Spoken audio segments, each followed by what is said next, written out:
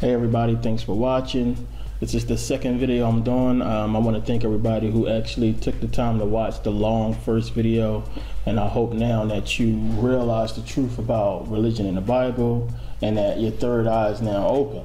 And the third eye isn't evil. When you see people, cover the one eye, it just means that they know, that they understand what's going on. They got the information. They know their third eye is open. But your third eye really is your pineal and pituitary gland. It's that pineal gland that for black people, when the sun hits it, we are children of the sun. So when sun hits that pineal gland, when it hits our head, it gives us more knowledge. The melanin in us activates because of the sun. We're children of the sun. It's what white people don't have, and one of the reasons why they hate us so much. But that's a whole nother discussion. Now, in this video, I want to talk about money. I want to talk about the money system in America and how everybody there is getting scammed out of every dollar that they've ever made. I also want to talk about how this affects the black community, and I really want to talk about the real reason why slaves were set free. One more thing I want to get into is what does it mean to be a U.S. citizen, especially if you're a black person. Definitely want to get into that as well. Now, what is money? Now, money is basically worthless, really. The paper money that we have in America is worthless. But if you can get people to accept pieces of paper for money, then money is worth whatever we all agree that it's worth. Now, we all know that money used to be in coin form a long time ago. Now, a lot of people don't know how that came to be and what was the whole process with that. Now, before, we had gold banks because everything was done in coins, gold and silver. Now, if you was rich and you had a whole lot of gold, it was very dangerous way back then to keep so much gold or silver in your property because you can get robbed, and that's what happened to a lot of people. So gold banks came about, and what they did was they stored the rich people's and basically anybody's gold and silver, for a price. So they kept that gold and silver safe. And what the goldsmith used to do is when a person came to deposit gold, he would give them like a receipt for different denominations of gold or for the entire amount of gold that they had in his safes. Now, what people used to do is they used to take those receipts that they got for their gold that they deposit and go into town and buy things with the receipts, pay for goods and services with the receipts for gold. And those people would do the same thing, because it was just easier for you to carry around a paper receipt that was just as good as gold than carry around heavy actual gold and silver in your pockets. So this is basically how paper money came to be. People would basically transfer the receipts as gold, but at any time they can go into a goldsmith or gold bank and deposit the slip and get their gold out. Now, what happened was the goldsmith realized that people were actually dishonest and they wasn't coming in to pick up their gold. Not at one time was everybody who had gold in his bank coming to pick up their gold. So he had a lot of gold on hand.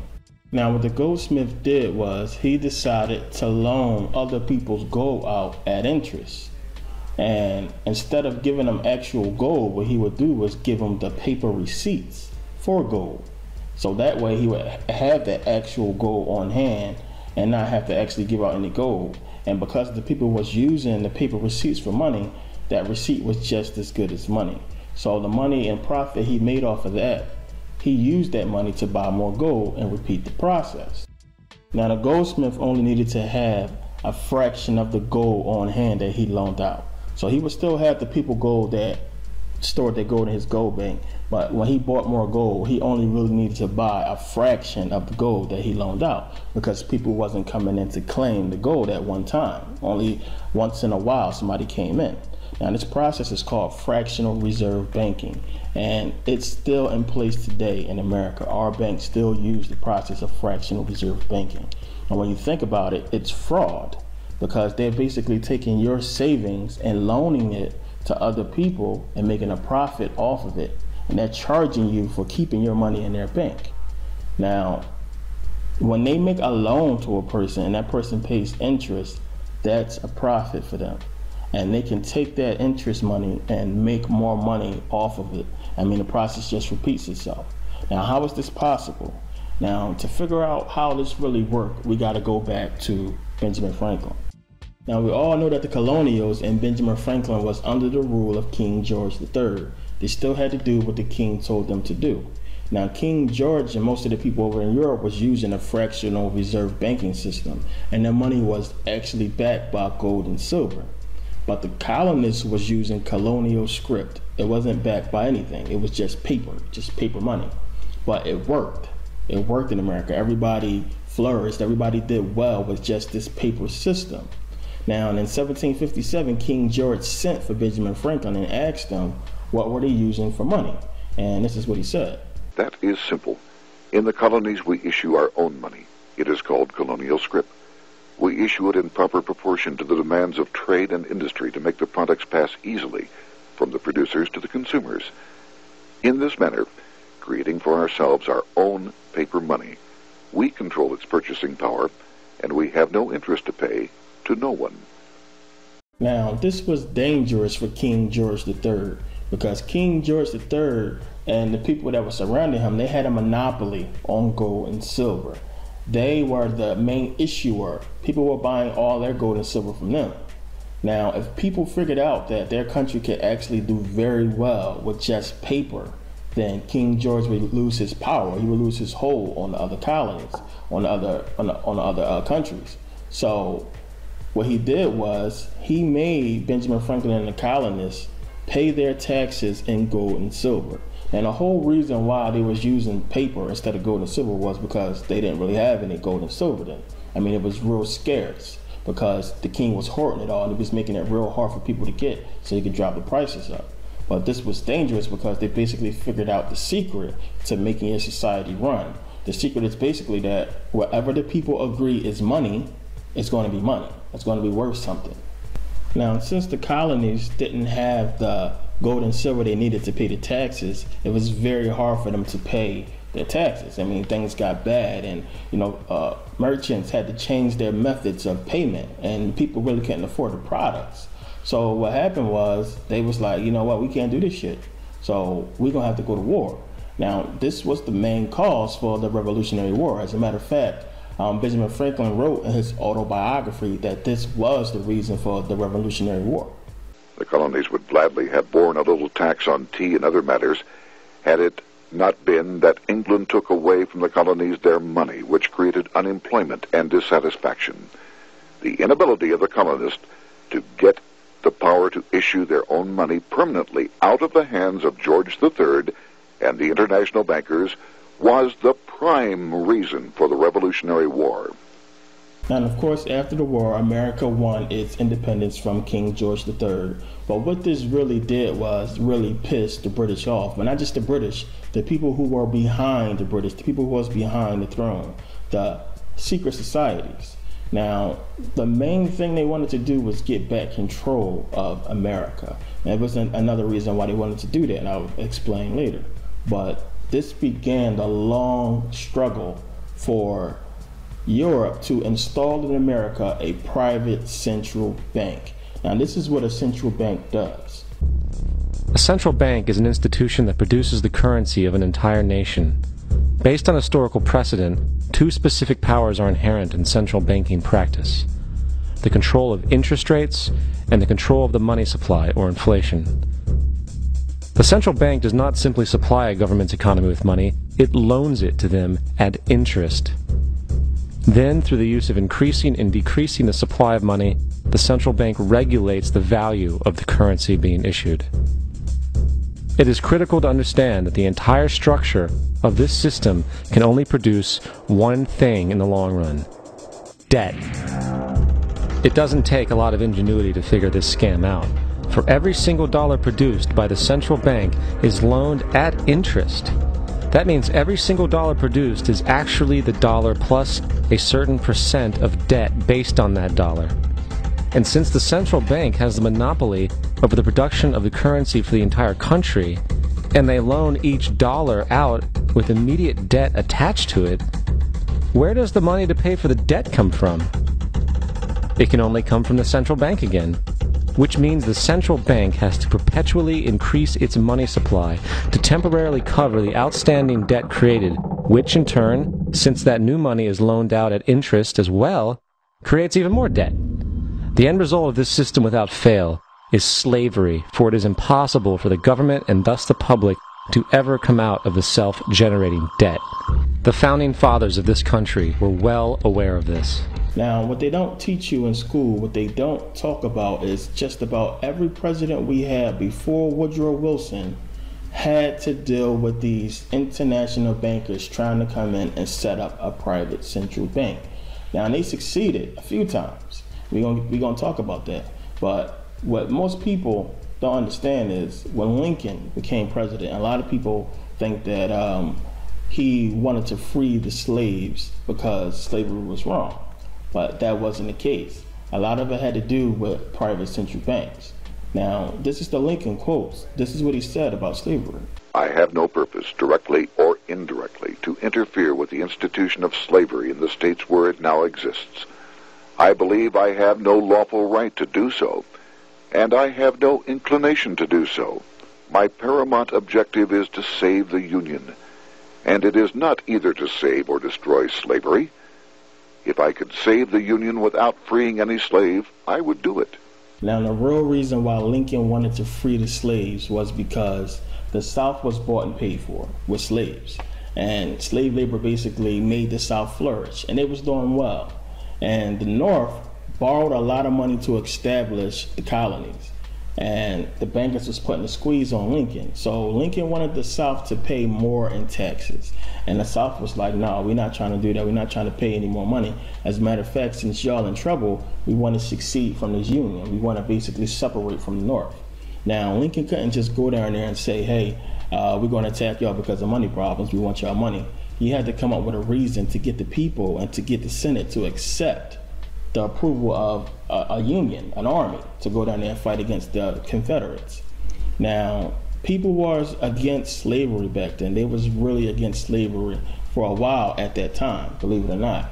Now, private central bank was already set up before this time, but we're gonna get into that. So Lincoln pushed Congress to approve the Civil War, and of course they did so, and the Civil War happened, not because of slavery, but because of money. Now, in 1781, Alexander Hamilton and Robert Morris got the Senate to approve the first privately owned central bank called the Bank of North America. Now, you already seen what private central banks do. It's not good for the people. So it caused the dollar to basically plummet. The value of the dollar went down. The value of the money went down. So these private central banks got charters, either 5 years, 10 years, 20 years, like that. So when a charter was up for the bank, the Senate didn't renew it because it wasn't good for the people. So it was cut off.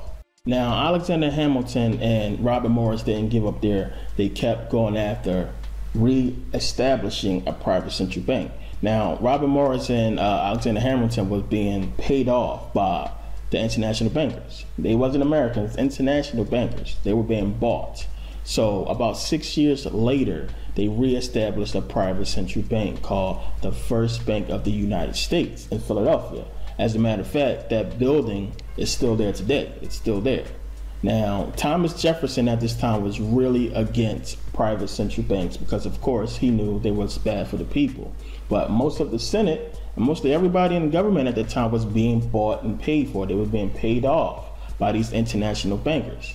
This is what Thomas Jefferson had to say about central banks. If the American people ever allow private banks to control the issue of their currency, first by inflation, then by deflation, the banks and the corporations which grow up around them will deprive the people of all property until their children wake up homeless on the continent their fathers conquered.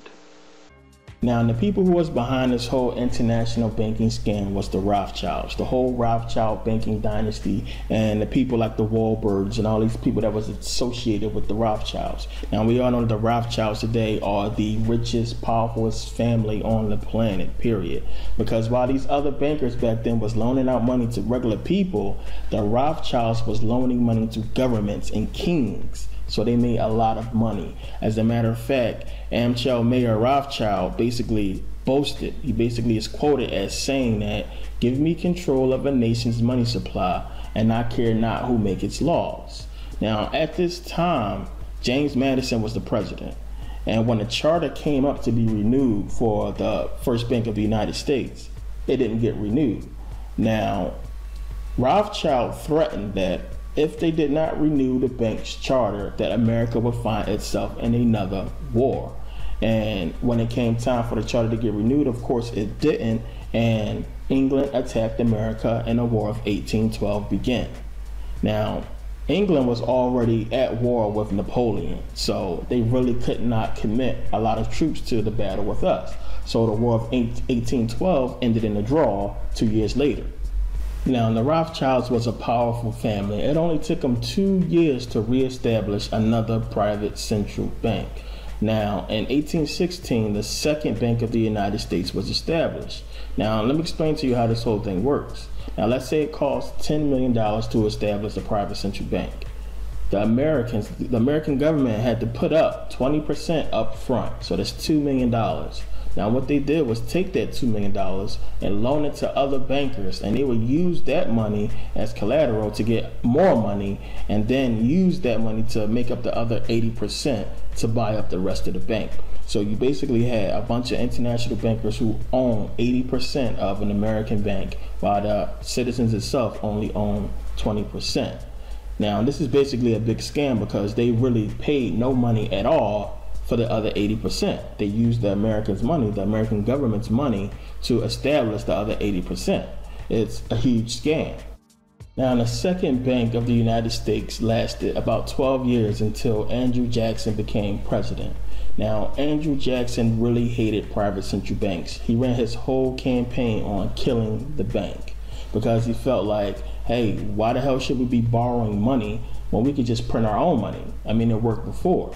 So when he became president, he fired 2,000 people who worked for the government because they were being bought by the international bankers.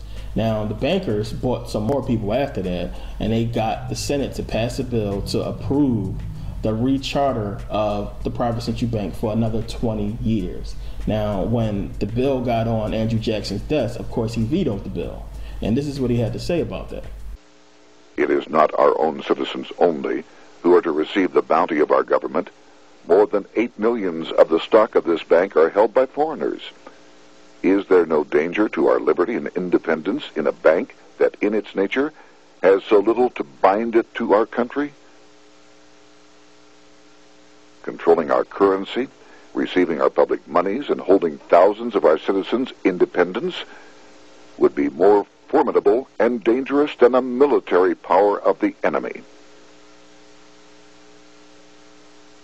If government would confine itself to equal protection and, as heaven does its rains, shower its favor alike on the high and the low, the rich and the poor, it would be an unqualified blessing. In the act before me, there seems to be a wide and unnecessary departure from these just principles. Now, when the bank's charter was up, Andrew Jackson ordered his Treasury Secretary to remove the bank's deposit from its reserves. Now, he refused to do it, and he was fired, and William J. Dwayne was appointed to do the job. And he refused to do it, so he was fired, and Robert B. Taney was ordered to do it, and he did just that. Now, the Treasury Secretary from the private central bank, who was Nicholas Biddle at the time, he threatened that if they remove the bank's deposits, if they don't recharter the bank for another 20 years, that he would cause a depression. He would cause money to become scarce. Now, let me explain to you how this works. Basically, a private central bank loans money to smaller banks. Now, these smaller banks then loan that money to businesses and people. Now, if you retract the money supply, if you cause money to become scarce, then those small businesses won't be able to stay afloat. Now, those banks who loan out that money, they're going to have to do what's basically called a margin call. They're going to either have to call in the loans that they made out to those businesses or people, or raise the interest rates of those people, basically almost doubling it, because they need that money to basically stay open, because the only way they make money is to loan out money. Now, if they retract the money supply, then people who have these small businesses are not going to be able to stay open, and people who have like mortgage loans for their houses not going to be able to afford them. So this is going to cause a depression because people are going to get fired because these companies can't stay open any longer. People are going to lose their house because they can't afford the mortgage payment. So he did just that. But still, in 1834, the bank's charter was not renewed, and Andrew Jackson defeated the private central bank. He was the only president to ever defeat the private central bank and caused them to basically be gone for over 10 years. As a matter of fact, it took him 77 years to come back.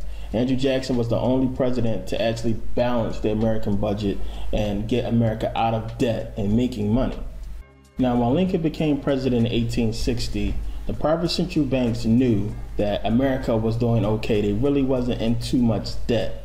Now they needed a way to create debt, and the best way to create debt and cause a need for a private central bank is war. So they basically instigated the whole civil war between the North and the South, so that America, or the North, would basically need money to fight the war against the South.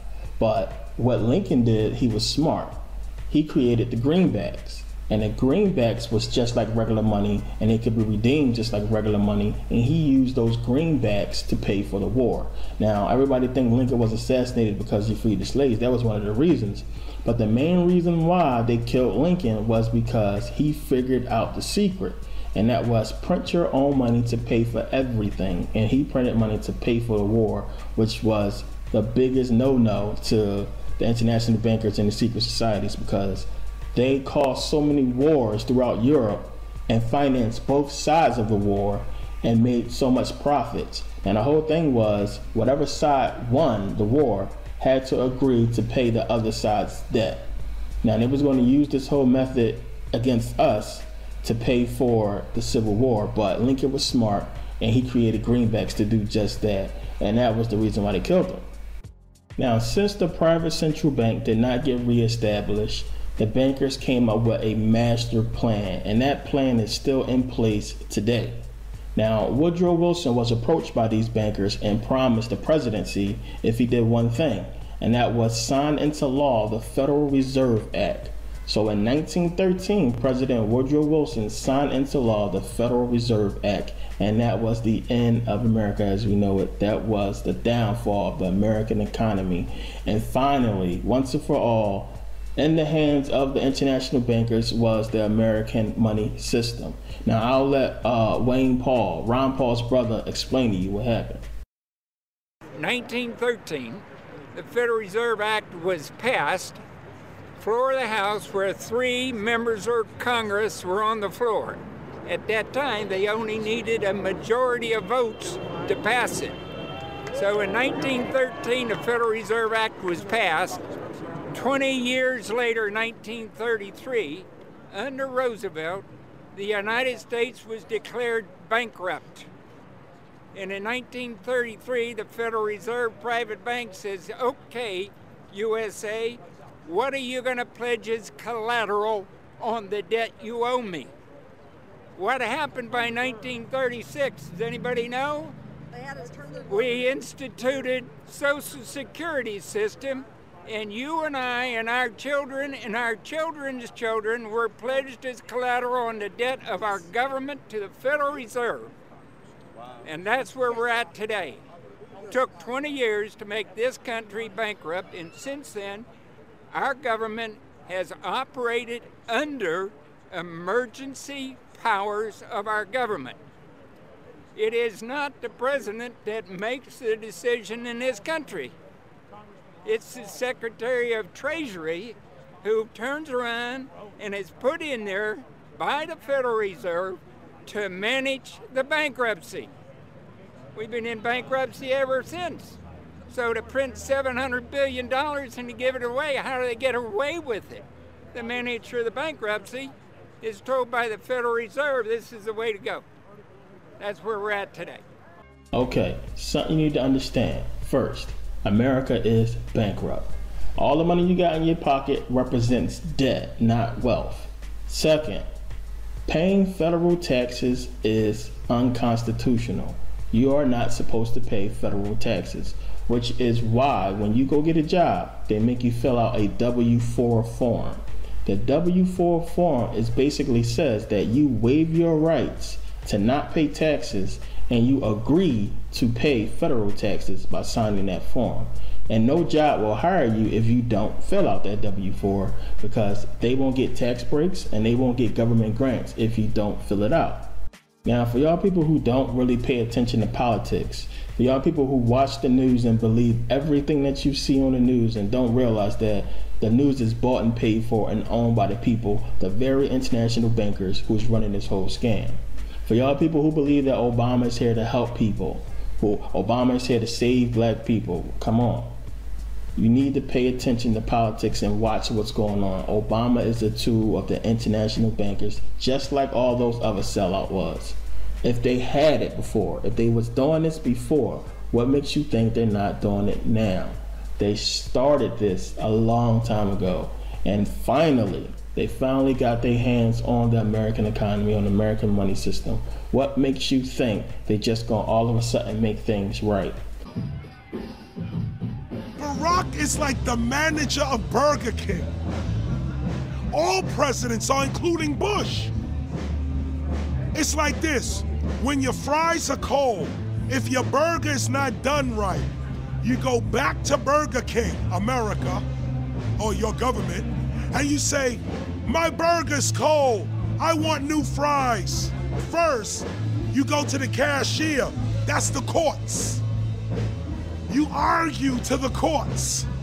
The courts, if you can't get no justice with the cashier, you say, let me see the manager. I want to go to the Supreme Court. I want to see the president. The manager comes out. Hi, what can I do for you? Now the manager can override the decisions of the cashier, but you never get to see the franchise owner of Burger King. If you really have a problem with your burger, you need to go see the franchise owner. We need to go to the top or to the bottom. We need to go to where the real architecture of government is. And it's not in a president, it's in a global scheme. Politics in America today is identical to pro wrestling. And what I mean by that is, in front of the cameras and the public, we all hate each other. I'm going to kick my opponent's butt, I'm going to whale him from here to high water and beat the crap out of him. Yet behind the scenes, we all are friends, going out to dinner. Went to dinner together. And it's all a work. All intermarried. Show business. It's showbiz. And that's what you have today in politics. The Democrats and Republicans aren't really opposed to each other. Left and right mean nothing. The only thing that counts is, are you working for Wall Street or you're trying to defend the people against the financiers? A lot of people think that the Federal Reserve is already part of the government. They're not. It's controlled by cliques of unelected, unaccountable bankers meeting in secret. Most of these people have never even been through the formality of a Senate hearing or a Senate confirmation. They claim that they're part of the U.S. government. They masquerade as if they were part of the U.S. government. But in reality, this is a purely private operation. Jackals, hyenas, raptors, all of them loyal, not to the American people, but to the Wall Street banks, which is where most of them come from. Everyone is pointing to Barack right now, President Obama, as saying, you got to get the economy together. You got to get the economy together. When in fact, the president has very little to do with the economy. It's the Federal Reserve Chairman that at least sets the policy. That's a privately owned company, the Federal Reserve Bank. They set the agenda. What is the proper relationship, what should be the proper relationship between a chairman of the Fed and a president of the United States? Well, first of all, the Federal Reserve is an independent agency, and that means basically that there is no other agency of government which can overrule actions that we take.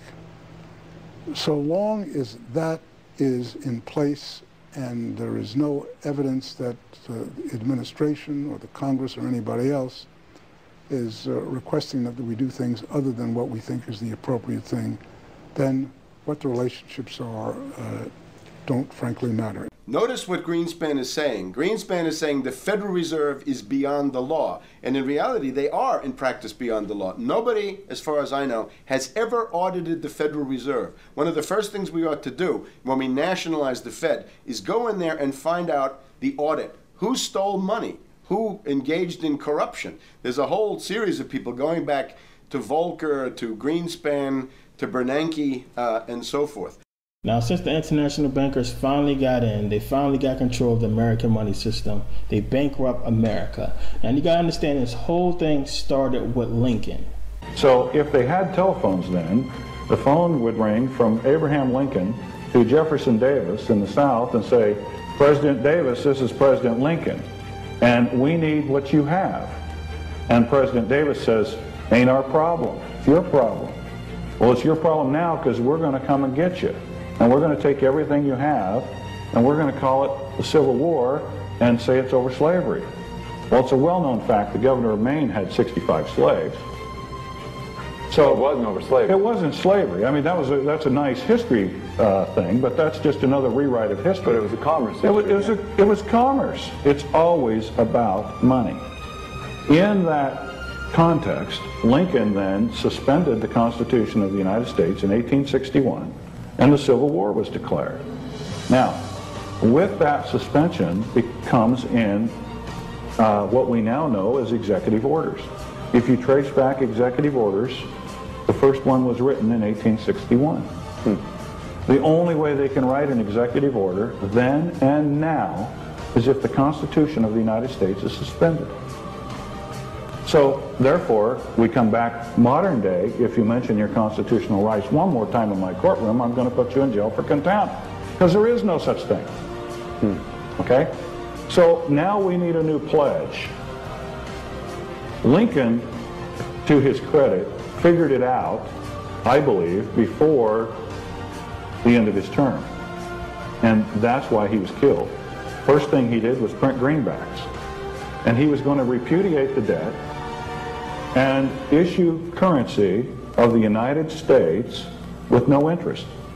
Okay, that was his reorganization. Yeah. That was his reorganization plan. Okay, a bullet got in the way of that. Interestingly, 100 years later, another president tried the same thing, and he got killed too. His name was Kennedy. That's how all that ties together.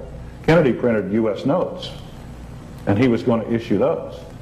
Lyndon Johnson's first executive order was to rescind that order that Kennedy had written to issue U.S. notes. Now, if you go then to 1860 and 61, we got to make a new pledge. We pledge all the assets of the South. And in that comes the ratification of the 14th Amendment. In 1871, there's a government called, a corporation called the Government of the District of Columbia. February 19th, 1871. In 1878, the name of that corporation is changed to the United States.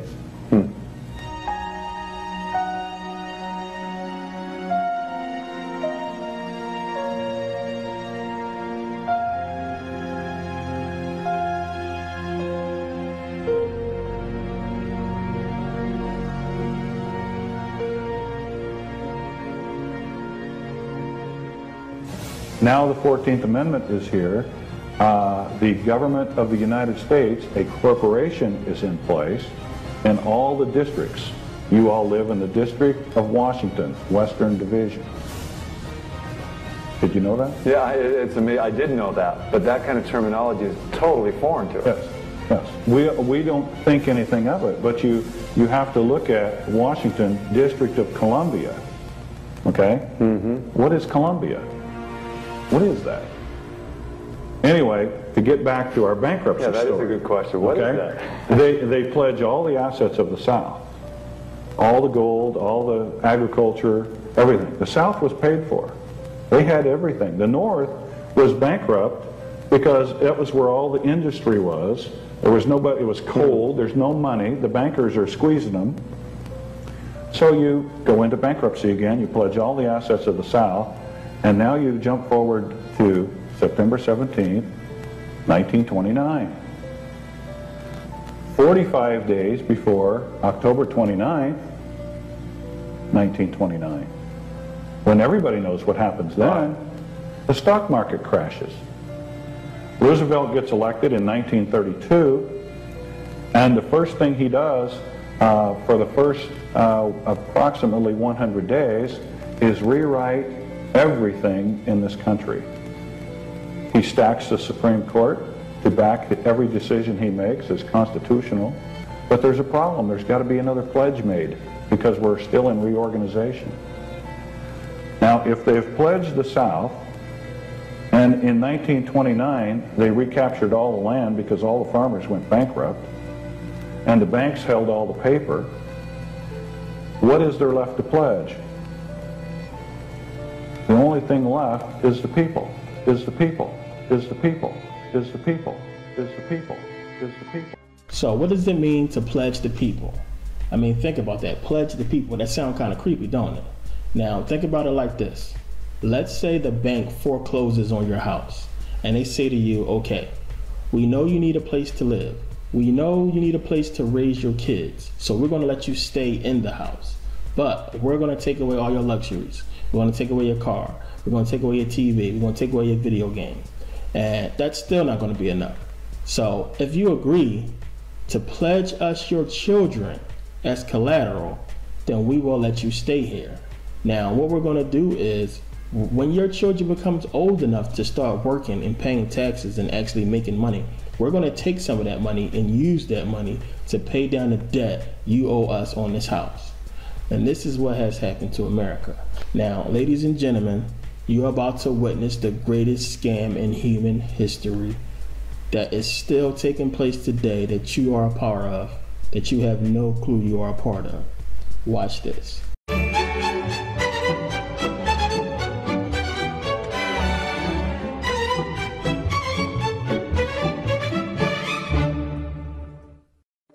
The government. It loves you and wants to keep you safe and well. It even wants to make paying taxes, fines, and court costs easier for you. How? Well, you'll need to meet your straw man. He was born the same day you were. He looks like you, has the same name, and lives in your house, but you never knew he existed. You will have even paid his parking tickets or taxes. The worst part? He's been dead from day one. From every birth certificate, a legal personality, or legal fiction, is created with the same name to confuse little old you into thinking it's you. So, there is a human you and a paper you, or as it's commonly known, a straw man. So when it seems like government officials, court clerks, or the police are speaking English, they aren't. They're speaking legalese, designed to make you agree to verbal and written contracts without even knowing about it, all spun from Black's Law Dictionary. For example, when the police say, "Do you understand?" you'll say, "Yes." What they are really saying is, "Do you stand under our authority?" Oops-a-daisy, you just created a verbal contract with them. Oh, you clever government. Did you know that whenever you register something, you are handing over title to the person you register it with? That's right. Whenever you register something with the government, they assume it belongs to them. Registered your car? Super!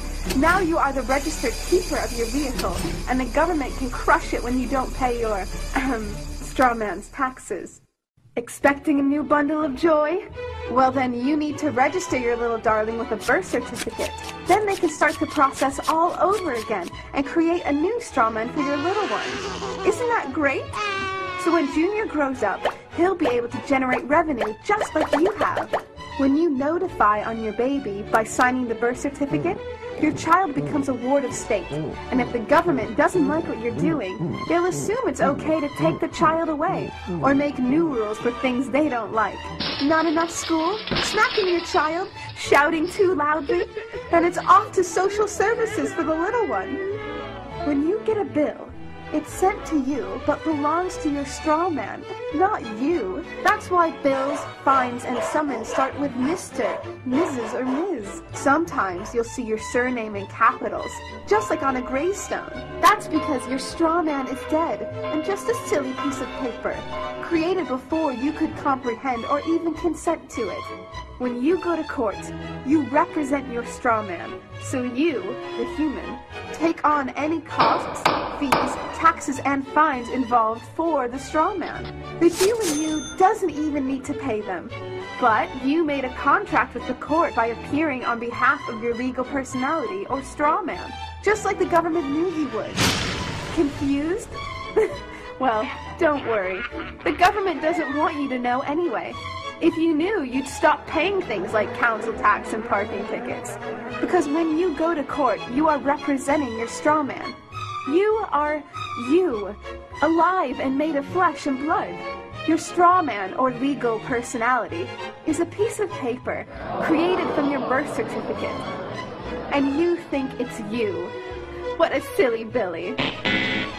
Woodrow Wilson, as you may know, for any of you who have done any research into the Federal Reserve, the central bankers, and the fiat currency system that we've been enslaved into, you'll know that Woodrow Wilson is the president who signed into law the Federal Reserve Act. And you may already know that the Federal Reserve is a private corporation. It's not federal. It has no reserves. It's a private corporation owned by offshore bankers. It's an offshore company that prints paper out of thin air. There was a man named Edward Mandell House, and he was Woodrow Wilson's handler. House was an Englishman. Actually, the Earl of Grey was his handler. Okay, this is what House said. Very soon, every American will be required to register their biological property. That's the birth certificate. They will be required to register their biological property in a national system designed to keep track of the people and that will operate under the ancient system of pledging. By such methodology, we can compel people to submit to our agenda, which will affect our security as a chargeback for our fiat paper currency. Every American will be forced to register or suffer not being able to work and earn a living, the sin. They will be our chattel. That means slaves, it means collateral. You're secured as collateral.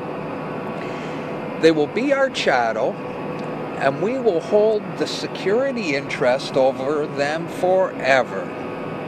By operation of the law merchant under the scheme of secured transactions.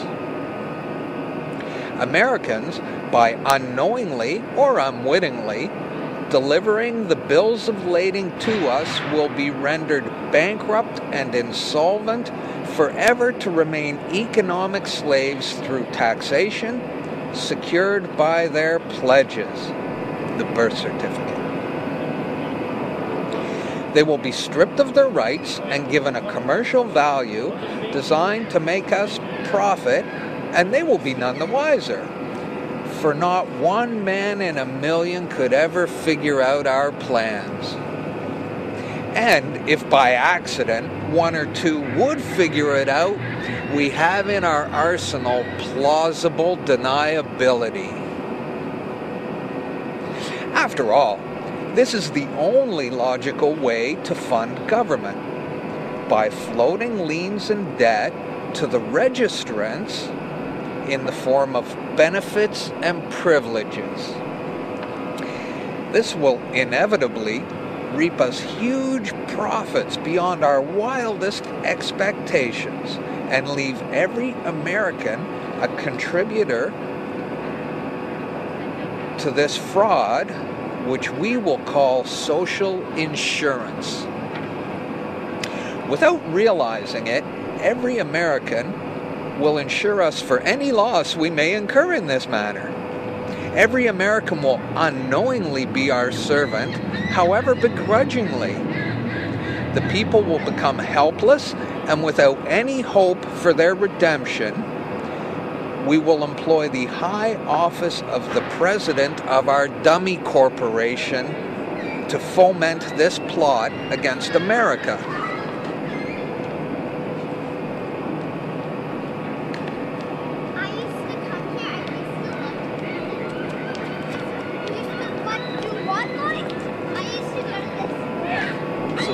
This is a classified document?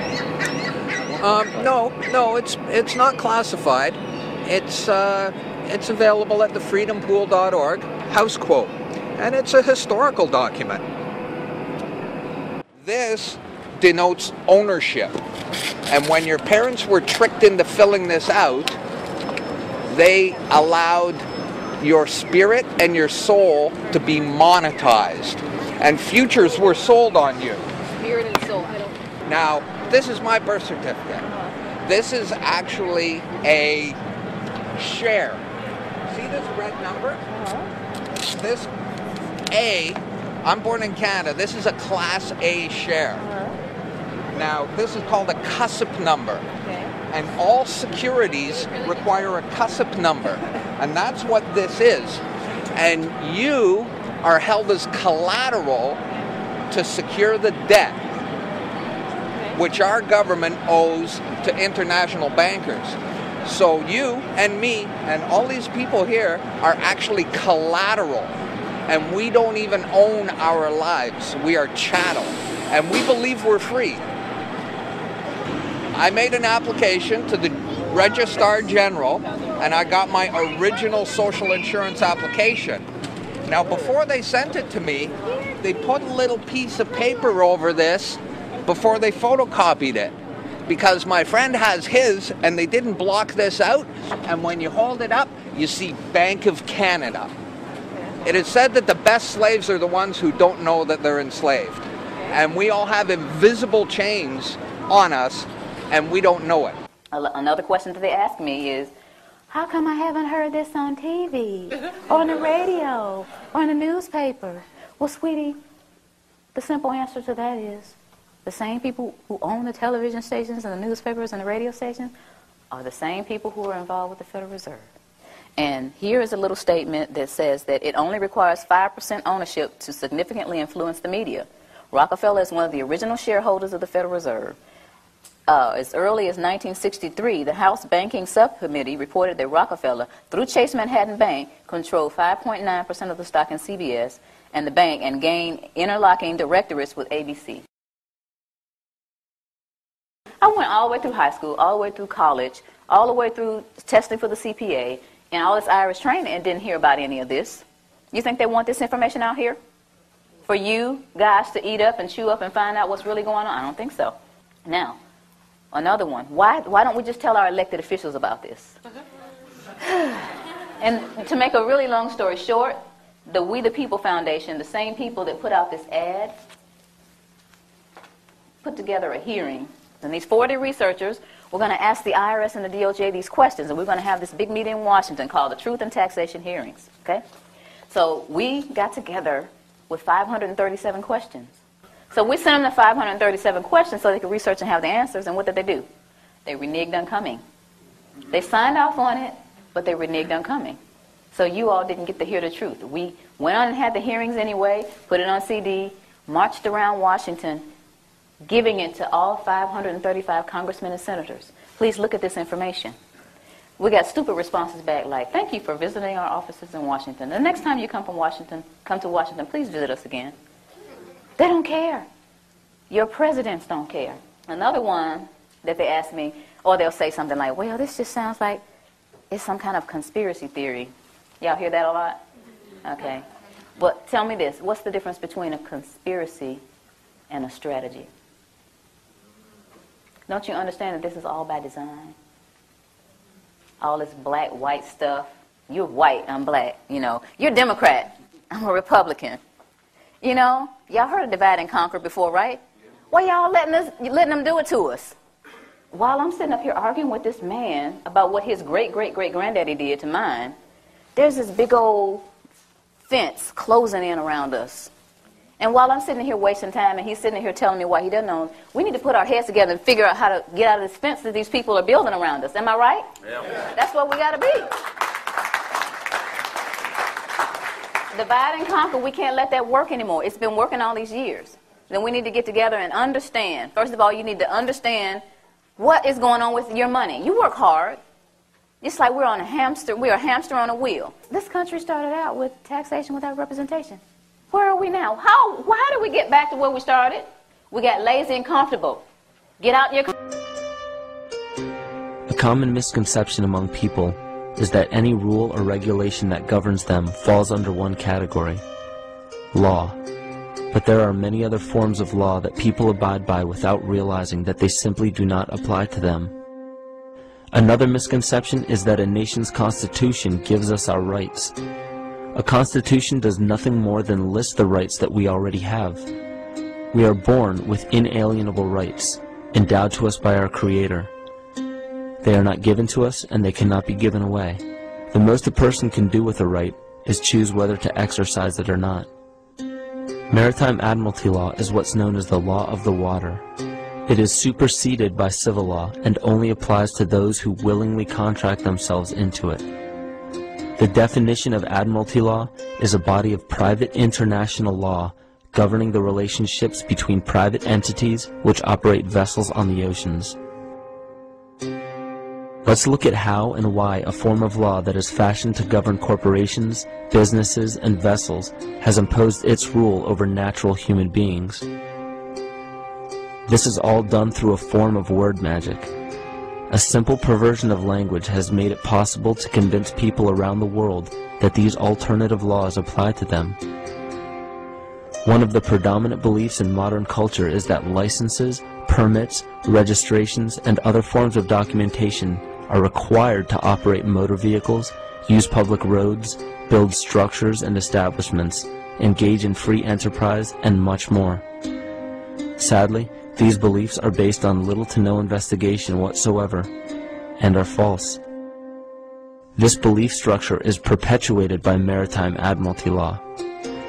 This form of law was originally created to govern ships docking in foreign nations for the import or export of products and resources.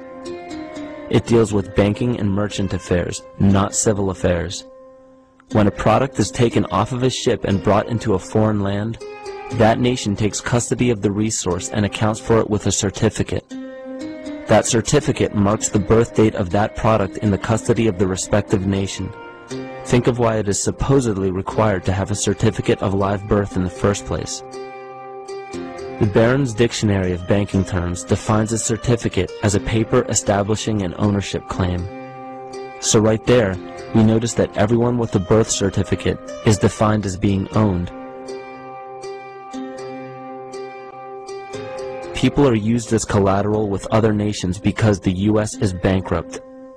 The United States declared bankruptcy on March 9th of 1933. At this point, the U.S. began taking out loans from a private, non-government affiliated corporation called the Federal Reserve. With no money to pay back the loans, the United States began using the citizens as collateral. All birth and marriage certificates are literally warehouse receipts. Just look at the similarities of warehouse receipts and birth certificates. Both document the date of issue, a serial number, registration number or receipt number, a description of the product, and an authorized informant to notify the appropriate government agency. With all of this information being readily available, the majority of people are unaware of their involvement with Maritime Admiralty law. This is possible through the manipulation of language. This Admiralty law changed the meaning of the word person from a natural living person to a corporation. Driver's licenses, vehicle registrations, auto insurance forms, building permits, gun permits, work permits, tax filing documents, birth and death certificates, traffic citations, and many other forms of documentation that were once believed to be absolutely necessary only apply to persons or corporations. Upon signing such a legal document, you are indirectly waiving your rights under the Constitution and lowering your status to that of a corporation that is created with the same exact name as you. The only way to reconcile your true name from the name of the corporation is to take notice that the corporation has its name in all capital letters. This is known as capitis diminutia maxima. Now, if you look it up, you'll find that before 1933, there was no birth certificates, there was no social security cards. People wrote down the birth of a baby in the back of a Bible. Now, going back to slavery. Now, there was a big debate on whether or not to give the freed slaves the same kind of rights as white people. Now, only 2 states agreed to do so. That was Pennsylvania and New York. Now, the Constitution says that a person has certain unalienable rights endowed to them by the Creator God.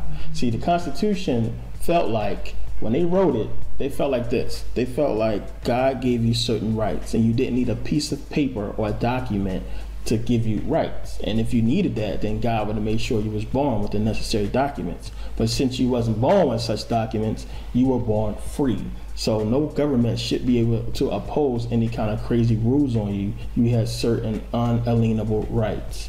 Now, back then, if you ask a white person if they're a U.S. citizen, they wouldn't know what the hell you was talking about. They wouldn't know what citizenship means. They were called sovereigns. Now, one of the main reasons that they separated from England was because the kings were sovereign. The kings could do whatever they want. And the colonists felt like, we want everybody to be on the same kind of par. Yeah, there's going to be, levels of authority structures, but we want everybody to be equal. We want everybody to be sovereign. And sovereign means so overreign. And only basically kings and queens is sovereign. And that's how it was back then. Now, the white people was called sovereign. Now, they did not want to give black people that same title. So instead of giving us the title of sovereignty, they gave us civil rights. Now, black people was the first United States citizens.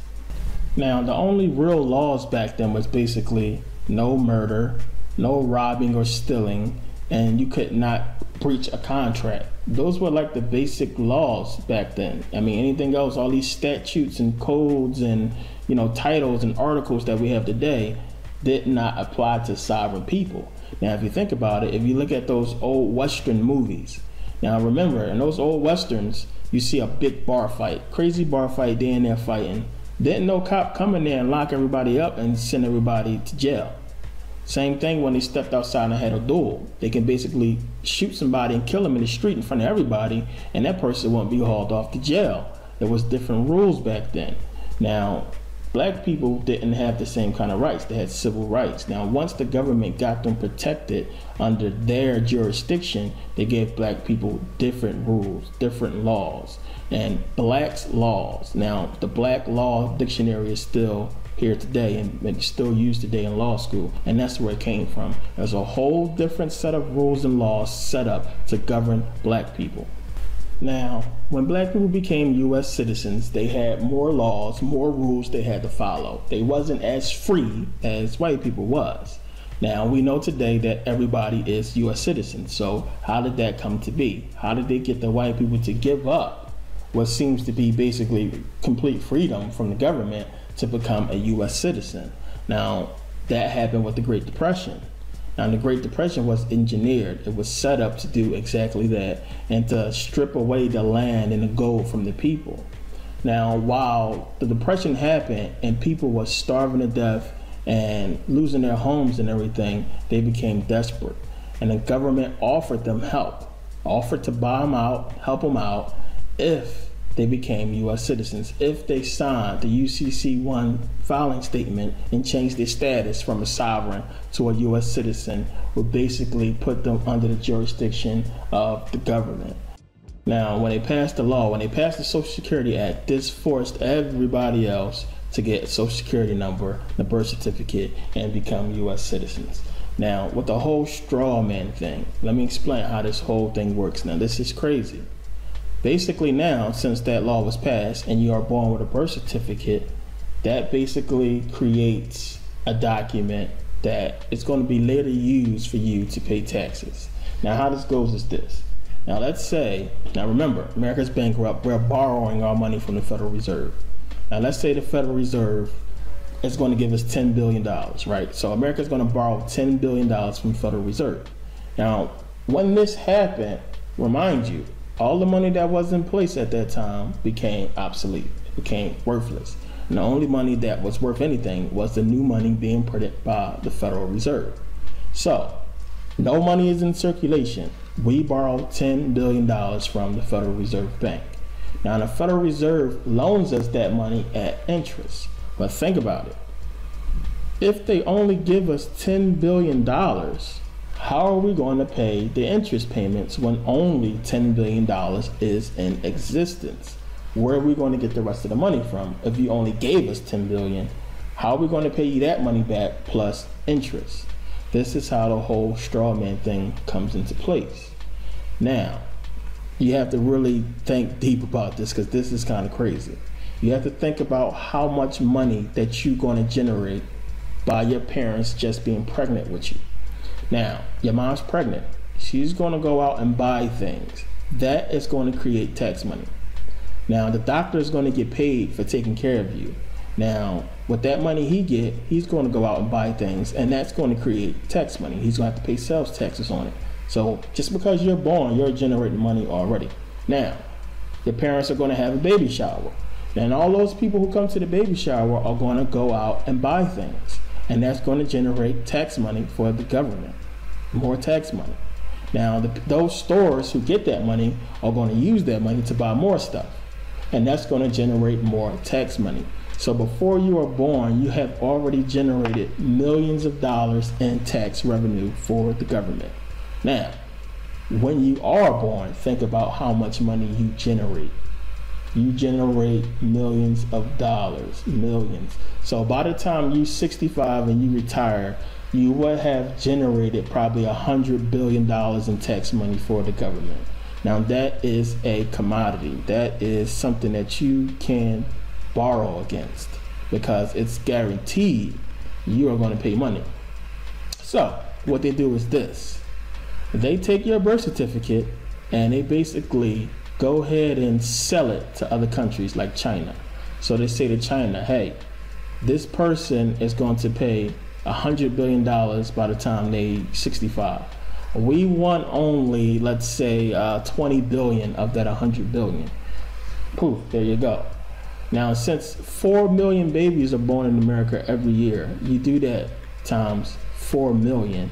That's a lot of money a year for the government. Now, the whole thing is this. We can say to China or the other countries that, we'll give you X amount of dollars per month to pay down the rest of the money we owe you, or we'll give you X amount of dollars a year to pay down the money we owe you. But the thing is, if the American dollar keeps going down and devaluing, then they're never going to make up their money if the dollar crashes. So they use the interest payment, or they use the money they make off of this whole straw man thing, off of your birth certificate, to pay down the interest payment that they owe to the Federal Reserve. Now what they have did was basically take international maritime law, which is the law of the water, and make it the law of the land. Now let me explain to you how they did that.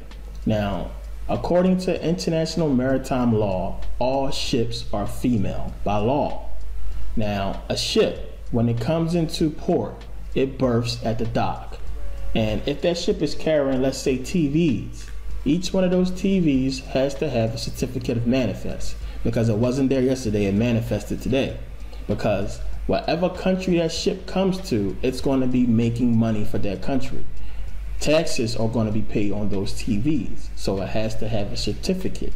Now, it's the same thing with your mom. Your mom gives birth to the dock, and you are born and you have to have a birth certificate, because you are now going to be paying taxes, or later paying taxes, to the government, to the place where you are born. You have just become a product, an international maritime product, basically, which is now the law of the water is now the law of the land. Now, a ship has cargo in its belly. Your mom had you in her belly, and both of you are products for the American government. Both of you are going to be paying taxes and making money for the government. Now, this whole thing works with court too. Now, because you are a U.S. citizen, all these rules apply to you. You are not supposed to go to court for anything but those laws that I mentioned before. Stealing, robbing, murder, or breach of contract. Anything else, you are not supposed to be going to court for at all. It is unconstitutional. Now, I want you to take a look at something. Think about this. Now, when you go to court, you see that brown bar there. Look at that bar closely. Look at it. What does it look like to you? Doesn't it look like the same bar that's on those old wooden ships? When you come up on the ramp to get on the ship, you pass the bar. You open that little door, it looks the same way. It's because it's a ship. Ships fly flags. When you go to court, the flags are being flown. You can see them up there next to the judge. Now, the judge sits at a bench. Now, the Latin word for bench is bank. Look it up. It's bank. Where do we find banks? We find banks at rivers. River banks. What does river banks do? They direct the flow of the currency, the money. Now, this is not a play on words. This has all been set up and designed after international maritime law. The law of the water is now the law of the land. See, the judge is there because somebody is going to be paying money. So the judge is there for the bank. He represents the bank. He doesn't care who win or lose. He's going to get paid either way. He is there representing the bank. That's why he sits on a bench, which is Latin for bank. Now, as soon as you step in court and you say, I'm here, when they call your name, you have just agreed to represent that straw man, as she showed you in the video. Now, you got to think about how this comes into play in a lot of different things. Now, we tell people, they tell you, make sure your kid wear a helmet. Make sure your kid is strapped in the child seat. Make sure your kid wears pads, and make sure your kid goes to school and learns stuff. They're not saying this stuff. They're not making parents go to jail because their kid's not going to school for no reason. They're doing this to protect their investment. They don't give a damn about your kids. That's why they take your kids away from you if you start treating them wrong. They are protecting their investments. Your kids are the government's investments. They want to make sure your kids grow up and mature, just like mutual funds, just like freaking stock certificates. They want to make sure they grow up and mature and become somebody and get a job so they can pay their taxes, so they can pay back China and all these other countries who they borrow money from. So now maybe you understand why the government is going so crazy over immigration law, because those people are undocumented, meaning they don't have social security numbers. So when they come in, they're not paying any taxes. So the government's not getting its cut. They don't have any social security numbers at all. No birth certificates from America. So they are undocumented. The government's not getting their cut. And they're taking away from people who are documented, who could have those jobs to pay them their money. That's why they're pushing this whole immigration reform thing. Sure, they'll let you in the country, but they want you to be a citizen first so they can get their money. Now, you gotta understand, only a corporation can get money from a corporation. Basically, only a corporation can legally deal with another corporation. So they basically made you a corporation with the whole straw man thing. That's what your birth certificate was used for, to create another you, as she showed you in the video. Now, if you look at any bill you have, any bill you got, anything involving money that comes in the mail, your name will always be in capital letters. Any bill you get from the hospital, any bill, your phone bill, your electric bill, gas bill, all those bills, your name will always be in capital letters. Now people look at that and they never put it in their head that something is up. Why is my name in capital letters? But this is how they get you. This is how they use your straw man. That doesn't apply to you. It applies to your straw man. But since your straw man don't exist, you're going to be the one who paid those bills. Now, it's a way to get around this whole thing, and depending on the response I get from this video, I'll show you how to beat that whole system. Okay, so I'm going to give you a perfect example of how Hollywood and the government laughs in your face about this whole straw man thing, and you don't even know what they're talking about. Now, there's a lot of movies out there that kind of illustrate or kind of give you little hints into this whole straw man business, but a lot of people don't figure it out. A lot of people can't read the symbology and or the symbolism of these movies and books. Now, most of you, or all of you by now, should have seen the movie The Wizard of Oz. Now, The Wizard of Oz was written back in the year 1900 by a man named Frank Baum. It was just a book called The Wonderful Wizard of Oz. And in 1939, MGM changed it into a movie, you know, the one that you all seen. Now, the whole thing about that movie is you got to really pay attention to that movie. I mean, I know it's a good movie to watch, and it's a children's movie, so a lot of grown-ups probably, you know, don't get into it as much as kids do. But when you really dig into that movie and look at it, you could kind of see the symbolism behind the movie and how it relates to the federal bank and the whole straw man thing. Now, first, Dorothy. Dorothy represents the people, the regular people, and you know, their good spirit and how they're generally nice people and just want to, you know, live their life and just want the finer things in life. Now, the ruby slippers represent the power that the people have, but they don't know how to use. Remember when she get the ruby slippers on her feet, you know, the evil wicked witch says that she doesn't know how to use the power. She doesn't even know about the power. Now, the Wicked Witch of the East, the one who died, represents the dead corporations from the East. All the dead companies that went under after the Great Depression. And the Wicked Witch of the West represents London or the UK. Now, if you split the earth right down the middle, you have the Western Hemisphere and the Eastern Hemisphere, then basically London and the UK just makes it into the Western Hemisphere.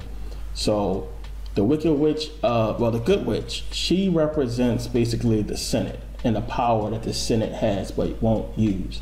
Now, when you think about it, remember, she tells the Wicked Witch of the West she has no power here. So she has the power to basically get rid of the Wicked Witch, but she doesn't. She also doesn't just come out and tell Dorothy how to use the slippers. Remember, at the end, the witch just says, hey, click your heels together 3 times, say it's no place like home. So basically, all this time, you could have told me how to get home. How come you didn't? We're going to get to that part. Now, she basically represents the Senate, who has the power, who can basically fix everything, but won't. Now, you have the yellow brick road. The yellow brick road, what does it look like to you? It looks like bars of gold, golden bars. Look at it. Bars of gold that lead to where? To the Emerald City. And the color of emerald is green. The color of money is green. And who makes the money? The Federal Reserve Bank. So it represents the gold that disappeared into the Federal Reserve Bank. And the Emerald City basically represents the Federal Reserve. Now, Toto. Toto means everything. Remember, the witch says, I'll get you and your little dog too, meaning I'll get you and everything. And remember, the Wicked Witch of the West basically wants to take away the power from the people, and the power is the ruby slippers. Now, in the book, the original book, the ruby slippers are not ruby, they are silver. And that's just something you need to know. Now, they keep going and they run into the Scarecrow. Now, that's an easy one. The Scarecrow is the straw man, represents you as well. The straw man, and the straw man needs a brain. Basically saying if he had a brain, he would figure this whole thing out. Now we get to the Tin Man. The Tin Man, T-I-N, tax identification number. The Tin Man represents you as well. It basically represents the hard-working man who works so hard till he's old and rusted and he can't do anything. And if he had any heart, he would figure this thing out or have the courage to figure this thing out as well. Cowardly Lion. Now, the Cowardly Lion basically represents the Senate and the courts. Basically, all the freaking councilmen and all the people who also have the power to fix things but just won't do it. Now, if you look at all these old court buildings and old council buildings, you always see a lion outside. You always see like a stone lion statue or something outside of these courts and councilman buildings. Now, if you think about it, the Cowardly Lion basically had the power to defeat those monkeys, but it was too busy being a coward. Now, the monkeys, by the way, represents the Senate as well. Now, represents politicians. Now, if you go back to the 30s to a lot of the comics they used to draw in the newspaper, they always represented the politicians as flying monkeys. So that's what that is, flying monkeys. Now, okay, so they keep going. They finally get to Oz, and they get to see the wizard. Now, the wizard, who is basically the head of the Federal Reserve Bank, is basically tricking everybody and tricking everybody into believing that he's this great and powerful Oz. Now, think about Oz, O-Z. Ounces. What do we measure gold in? Ounces. OZ. That's why it's called the Wonderful Wizard of Oz, the powerful, great and powerful Wizard of Gold, Oz. Now, the wizard is tricking everybody into believing that he's this great and powerful man.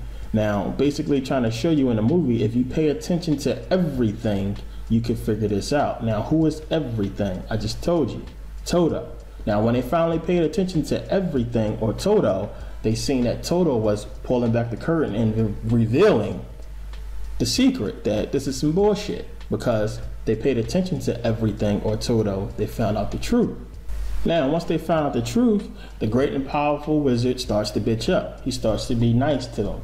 Now, pay attention to what he gives the scarecrow. Now, he's talking to him, and he gives the scarecrow a certificate representing the birth certificate. He gives the birth certificate to the straw man, you.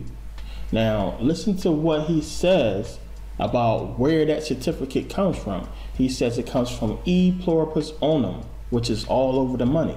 By virtue of the authority vested in me by the Universitatis Comitiatum E pluribus unum, E pluribus unum, E pluribus unum, I hereby confer upon you the honorary degree of THD. Now, if you pay attention to the Federal Reserve Bank, if you look at the money, you always find E pluribus unum. It's everywhere. And what it really means is one from many.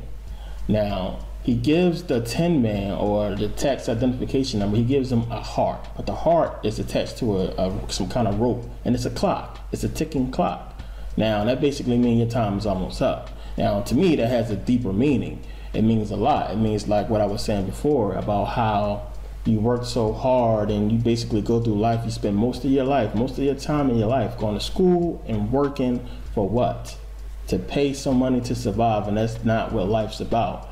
And you basically have a clock, and you're going to look up and see that you spent most of your time doing something that you really didn't want to do, and now you only got a little bit of time left to survive, to live.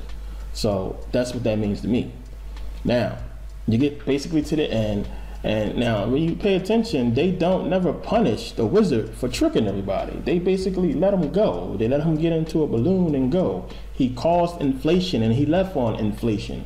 So I mean, it was no punishment. And it goes back to what the guy was saying. We have in our arsenal plausible deniability, meaning that even if y'all figure this whole thing out, guess what? We still gonna get away. We just gonna say, well, we ain't know. I mean, but if you know what I know, you know, you pay attention to what I've been showing you, you know they know. Now, finally, the Senate, or the good witch, says, tap your heels together 3 times and you get to go home. Basically saying what I was saying before. She had the power the whole time to help her out, but she was scared to do it, and she didn't want to do it because, you know, the great and powerful wizard was running everything, and now that he's beaten, now finally she want to help her out. And you know, she finally goes home, and basically the whole thing is a dream. She wakes up. Now, to me, that's like them basically saying that if you think you really gonna figure this whole thing out, you think you really gonna be able to do this stuff, then you dreaming. You know, the whole thing is a dream, but it's a deep message. And to me, it's also saying, wake up.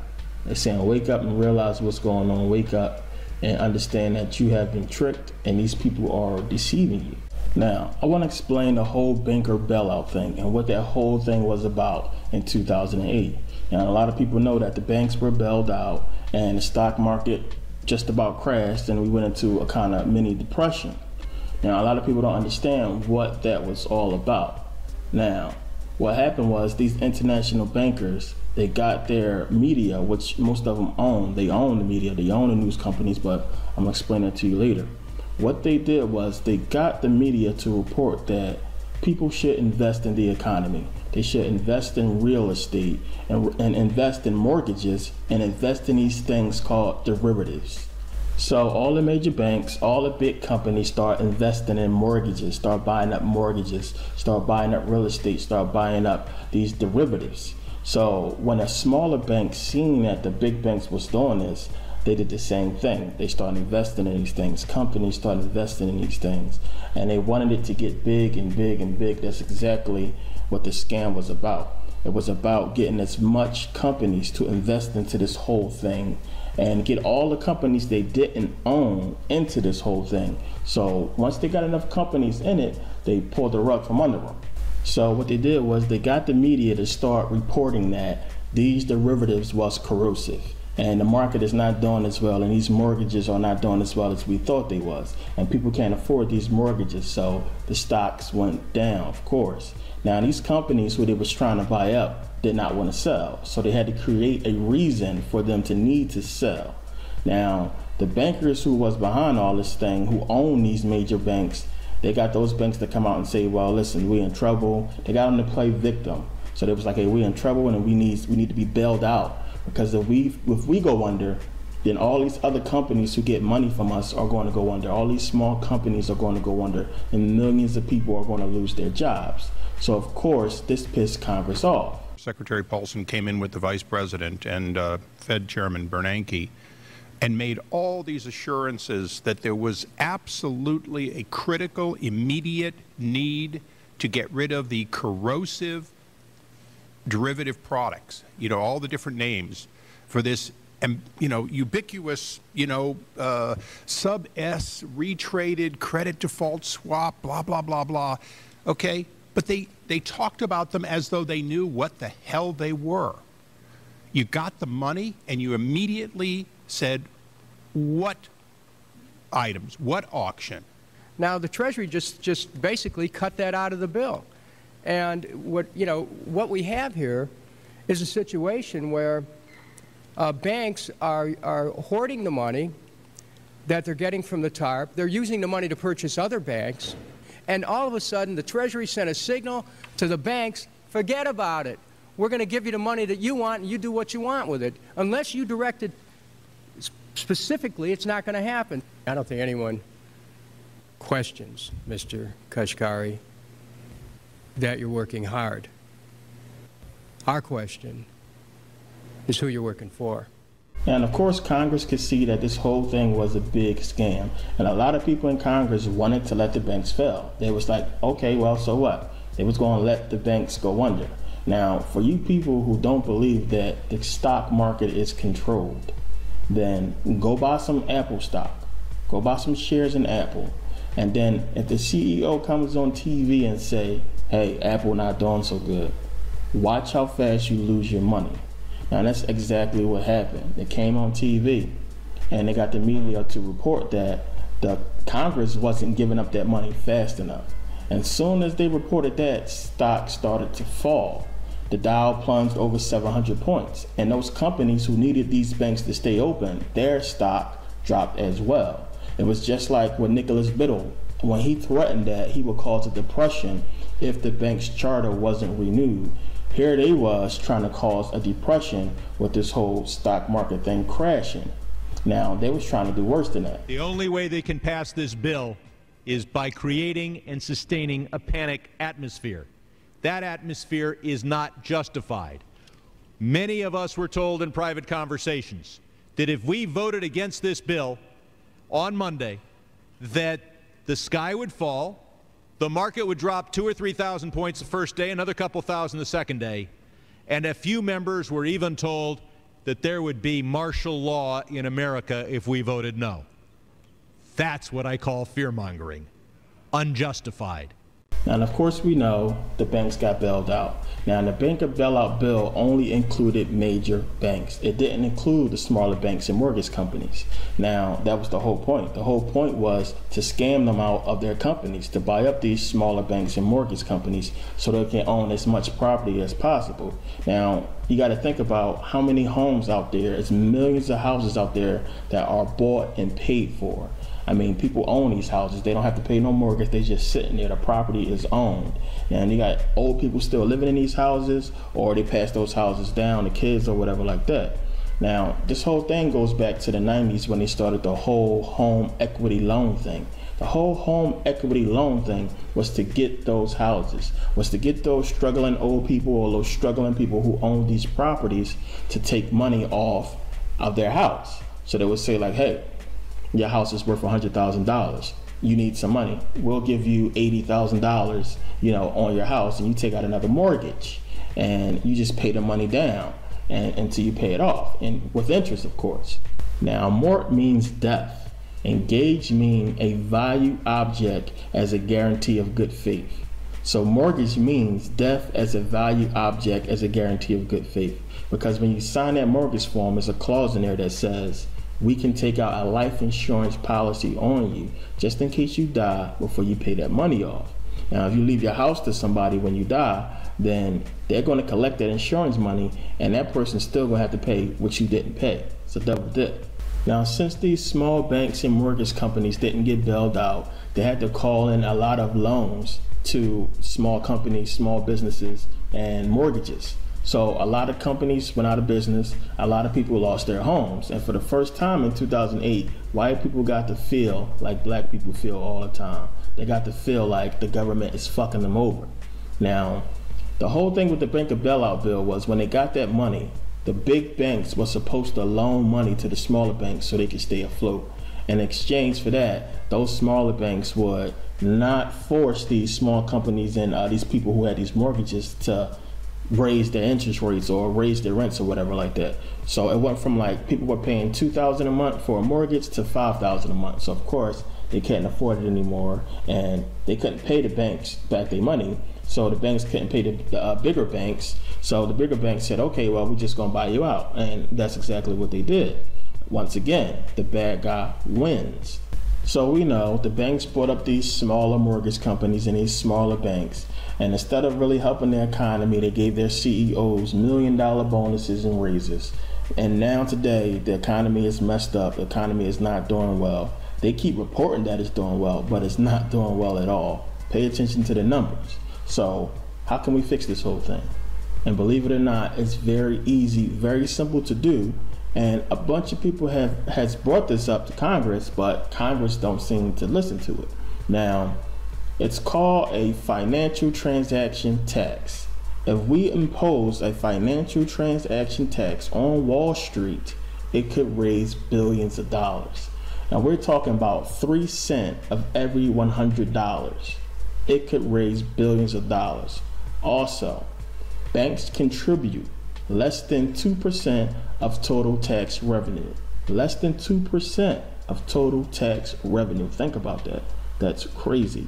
If they just contribute 4%, it would create billions of dollars.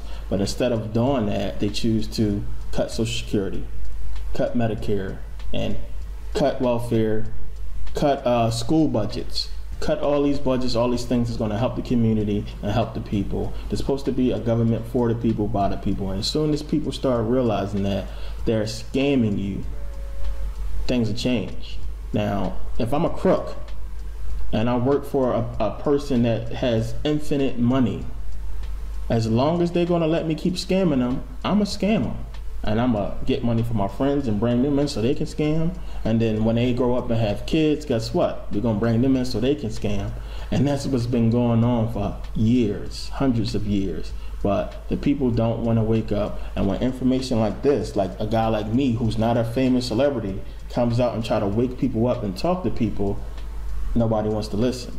Nobody want to listen to me. I'm not Jay-Z, I'm not Tyrese. So what I have to say is not really important when this information is affecting you every single day, and you may not think you see it, but you feel it every day. So the whole banker bailout thing, people really know what happened there. They know it was a scam. But the media is not trying to say, hey, American people, they scammed you. Look, here's the information, here's the proof. How come the media is not doing that when the information is right there? The same thing with this whole Wall Street financial transaction tax. How come the media is not saying, hey, American people, look, this is how we can fix everything. This right here can fix the whole country, and we'll still have money left over to help Africa and all these other countries. Look, check this out. You need to see this. How come the media is not doing it? How come the media is not doing what I'm doing right now? How come they're not informing the people? Well, the first thing you need to know is every single TV station, every channel that you know of is owned by 6 companies. Now take a look at this. Now, these 6 companies own everything. They call them the Big 6. It's Viacom. You have Rupert Murdoch's News Corporation, Comcast, who bought GE, Disney, Time Warner, and CBS. Now, as you can see, they own just about everything. Now, Clear Channel and Sirius owns all the radio stations. Warren Buffett and Disney and Time Warner owns all the magazines and newspapers. Now, these 10 companies own just about every single product you buy from the store. Everything. They own them all. And it's the same with cars, clothes, shoes. Everything is owned by a small group of people that's controlling the world. Now, how many people know what fascism is? Fascism is when corporations control government. Now, this is the symbol for fascism. Why is the symbol for fascism on the back of our dime? Now, fascist derives from faggot. A faggot is a bundle of sticks, and as you can see, it's a bundle of sticks there. Now, why would the symbol that stands for the government being controlled by corporations be on our money? And even more than that, why would this symbol be here in the Senate? Why would that symbol be there? Because corporations control government. And these people who own these corporations are running everything. And as long as they give you Britney Spears and Lindsay Lohan and sports and Beyonce and Jay-Z and radio, all this popular culture, as long as they get you worried about stupid stuff, you're never going to figure it out. They're throwing it right in your face. We are a fascist country and we can be bought. It's right there.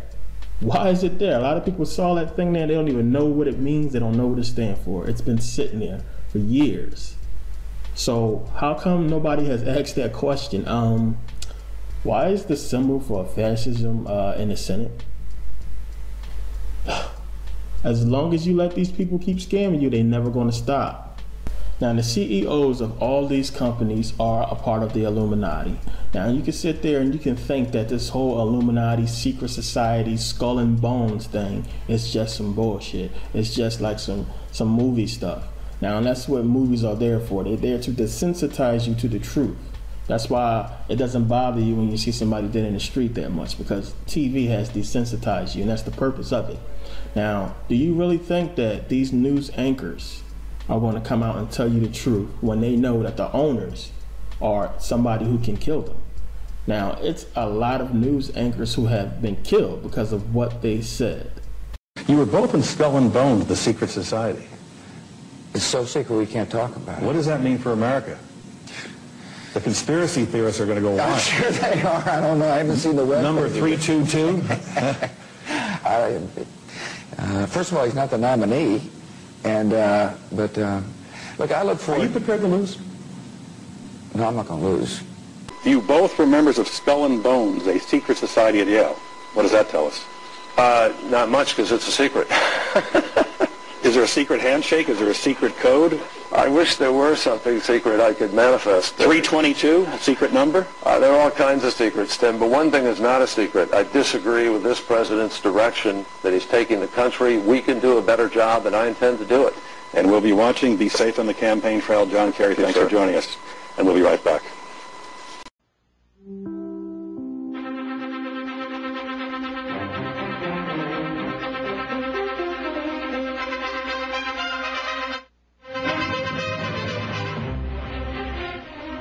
I'm Tom Brokaw, NBC News, and it is my sad duty to report this afternoon that my friend and colleague, Tim Russert, the moderator of Meet the Press and NBC's Washington bureau chief, collapsed and died early this afternoon while at work at the NBC News Bureau in Washington. Tim had just returned from a family trip to Italy with his wife, Maureen Orth, the writer, and his son, Luke. They were celebrating Luke's graduation from Boston College just this spring. Tim, of course, has been the host of Meet the Press longer than any other person in that long-running television broadcast. And he has been a very familiar face on this network and throughout the world of political journalism as one of the premier political analysts and journalists of his time. And so what do we get now in Barack Obama? Well, I've got videos, by the way. This election, we're going to vet him. I've got videos. This election, we're going to vet him from his college days to show you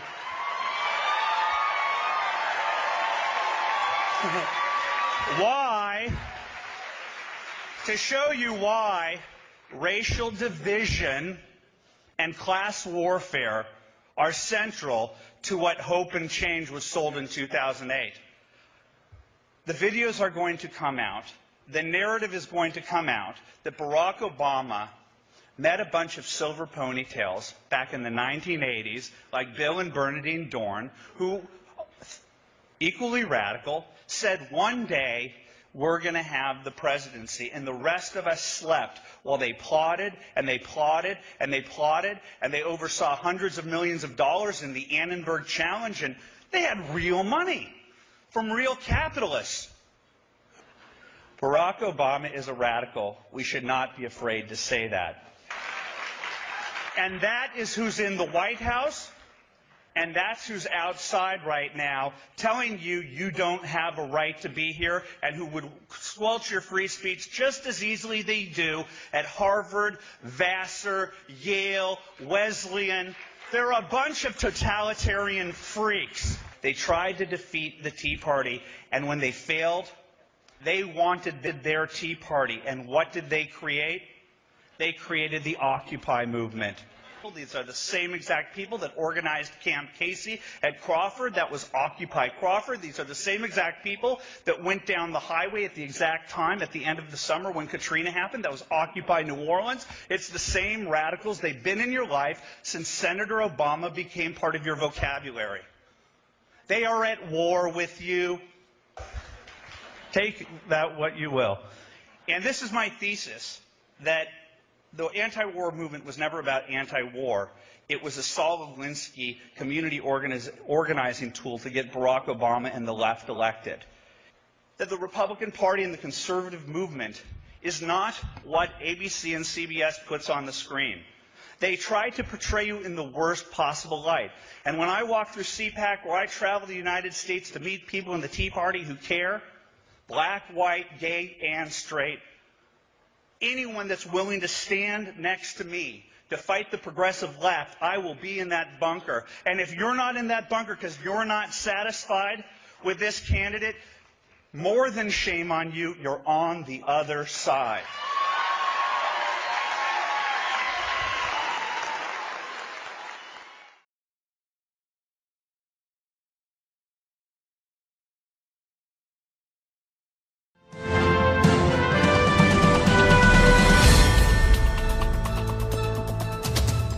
A few days ago, I made the commitment that I would get to the bottom of Andrew Breitbart's death. I have a personal investment in this investigation. I believe that were the same thing to happen to me and Andrew Breitbart was left alive or yet alive, that he would seek to find out if I had been whacked, the administration, the Obama administration, or any other governmental agency would have been involved in the removal of my presence from this earth.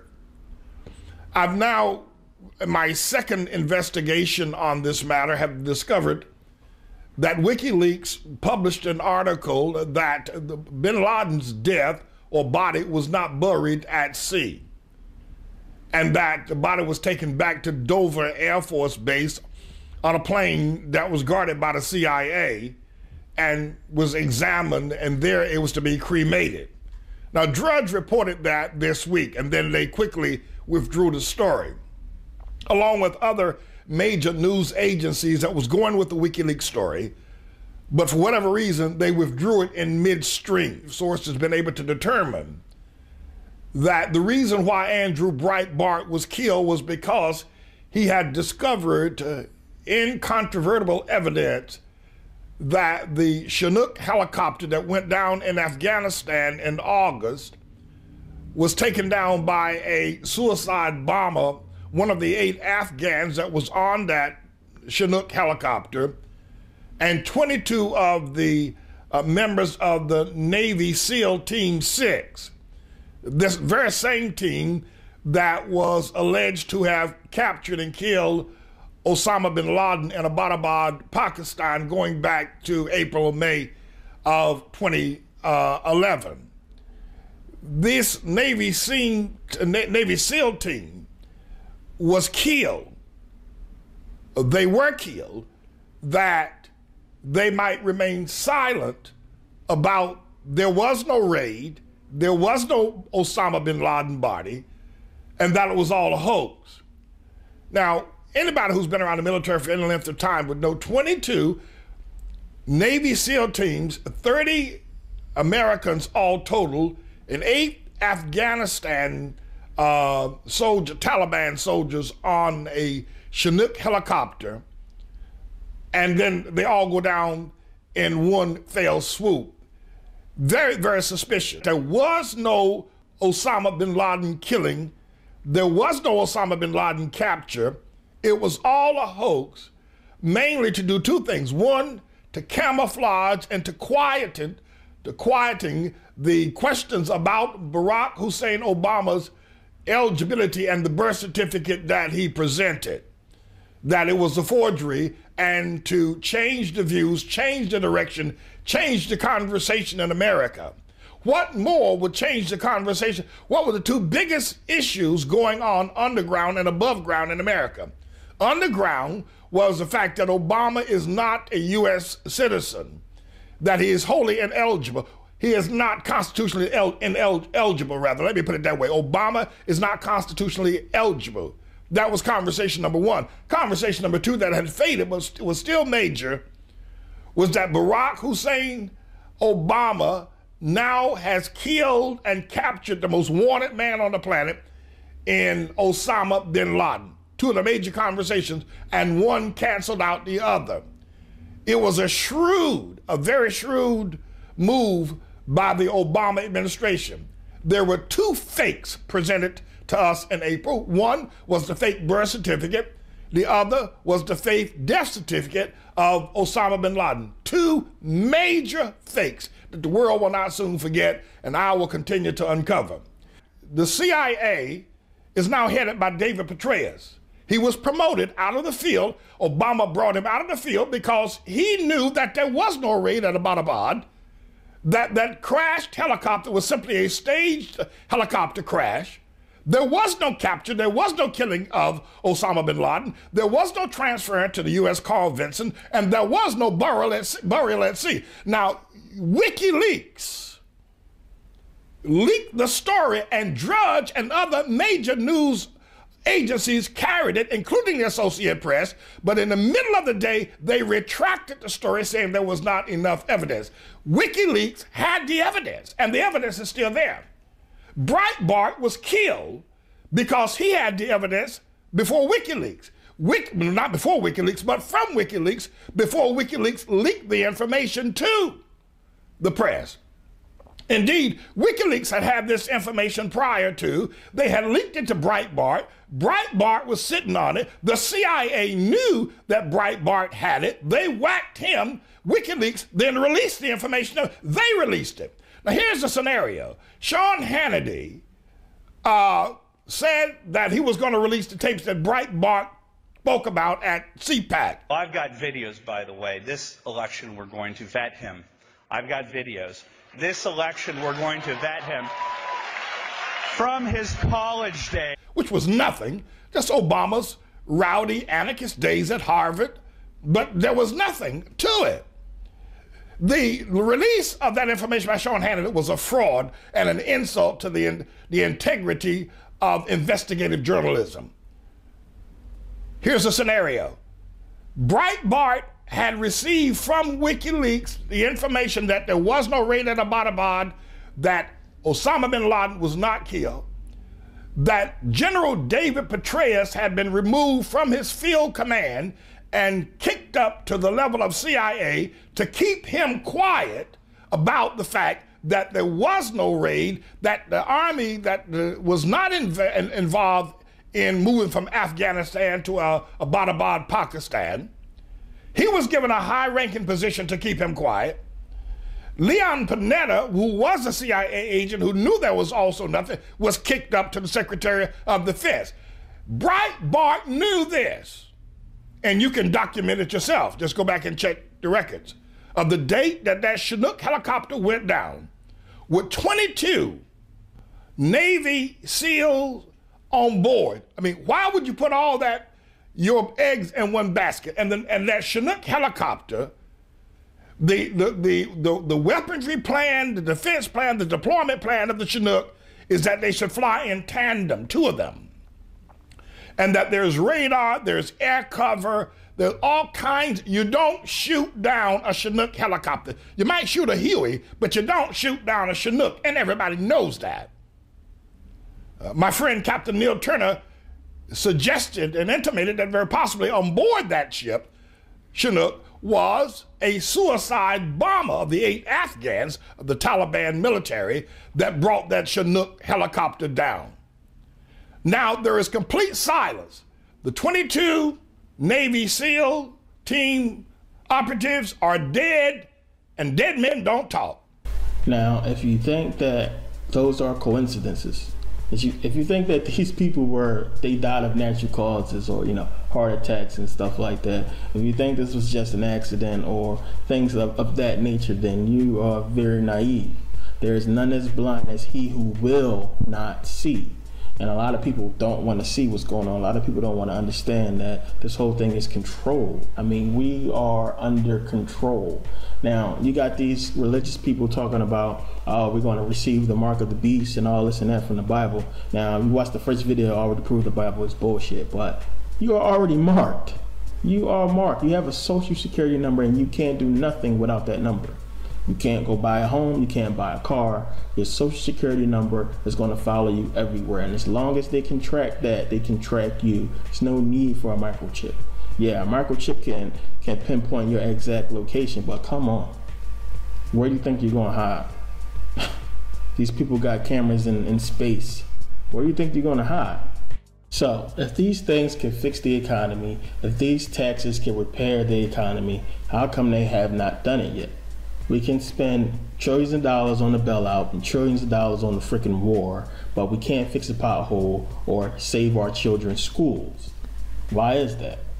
Because these people who run this thing, they want one thing. They want to control the world. They want a new world order. What do you think the most important thing is for Barack Obama? Obviously, you're here to talk about the anniversary for U.S.-China diplomatic relations, but if you had to say, this is going to be the country or the conflict or the place that will define the Obama administration, what would it be? But he can give a new impetus to American foreign policy, partly because the reception of him is so extraordinary around the world. I think his task will be to develop an overall strategy for America in this period when really a new world order can be created. It's a great opportunity. There isn't such a crisis. The way we're going to win over the long term is not just militarily. We've got to give them a stake in creating the kind of world order. We have before us the opportunity to forge for ourselves and for future generations a new world order, a world where the rule of law, not the law of the jungle, governs the conduct of nations. When we are successful, and we will be, we have a real chance at this new world order, an order in which a credible United Nations can use its peacekeeping role to fulfill the promise and vision of the UN's founders. After 1989, President Bush said, and it's a phrase that I often use myself, that we needed a new world order, and instead it looks like we got a lot of disorder. Hitler has often protested that his plans for conquest do not extend across the Atlantic Ocean, but his submarines and radars prove otherwise. So does the entire design of his new world order. For example, I have in my possession a secret map made in Germany by Hitler's government, by the planners of the new world order.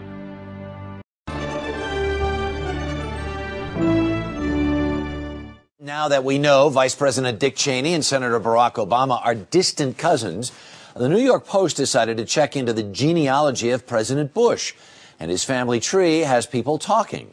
Early Show national correspondent Tracy Smith has the story of George W. Bush's many relations. My honor to bring to you the 41st president, a great dad, George H.W. Bush. We all know his father, but what about his cousins? Check out this family tree, done with research by Ancestry.com. What would you say if I told you he's related to all of those people? That you're wrong. Oh, no, I'm not. Let me take you through this, branch by branch. The 101st Airborne Division, air assault. Vice President Dick Cheney, the man who's only a heartbeat away from the presidency, is actually a blood relation. He's President Bush's 9th cousin once removed. Cheney's cousin Barack Obama is also Bush's 11th cousin and the 9th cousin of Brad Pitt. But we're only just getting started. President Lincoln was President Bush's 7th cousin 5 times removed, and Bush shared more than just a ballot with John Kerry. That's right, they're 9th cousins twice removed. Really? What do you think of that? Yeah, they have the same chin. There's also royalty in the Bush bloodline. Princess Diana was Bush's 11th cousin twice removed. And then there's this bombshell. Happy birthday, Mr. President. Sure, she may have been singing to JFK, but what about GWB? He is, after all, her 9th cousin 3 times removed. Maybe it's the eyebrows. I think They have the same eyebrows? He's also related to Playboy founder Hugh Hefner, even Pocahontas, and Vlad the Impaler.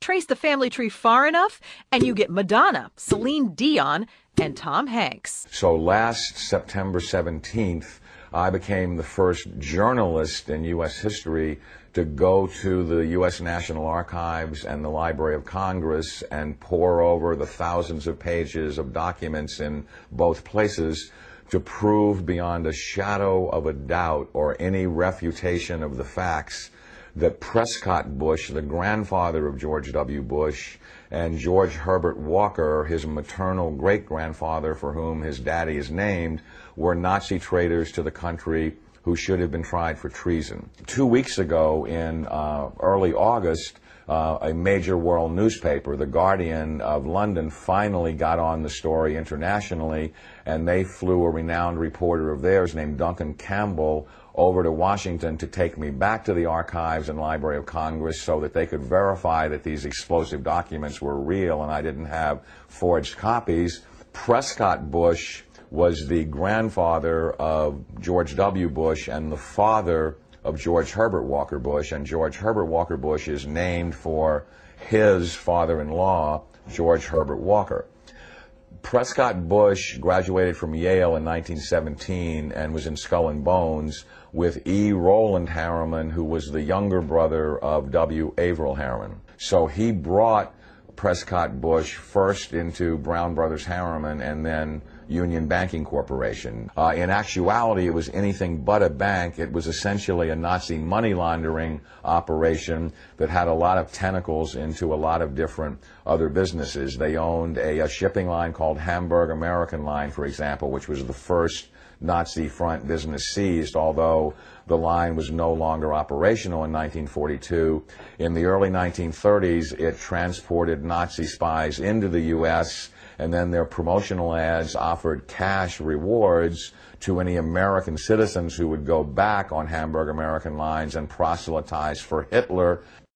8 months after the U.S. had entered the war, the New York Herald Tribune ran a front-page article, Hitler's Angel has $3 million in U.S. bank.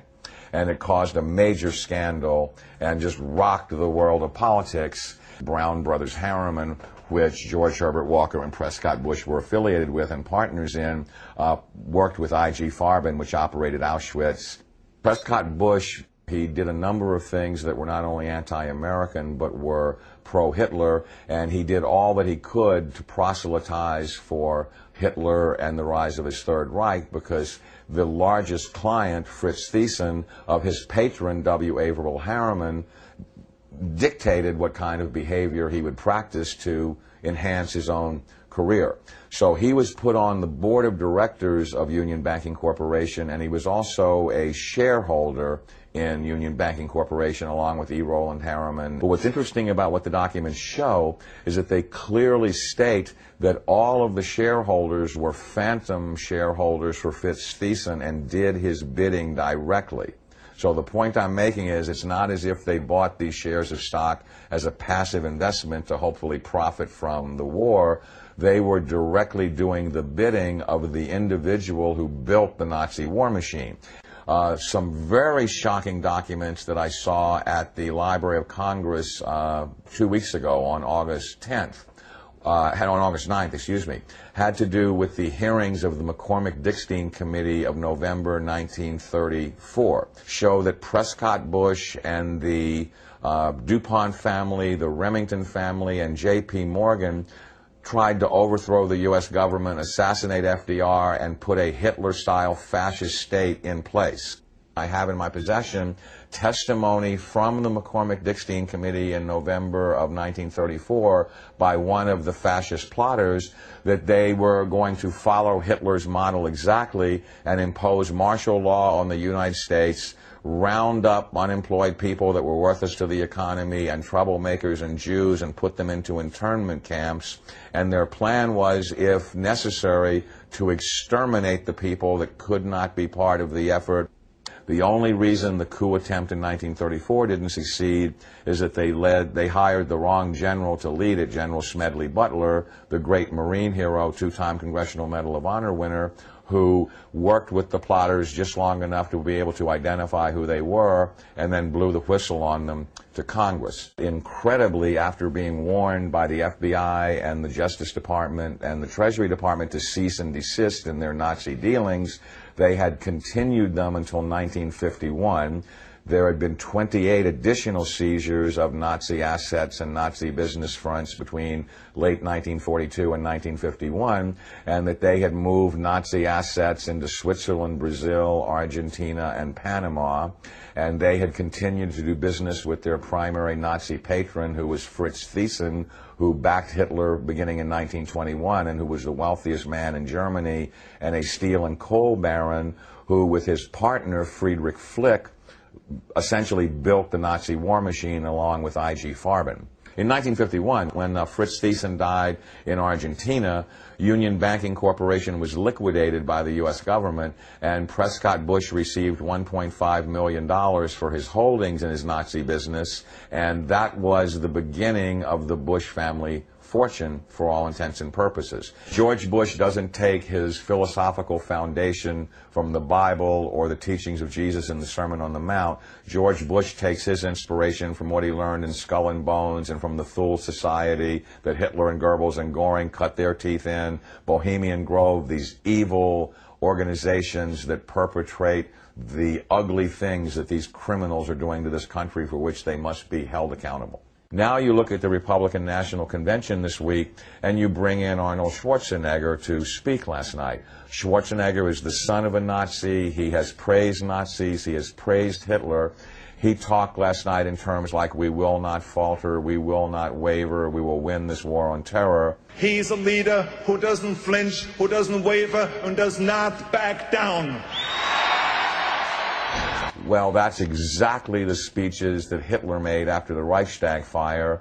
Terrorism and the homeland being under attack are precisely the issues that Hitler used to subvert everything within the German system of government. This is a criminal regime.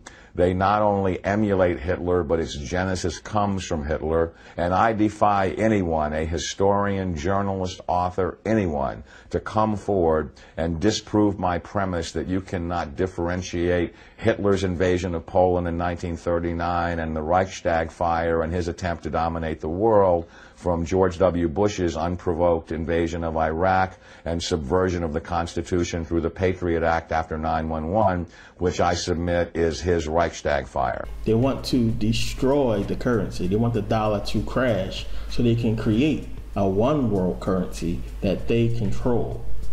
It's just that simple. Now the problem is this. They can't agree on who's going to control everything. They can't agree on what country is going to run what. And also, they don't have every country under their control. Now, the whole thing is most of these leaders of these countries just want peace. They just want to, run their country and live normal. Now, what happens is when they go in there and they try to get the leaders of these countries to join this whole organization, and their leader says, no, I don't want no parts of it, then they scream terrorists. or they create a reason to go in there and cause a war with that country. We are known for this. America is infamous for that, but that's the reason why they go in there. They say, hey, such and such terrorist did this, and they use the news media to convince the people, to convince the American Congress that, hey, we need to go in there, we need to go into this country and save these people. They are being attacked, such and such. And what they do is once they get in there, they remove that leader and put in place somebody who is already a part of their organization. Now, the reason why Muammar Gaddafi and Saddam was killed was because Gaddafi, he basically wanted to take gold and share it with the people and back his money with gold, back the money by gold. And he wanted to basically change the world reserve currency from the dollar to something better, to gold. Saddam wanted to do the same thing. Saddam wanted to basically take gold and make that the world reserve currency, and they was working towards that. And of course Saddam had oil, so that was like a big thing. Now you gotta understand the dollar is the world reserve currency. Now what that means is major commodities like oil and gold are priced in dollars. So these things are backed by the American dollar. So if the dollar is doing bad, then gold is doing bad. Gold goes down and oil goes down. And if you got a buttload of gold, like Gaddafi had gold and Saddam had oil, then of course you want it backed by something that's valuable. Gold stands on its own. Oil stands on its own. So why are they backed by paper? Now, people don't understand what's going to happen if the dollar crashes. If you got $100 million in the bank, cash money, it's going to be paper. It's going to be worthless. So if the dollar crashes, everything you have that's money is not worth anything. So all the stores are going to close because we're not going to know what's valuable yet. We're not going to know what's the new currency. So stores are going to close, supermarkets are going to close, and if you ain't got no food, then what are you going to do? It's going to be riots. It's going to be looting. It's going to be robbing and killing. You've seen this whole show, Doomsday Preppers. I mean, that's what they're preparing for. They're preparing for this. Not just them. The government is with these whole FEMA camps.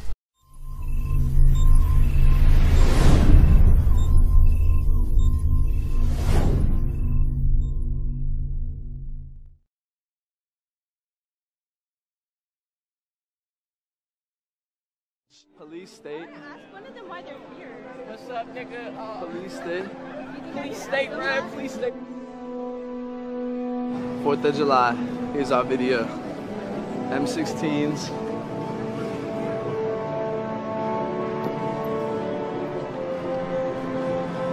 Because we don't live in a police state, sir. Martial law has not been established. November 1st could be a very, very, well, iffy kind of a day. And I'm not just talking about what many in the Catholic Church view as All Saints Day. This could be all hell breaks loose. The door, sir. He's got his hand up. You're going to kick my door. You kicked my door down. You kicked my door down. Get on the ground. You kicked my door down. Yes, we did. Get on the ground. No, you have no right to be in here. You have no right to be in here. You have no right to be here. You have no right to be in here. Do not touch her. You are assaulting her.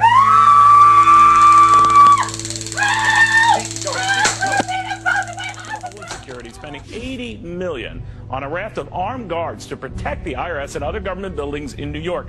Not from terrorist threats, mind you, but from American citizens, because on November 1st, the food stamp program is set to start decreasing the amount that is allocated to food stamp recipients. Not all, but a good many, and they're worried that violence... Yeah, I didn't open up the door. I would open up...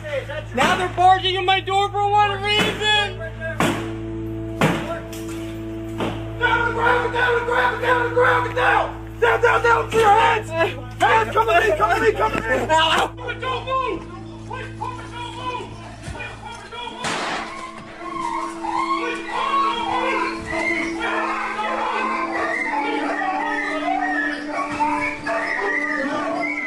Top story headline: Chase Bank limits cash withdrawals, bans international wire transfers. We'll see martial law take effect across the country. And more importantly, will people just accept it entirely out of fear? It was never meant that we would have this gigantic police force from the federal government. I mean, we had martial law up there, FBI and all these agents coming in and closing things down, going into people's houses. The police state is staring us in the eye, and it's getting more and more imposed upon us, and more imposed on society every day. More and more people are waking up faster and faster and faster. I think it could very well come to that based on the things that are happening in the news, and we're seeing, you know, the collapse of our economy, so many different things happening. I have spoken with one federal agent, and the information succinctly boiled down is this. There is an event coming, Steve, in the very near-term future that is going to affect the United States of America to its very soul. That what is being planned, as you and I are on the air tonight, and what has been coming together into that old term, the perfect storm, is literally brewing right over our heads. It is and includes military maneuvers in the United States, military actions that are forthcoming, and that will be so deep and so penetrating that the United States will never be the same. Who have heard about the NSA spying on us all and think, no big deal. I'm not a terrorist, so I have nothing to worry about. Think again. Because we are all potential terrorists, according to the American government. You can't just do these kind of things. And this one is not only repealing the principles of liberty, but it's destroying the Constitution. All of these invasions of our personal privacy under the guise of protecting us, they're just wrong. And it's no longer about keeping us safe. This is about keeping us safely under the government's eye. And it is clear the government is watching all the time. Oil looks higher.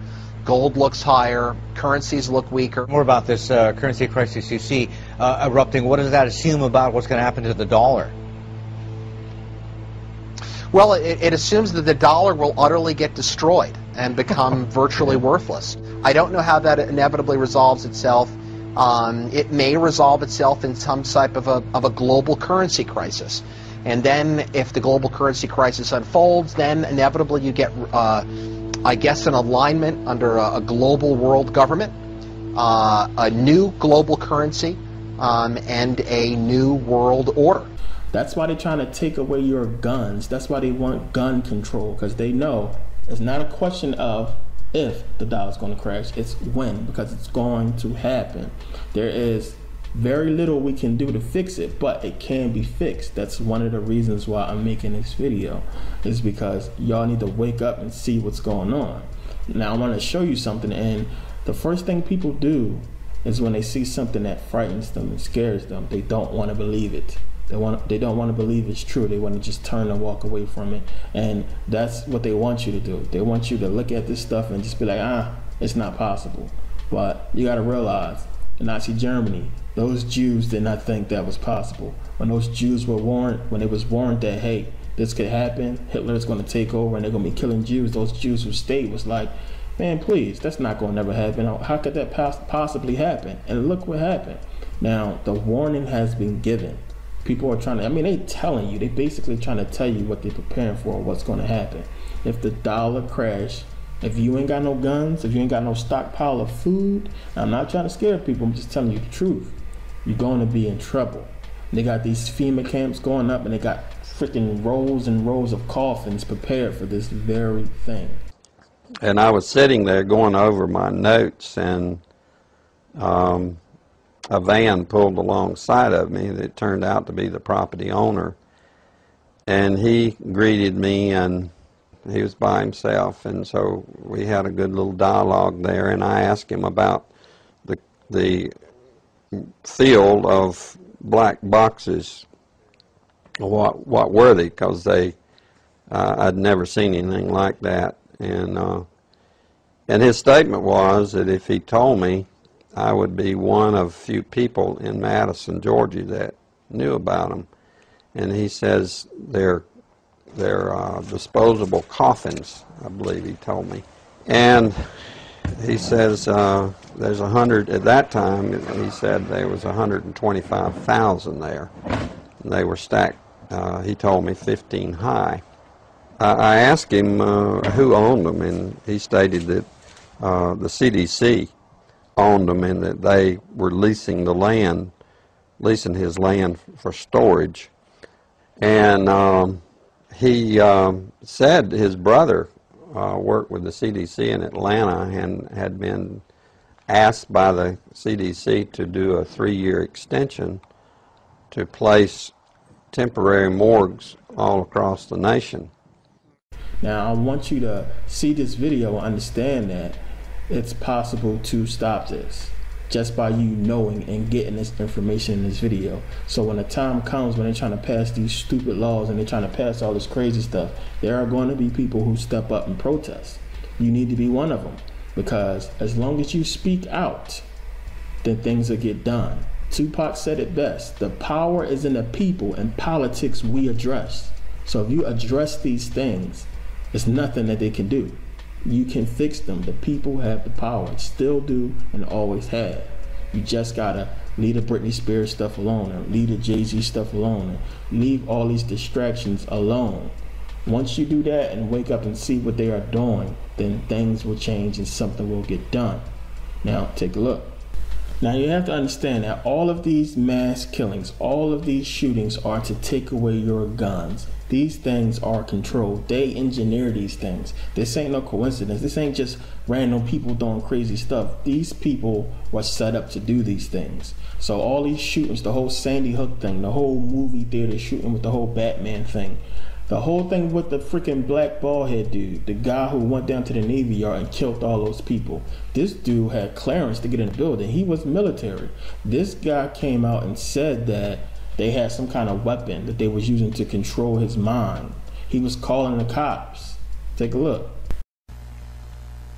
December 16th, 2012, Dabu 7.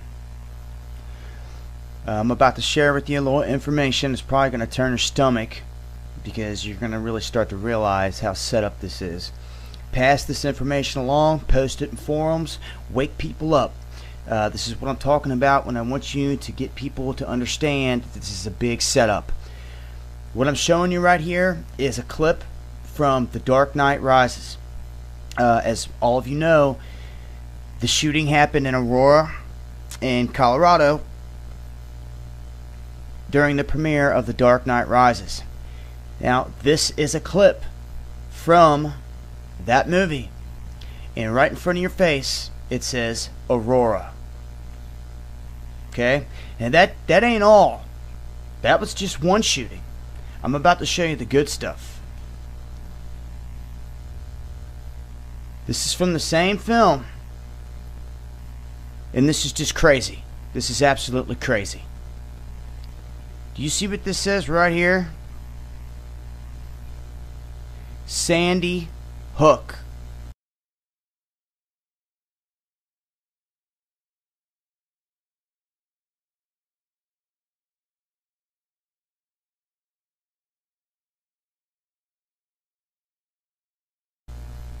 It is the only thing on this map that you can read besides Gotham.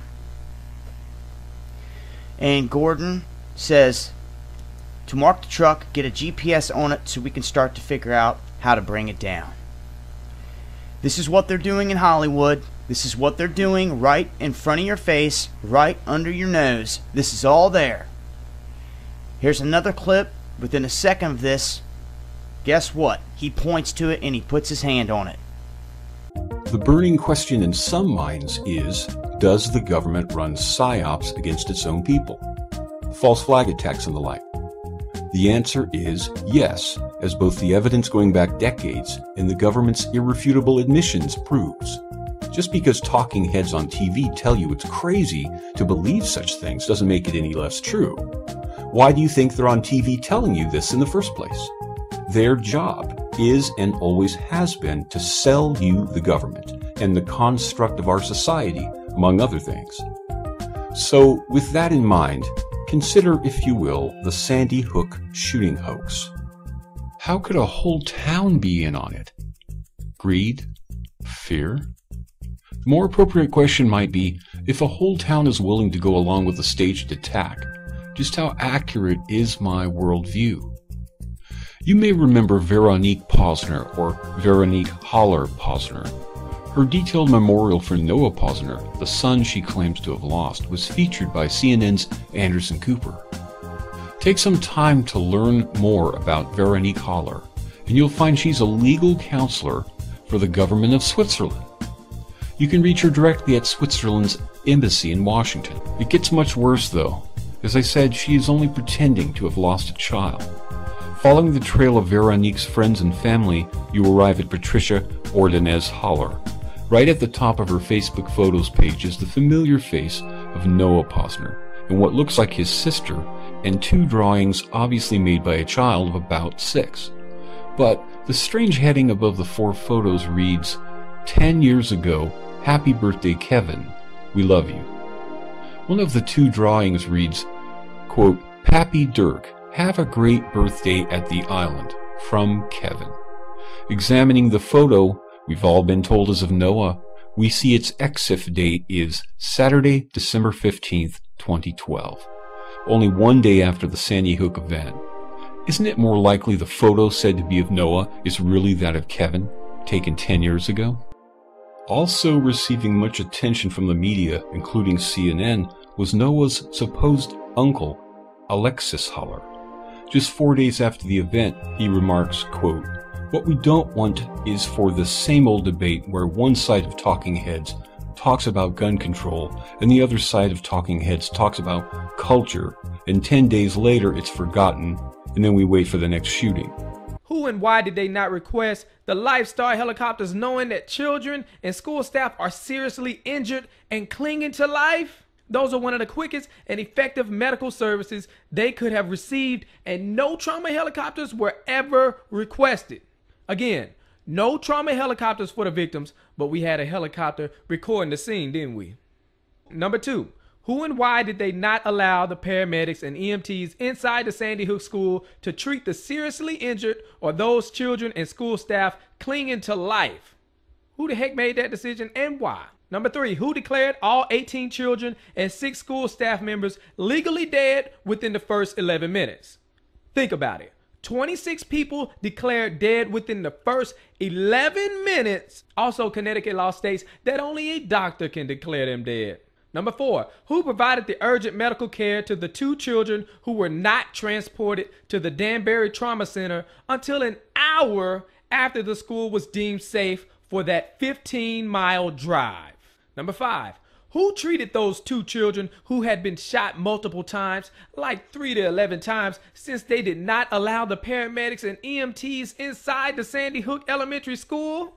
Why did the parents of the 2 children who died at the Danbury Hospital not allow their children to donate their organs to other children waiting for the gift of life? Number 7, what happened to the 500 children and 60 school staff members from Sandy Hook Elementary School on December 14, 2012? Approximately 700 students were present, says CNN. There is no footage of the massive evacuation of 700 people or even 500 plus people.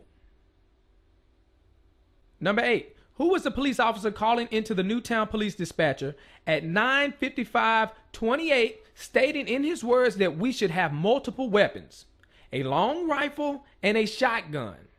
How would he know about both of these guns when the long gun was found in classroom 10 and the shotgun was found in the back of Adam Lanza's trunk at night?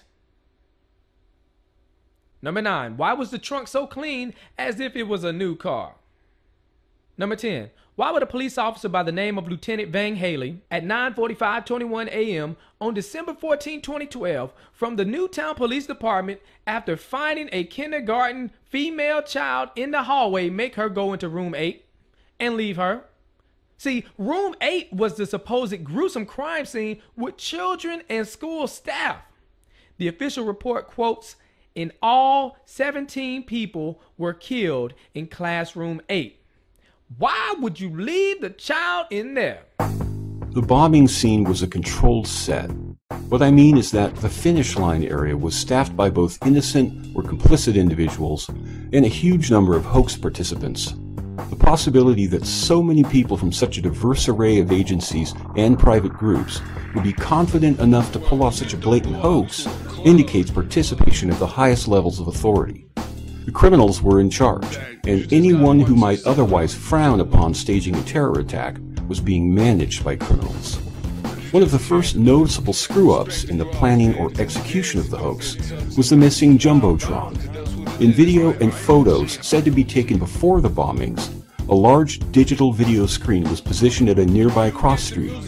In videos and photos of the bombing and its aftermath, the video screen is gone. Some will claim that they packed it up before or after the winners were shown, but it doesn't make much sense that the screen would be sponsored for only half of the race. It's been reported that as many as 15 to 20% of runners were not allowed to cross the finish line. In this photo, we see a large cluster of runners that don't appear to be waiting for the starting gun. Neither do they look like they're done running for the day due to a terror attack at the finish line. Why were they corralled in this manner?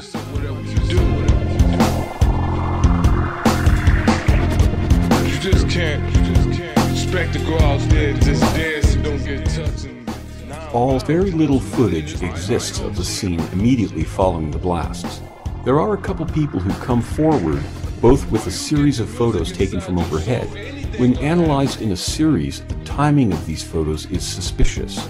Long stretches of time pass between some of the photos, likely because elements of the scene were inconsistent with the narrative. Most interesting in both the videos and photographs is the lack of people in the area where the first bomb is reported to have detonated. Does this look like the scene of over 200 injuries?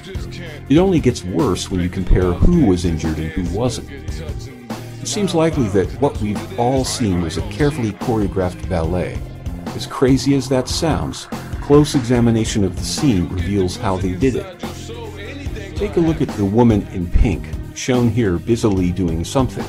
You can see the extent of her lack of injuries, yet later she is shown being wheeled away with inexplicable injuries. Take a look at the woman with the gold handbag. Long after the blast, we see her approaching the epicenter, clutching at something she's wrapped around her leg and wearing sunglasses on her head. In this shot, the stage director waves her off. Apparently, she's either too late to the set or an uninvited guest. Undeterred, she then tries to simply lay down in the blast zone, but managers on the scene prevent her.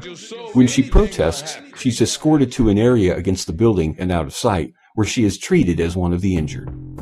If you've watched any news on the event, you're no doubt familiar with the character Jeff Bauman. To begin with, no history exists for Jeff prior to his sudden employment at Costco. Jeff was the focal point of the storyline, and many actors were involved in pulling off the Bauman hoax. One key actor we'll call Hoodie Guy. Oddly, mobile phone video of the moments after the first blast show Hoodie Guy nowhere near the blast epicenter.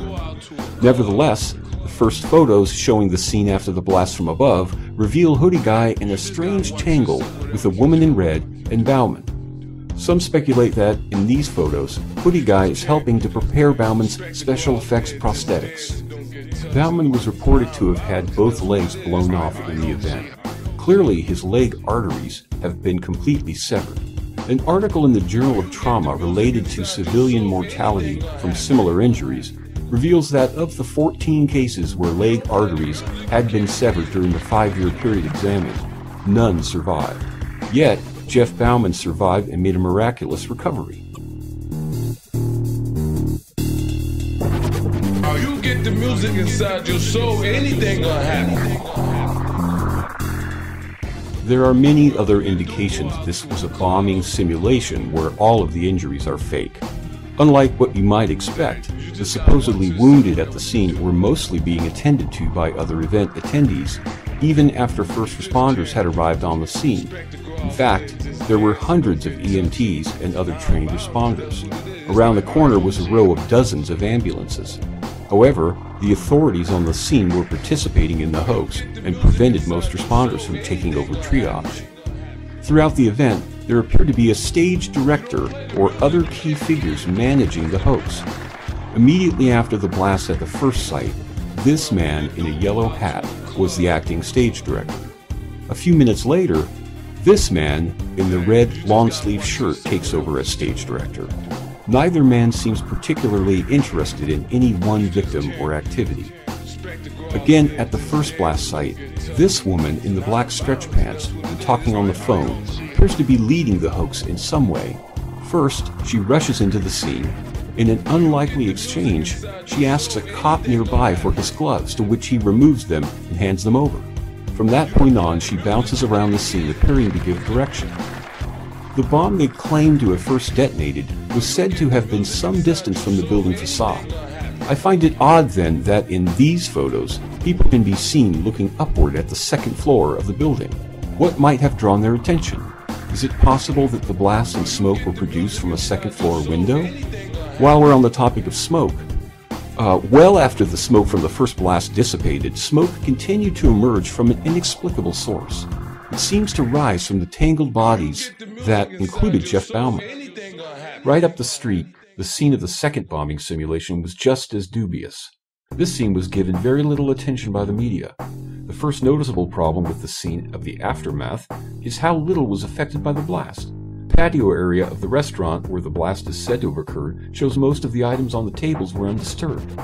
If the blast had been real, and as large as the pyrotechnic effects would have led us to believe, these items would have been blown a great distance from the scene. The tables themselves would have been at least knocked over, if not seriously damaged. In this second setting, there is evidence of agency operatives in plain clothes. It also provides more clues as to which agency might have had primary responsibility. In particular, this man and this woman seem to be participating in the hoax. As this man is bent over, pretending to provide assistance, we can see his concealed gun holster. There are strange things found in video of the chaotic activities at this scene. Here, a man approaches while appearing to shout something, and then appears to toss what looks like a bucket of dirt on the crowd. When this man, whom I suspect is an agent in plain clothes, notices the cameraman filming this video, he points and seems to alert other conspirators. The woman seems just as concerned and stops pretending to be preparing a tourniquet, but she seems concerned for only a moment before realizing she'd better not engage the cameraman directly and give up the ruse. Well, when you do go out to a club, that you just gotta watch. Not surprisingly, a broken legal system doesn't help to reveal when patsies are being set up for a crime. For most Americans, if the U.S. justice system doesn't announce that a suspect is actually a patsy, the notion wouldn't even enter their mind. The results of this are tragic. The James Holmes theater shooting incident is, no doubt, an example of this. Days after the Boston Marathon fiasco, authorities announced their suspects were the Tsarnaev brothers. However, it's now standard procedure in America for the concepts of suspect and guilty to be interchangeable. So if things get a little crazy, people get killed or even burned alive, this takes the heat off law enforcement, who are no longer accountable for their actions. The details of how the investigation unfolded are bizarre and difficult to understand. It's even harder if you don't consider that U.S. law enforcement or intelligence agencies were responsible in producing nothing but evidence that conforms to their agenda. But I'll only be highlighting the aspects that I think best encapsulate the reality of the situation. While the public was busy with actual investigations of the crimes, the FBI, DHS, and local Boston groups were working overtime to falsify evidence, select cover stories, and choreograph their performances. More important than their story making any sense whatsoever is that their performances are worthy of their obvious power grab. After running any number of interlocking operations, once they were damn good and ready, they announced their suspects, the Tsarnaev brothers. Soon after that, a late-night pursuit is claimed to have taken place. It's likely then that this video that we're seeing details some of what took place that night. In it, we see the elder Tsarnaev brother, while having been stripped naked and handcuffed, being put in the back of a squad car. At this point, with the narrative having no connection to what we're seeing in this video, a totally inconsistent story of how the older brother wound up dead is put forth. This photo became widely reported as a photo of the dead man, despite the mother of the two men and their aunt making a positive ID from the naked apprehension video. We're told to believe the older brother was driven over and killed by his younger brother. But this left the surviving brother issue dangling out there, which needed to be concluded. During the Boston lockdown, militarily equipped forces roamed the streets, giving commands to the townspeople and making threats against anyone who dared disobey. Their efforts produced nothing of value except to their own egos and efforts to justify themselves. It was an alert private citizen who discovered the second brother hiding in his sailboat. As usual, the response was to dispatch hundreds of semi-literate soldiers to the area to spend hours strutting about and firing hundreds of rounds into the man's sailboat. Supposedly, Tsarnev survived this barrage and surrendered to authorities. He was hospitalized under guard at a local Jewish hospital. We know from the obvious trail of evidence that the authorities killed the elder Tsarnev, or at least lied about or staged his death. So, why did they allow the younger brother to live? First, he was said to have shot himself through the throat in a failed suicide attempt. Then, they switched to him having received the throat wound from one of the killer's bullets. Then, the wound disappeared from the narrative entirely as the courtroom procedures began. This leads me to believe his survival is being staged in order to benefit from a rigged trial. No photos of Tsarnev after the harrowing events or in court have been released, and none will be. So, given what is known about or can be assumed about the whole picture, wouldn't it be possible for the conspirators to employ an actor to play the role of Tsarnev? Of course it could. The picture of criminal U.S. agencies only gets worse when video of the shootout with the brothers includes their shouts of, quote, "We didn't do it," and "We're innocent." As stupid Americans look on lovingly, the media salts the wound with the ridiculous story of the brothers scrawling a confession on the inside hull of the fiberglass boat. Without explanation of the incompetence, investigators said to have simply overlooked it in their earlier crime scene analysis. The Sandy Hook shooting and the Boston bombing are hoaxes and tragic conspiracies against free humanity. Whether these conspirators are non-human, I can't say. They certainly behave in inhumane ways. The greatest thing to have happened in the aftermath that will help end these operations is simply widespread awareness. The more that people see these events in light of rational and unbiased reporting, the faster a resolution to these issues can take place. This is Tabu7, and once again I have some proof of some crisis acting going on. Some guys that are caught laughing their butts off while the cameras were rolling and they didn't realize it, with this new false flag naval yard shooting inside of D.C. JLA hopefully up again. Let's listen in. Don't be your guest, Sam. He's just It's all fun and games. Okay, looks like they were in a break there, hoping to get more information from them and an affiliate, and we want to go back to them as they're doing an interview with someone we believe that was inside the building. Let's listen. Oh, now they're ready to act. you must have been a nervous man this morning. It was a fairly terrifying experience, but that's when you think, that this is what we trained for, this moment. Now, let's go, let's do it, this is no drill. Okay. All right, that's it from here. Reporting live, Sam Ford, back to you.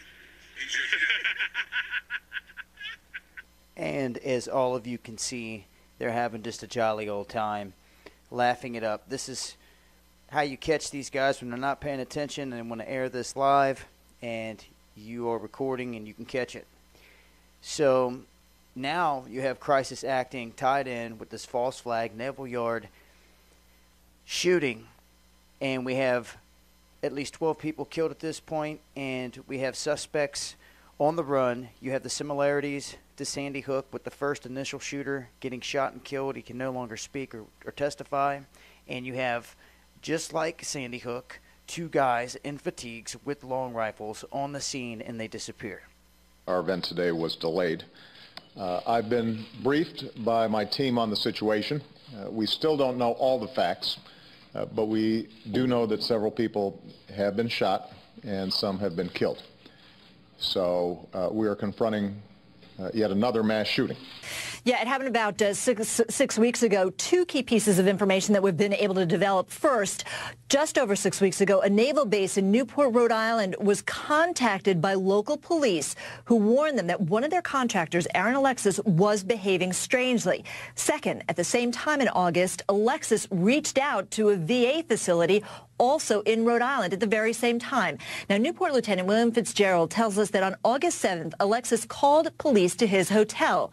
He had actually switched hotels 3 times. Alexis explained that while traveling from Virginia to Rhode Island, he'd gotten into a verbal altercation with a man during his flight.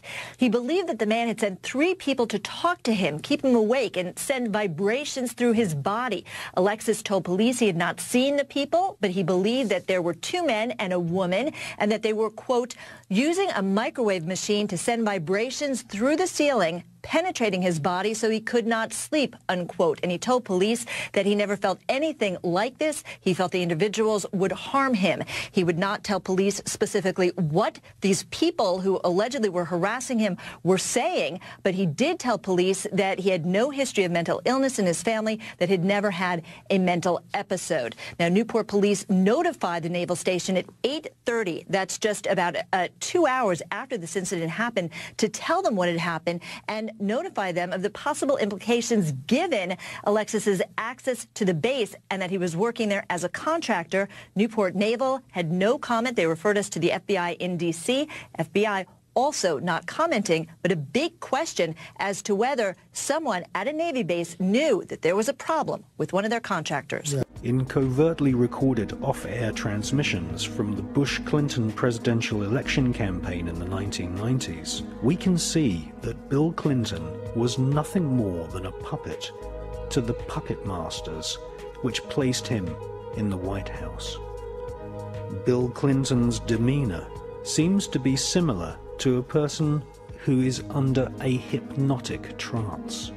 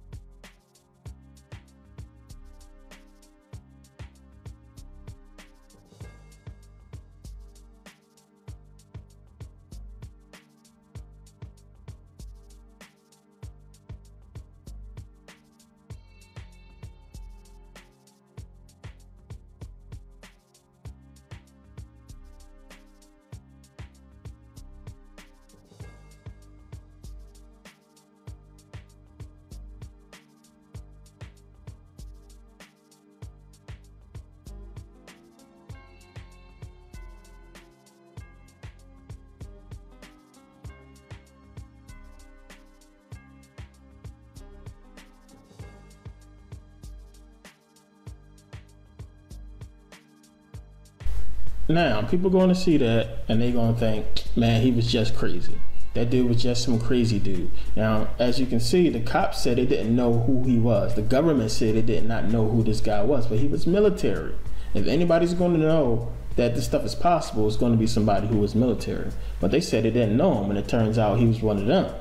Now, people are going to think this dude is just some crazy dude who killed a bunch of people, and that it's not possible. This is not possible. But these same people say they speak to Jesus. These same people say they feel the presence of God. These people who think that this is not real and not possible believe that a God created, you know, the whole universe and everything in 6 days, but he can't kill this dude called the devil who he also created. These same people believe these crazy things, but they don't want to believe that the government has a device that can control somebody. Now, once you start doing your research and paying attention to history, looking at history, you can kind of find out what's going on and who controls what. Now, most people believe that America just runs everything. America is the bully. They are running around controlling everything. But I've just shown you that England basically infiltrated us. They came in and took over. They implanted their power structure in America. They run our money. They run us. Now, people don't know that the Rothschilds took over the Central Bank of England. They own England. Now, the Rothschilds are the head of the Illuminati, believe it or not. Now, the whole power structure kind of goes like this. You have America, who's owned by England. Rome owns England. They control England. Just pay attention. Just look at the news and you'll see when the Queen comes in and visits America. or she goes and visits the Vatican. You know, it's just who controls who. Just pay attention to what's going on. Watch and see. You can see who controls who. Now, who controls the Vatican? The Vatican is controlled by the Rothschild family. They call them the Holy Family. They lead the Illuminati. They are at the top of the power structure. And it's somebody who controls them. But that's for a whole nother video. I can't just say that because it's going to blow your mind. Now, once you pay attention to the power structure and look at things, that if I run something, if I'm controlling a big empire, I'm not going to let people know who I am. I'm going to have a puppet, just like we got president as a puppet. It's a puppet post. And of course, you're not going to know who's running everything, but it all boils down to a singular group that's running everything. And when you really start digging into what's going on, you can kind of find out who that group is and how that group functions and what their agenda really is. Now, most people look at everything that I've been showing so far and they would probably think that this is all about money and control. Now, if you watch my first video, I was kind of talking about the Egyptians and, you know, black people and the power that we have. Now, while you pay attention to the money part of it and, you know, the media and the things that they want you to concentrate on, you're not getting the main point. Egypt was a powerful civilization. Remember, Mayhem said that the Egyptians and the Ethiopians had unlimitless power. Their power was boundless. Their power was limitless, boundless. This is what they was describing the Egypts and the Ethiopians as having this kind of power.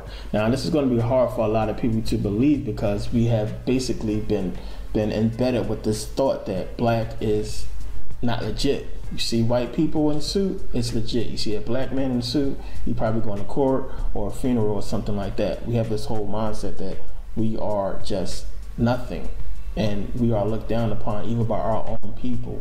But this whole thing is about us, and it always has been. Trace it back to Egypt, it has always been about us and keeping us at bay. That's why we have not gotten anywhere still to this day. Because if we ever get back to this power they are talking about, it's over.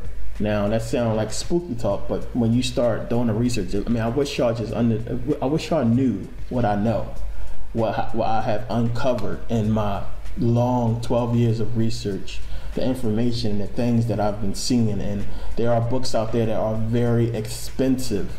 And they are expensive for a reason, because they don't want you to get this information. They don't want you to conceive it. And the books that can really help you and get you this information, you never heard of them, and nobody's talking about them. But when you start digging, thank goodness it's some people out there that allude to the truth. This is why I'm not one of those people who say that I hate all white people, and, you know, I don't condemn the whole white race for what a few people are doing, and also what some black people are helping them do.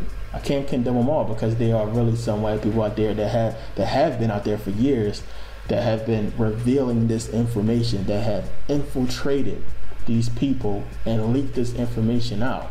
You know, people don't know what the elephantine papyri is. People don't know about Swallow the Lubics and all these amazing books and papyri that exists that contain so much valuable information. And when you start researching, you see that, man, this is all about black people and keeping us from ever reaching this power.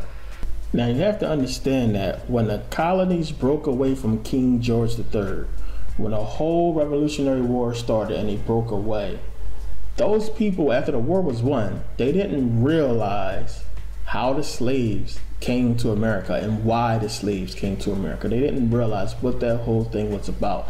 The truth about the slaves lied with the king. That was the whole reason why they struggled and worked so hard to get back control of America. It was to make sure that the black people were watched and kept control of. And they could kind of leave it alone, because the hatred of white towards black kind of, you know, worked that whole thing out. But one of the main reasons was, as soon as they start talking about releasing these slaves, things got real serious. Notice when they finally came in and they finally got their inception into America, it was right around the time when black people were starting to flourish. And it was like, you know what, we can't take no more risks. We're talking 1913. Now, believe it or not, around 1913, black people started doing good in America, and we started trading overseas. We started to flourish, and they could see this. So they had to gain their inception. It seemed like after Lincoln beat them by creating these greenbacks and they killed Lincoln, they kind of left things alone for a while. But really, they was coming up with a plan, because remember, Lincoln had freed the slaves. So it was like, oh, these people are free again up until this time. So you had, before they were slaves, you had black people in Africa, the Egyptians doing well, running the world. And then after that, bondage for hundreds, over 400 years of just the black people in captivity. Here Lincoln was setting us free again. And as you see, when we are free and united, just like the Bible says, there is nothing that we can't do. Nothing can be kept away from us when we are united. And now today, we are not united, and they have put things in place to keep us from ever uniting. So this thing was not about money. Now, the Rothschilds were worth $200 billion in the 1800s. So how much money you think they're worth now? They got to be multi-trillionaires. They print the money, they make the money. They had a monopoly on gold in the 1800s. So what makes you think it's about money when they make the money, when they control all the wealth on the planet? It's not about money. And I know some people want to say, well, hey, if the Egyptians were so powerful, how did they get beat?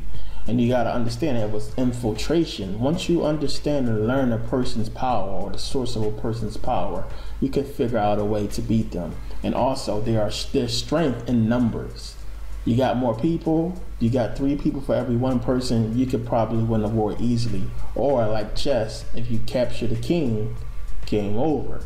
So this is basically what happened, and they got in and they infiltrated and they captured our king, captured who they needed to capture, and they took over.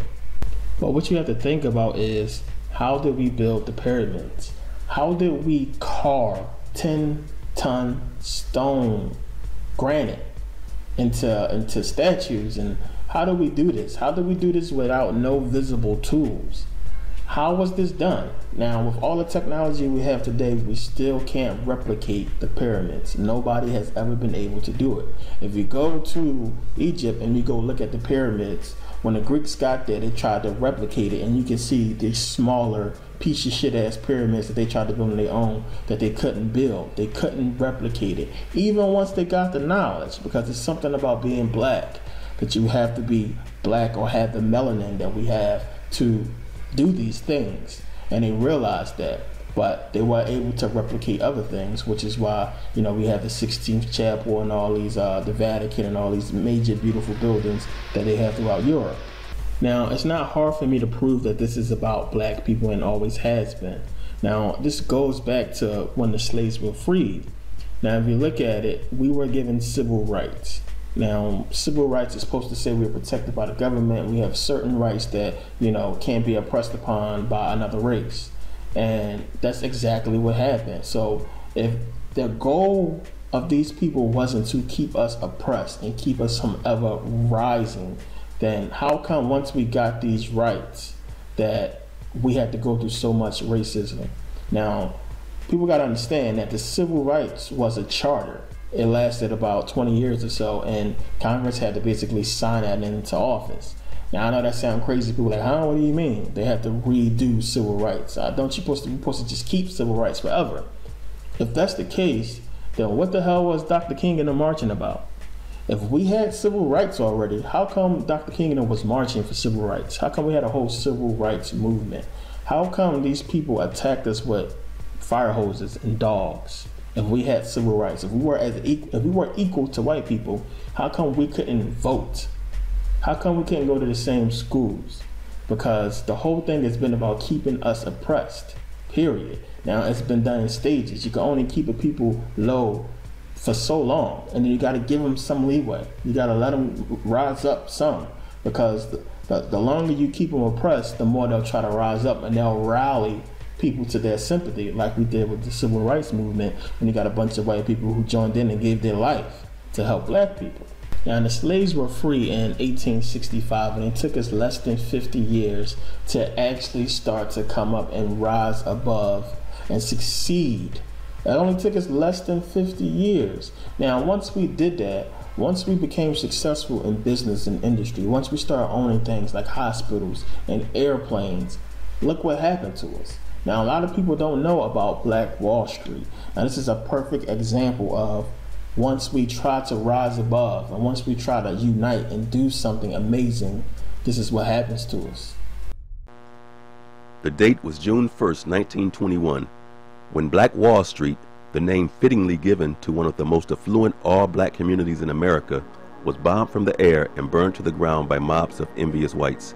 In a period spanning fewer than 12 hours, a once thriving 36-block black business district in northern Tulsa lay smoldering, a model community destroyed, and a major African-American economic movement resoundingly diffused. The night's carnage left some 3,000 African Americans dead and over 600 successful businesses lost. Amongst these were 21 churches, 21 restaurants, 30 grocery stores, and 2 movie theaters, plus a hospital, a bank, a post office, libraries, schools, law offices, and a half-dozen private airplanes, and even a bus system. As could be expected, the impetus behind it all was the infamous Ku Klux Klan working in consort with ranking city officials and many other sympathizers. The description of Black Wall Street, or Little Africa as it was also known, would be to liken it to a mini Beverly Hills. It was the golden door of the black community during the early 1900s, and it proved that African Americans had successful business infrastructure. That's what Black Wall Street was all about. The dollar circulated 36 to 1,000 times, sometimes taking an entire year for the currency to leave the community. Now, in 2009, a dollar left the black community in less than 6 hours. As far as resources, there were PhDs residing in Little Africa, black attorneys and doctors. One doctor was Dr. Berry, who also owned the bus system. His average income was $500 a day, a hefty pocket of change in 1910. During that era, physician-owned medical schools. There were also pawn shops everywhere, jewelry stores, churches, restaurants, and movie theaters. It was a time when the entire state of Oklahoma had only 2 airports, yet 6 blacks owned their own airplanes. It was a very fascinating community.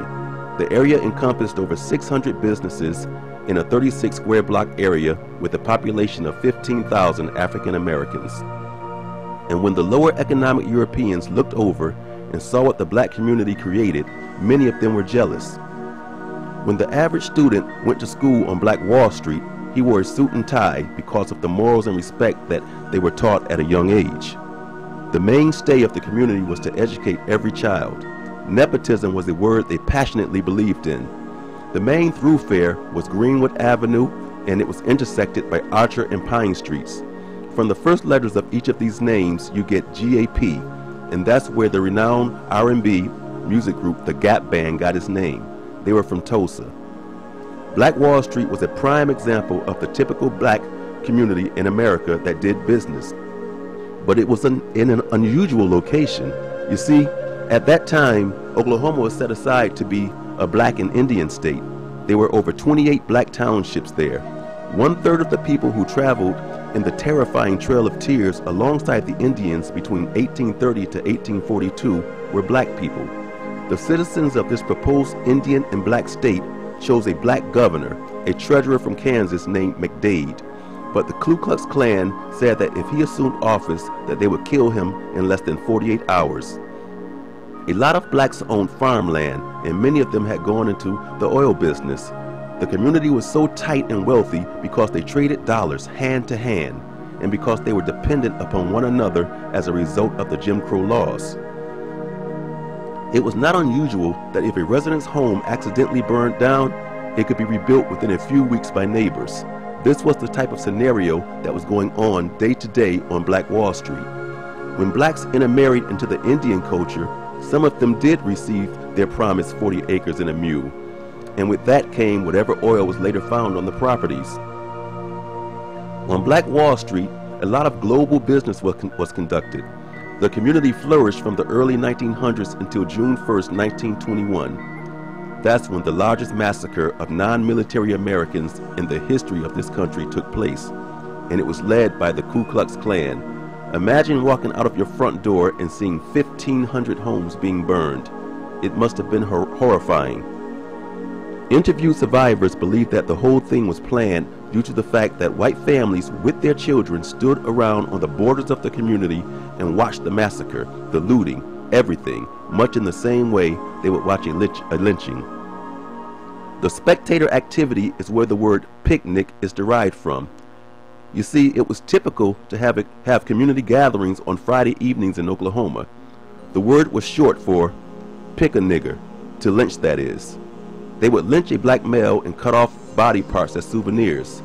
This went on every weekend in this country. That's where the term really came from. The cause of the massacre was simply racial economic jealousy. A lot of white folks had come back from World War I and they were poor. When they looked over into the black communities and realized that black men who fought in the war had come home as heroes and that helped trigger the destruction. It cost the black community everything, and not a single dime of restitution, no insurance claims, has ever been awarded to the victims to this day. It is estimated that 3,000 black people were killed. Many of them were buried in mass graves all around the city. Some were thrown into the river. As a matter of fact, at 21st Street and Yale Avenue, where there now stands a Sears parking lot, that corner used to be a coal mine, where many of the bodies were thrown into the shafts. Many black Americans don't know about this story because we don't apply the word Holocaust to our struggle. Jewish people use the word Holocaust all the time. White people use the word Holocaust. It's politically correct to use the word Holocaust. But when we black folks use the word, people think that we're being crybabies or that we're trying to bring up old issues. No one comes to our support. In 1910, our forefathers and mothers owned 13 million acres of land at the height of racism in this country.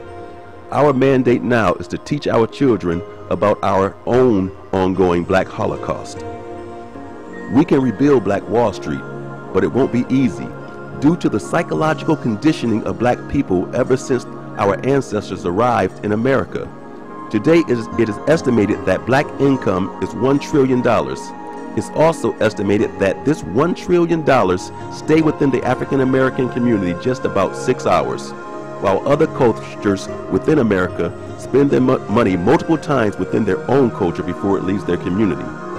Black people's money changed hands to another black-owned enterprise less than one time. We have been conditioned to believe that black business is whack business, unless it's a beauty salon, barbershop, hip-hop, or liquor store. More black money changes hands to drug dealers and bootleggers of audio CDs and movie CDs and brand name handbags than they do to legitimately owned businesses. The black community is dying. We have gotten caught up in the illusion of the American dream that instructs us to trust in corporate America for our children's future and to forget about all that nonsense of business ownership, entrepreneurism, and black cultural identity. We have accepted this conditioning of the mind to the point where we consider anything that unifies us for the purpose of empowerment we deem counterproductive to race assimilation. We have become more concerned with being accepted by other cultures, more important than our own economic empowerment. Assimilation has become the new minstrel show face. Today we sing, dance, shuck and jive in business suits while simultaneously disconnecting from all cultural connection for community race empowerment, unless it is ordained by white masters. To be a black entrepreneur in membership with a black economic conscious think tank would be considered racist in view to numerous black business people. Now, that's crazy what happened, and it's a shame because we get ridiculed so much by white people. We get looked down and talked down to so much from white people. They talk down to us and they treat us like we're worthless and all we want to do is just be lazy and depend on the government. And there you had a bunch of black people reach the pinnacle of success without being rap stars or sports stars, without being famous. And they got to a height of success that was rivaling white people at that time. And what happened was, around that time, white people was returning from the war and they was poor. A lot of white people was poor back then. And they was jealous. They was jealous of what we had. And it's crazy because they won't even honor those people. It's no national holiday for those people who got burnt up in those fires. It's no national holiday. People don't even talk about what happened to those black people, but they won't let you forget about 9/11. They won't let you forget about all the white people who died in Pearl Harbor. They won't let you forget about all these wars that white people died in, but they won't even honor the black people that was massacred right here in America. Now, contrary to popular belief, black people was not doing that bad. They was doing okay. You gotta remember, we could not go into white businesses. We couldn't go into a lot of white stores. So we had our own businesses. We were doing good. And a lot of black people, the majority of black people, did not want integration. They wasn't for this whole civil rights thing, because black people at that time, we had a common enemy, and it was the white man. So when you got a common enemy, that calls you to unite. And what the Bible say about the black people uniting? Once they unite, nothing can be taken away from them which they have imagined to do. So that was deadly, the fact that we was uniting and we was flourishing. We were doing very well in business and commerce. And as a matter of fact, we started doing overseas trading. And China would rather work with us than work with them. And that was becoming a problem. Now, it was no drug problem in the black neighborhood back then. We didn't have a drug epidemic until the early 80s. There was no high crime in the black neighborhoods then. Black people was doing good. Don't let these people keep telling you that we was doing bad and we was all on welfare. No, we could not go into these white neighborhoods. We had our own businesses. We were doing just fine. Now, the main thing people really wanted, black people wanted respect. They wanted respect when they walked down the street. They didn't want to have to fear having to cross into the white side of town just to get home or just to get somewhere important, you know, and have to worry about getting lynched. They wanted respect. It's like, you know, I'm working hard, you working hard. Respect me like I respect you. That was more so the thing. Now, it was more black people who did not want the whole integration thing than there was black people who did. They were so against it. They didn't want the whole integration. And yeah, it's why, the main reason why you don't see too many movies about that era, about that little gap from the 1930s all the way up into the civil rights movements, because in that area, we were doing good. And they don't want people to know that, which is why a lot of movies are not made about that time. They don't really want black people to know that at that time we was doing okay, and the need for civil rights, the need for integration, I should say, wasn't as dire. It wasn't like, oh, we needed to integrate with these white people because we were doing so bad, or we needed to integrate with these white people because we wasn't getting the things that we need. No, we had doctors, we had stores, we had our own education system. We was doing fine. Now, I want to make something clear. I don't want people to think I'm some kind of racist, like I just hate white people, because to be honest, and I'm being really honest, if it wasn't for some white people, we would not be where we are today. We wouldn't have the knowledge that we have today. Now, remember when I told you that, if you watched the first video, that, you know, white people worship black guys. They worship black people back then. Now, it wasn't so much that people was helping us to worship us. It was they was trying to do what was right. Just like you did have some people that marched in the civil rights movement that lost their lives doing so. You had a lot of white people standing up to try to stop slavery that lost their lives as well. Now, to me, it's not about a whole black-white thing, even though I believe that if a whole race war came out and broke out, yeah, I expect them to join their side. But if they have the knowledge that I have, if they know the reason that we're fighting and that we are on a good side and we're trying to do good things, I believe that the good might resonate in some of them to help us, or to at least try to bring both sides to a truce. Now, I'm not going to sit here and say that all white people are evil and all white people are bad and they all just hate black people, no, because some of you know white people who love you, who are cool, who are married to black people and this and that. I mean, it's people out here who I believe are agents. They all over YouTube, they're all over the internet, and they're trying to start this race war. They're trying to start this whole race thing and just keep us at odds and fighting against each other with the whole Trayvon Martin thing, the whole Fruitvale Station thing. I mean, it's just amplified. Everything that Obama does, and you really have to pay attention to what he's doing, because, oh man, it's a big scam. You got to look at it. I mean, they put a black man in the White House so that they can pass all these laws against black people. So soon as a white man stand up and say, hey, why is he doing that? He can't do that, that's wrong. The first thing he can scream is racism. That's what his puppets like Al Sharpton and Jesse Jackson, all these other people are screaming racism. Well, you know, if it was a white president who tried to do that, then they would have let him do it. what you black people got to understand is whoever the next president is going to be able to do whatever the hell they want to do, because what they're going to do is say, well, Obama did this and y'all ain't stand up and say nothing. Well, Obama treated black people like shit. He ain't do nothing for black people, and y'all want me to do something? Why y'all ain't say something to him? So all y'all people that sitting up here cheering and dick eating Obama because he's black, look at what he's doing. Read. This is like the most important thing, please. I know it's a lot of pages, but you have to read the Obamacare plan. If you signed up, if you have Obamacare, then you just messed up, because you basically signed your life away to the federal government. You gave them your body. Even though they had basically control of your body, now they own your physical body. That's what that thing means. If you read it, you will see it in there. And I wanted to do a whole video about that, but I basically seen the numbers on it. A lot of people not signing up for it, which means it's probably going to go away. But they're going to start forcing people later on to sign up for this thing, and you're going to start getting notices in the mail and fines. And they're hoping that's going to get more people to sign up. But I'm telling you, man, if you don't listen to nothing that I say, please do not sign up for the Obamacare plan. You have just signed your physical body. After everything you've seen, believe that it's possible. You are signing away your physical body, and you can't opt out if you opt in already. The only way to opt out is basically to file a UCC 1 or UCC 3 status change and change your status from basically a citizen to something else. But I think they got some kind of thing in place that kind of stop that, maybe. But you have to really call them out on it. If you read the plan, if you just read it, it's like 27,000 pages. But starting around page 500 is where things start getting good, or is it page 5,000? I forget which one it is. But if you start reading there, you start reading about the medical device thing, and you start reading about who the secretary. They just mention that so much. The secretary has power. The secretary has power. What secretary? Secretary of what?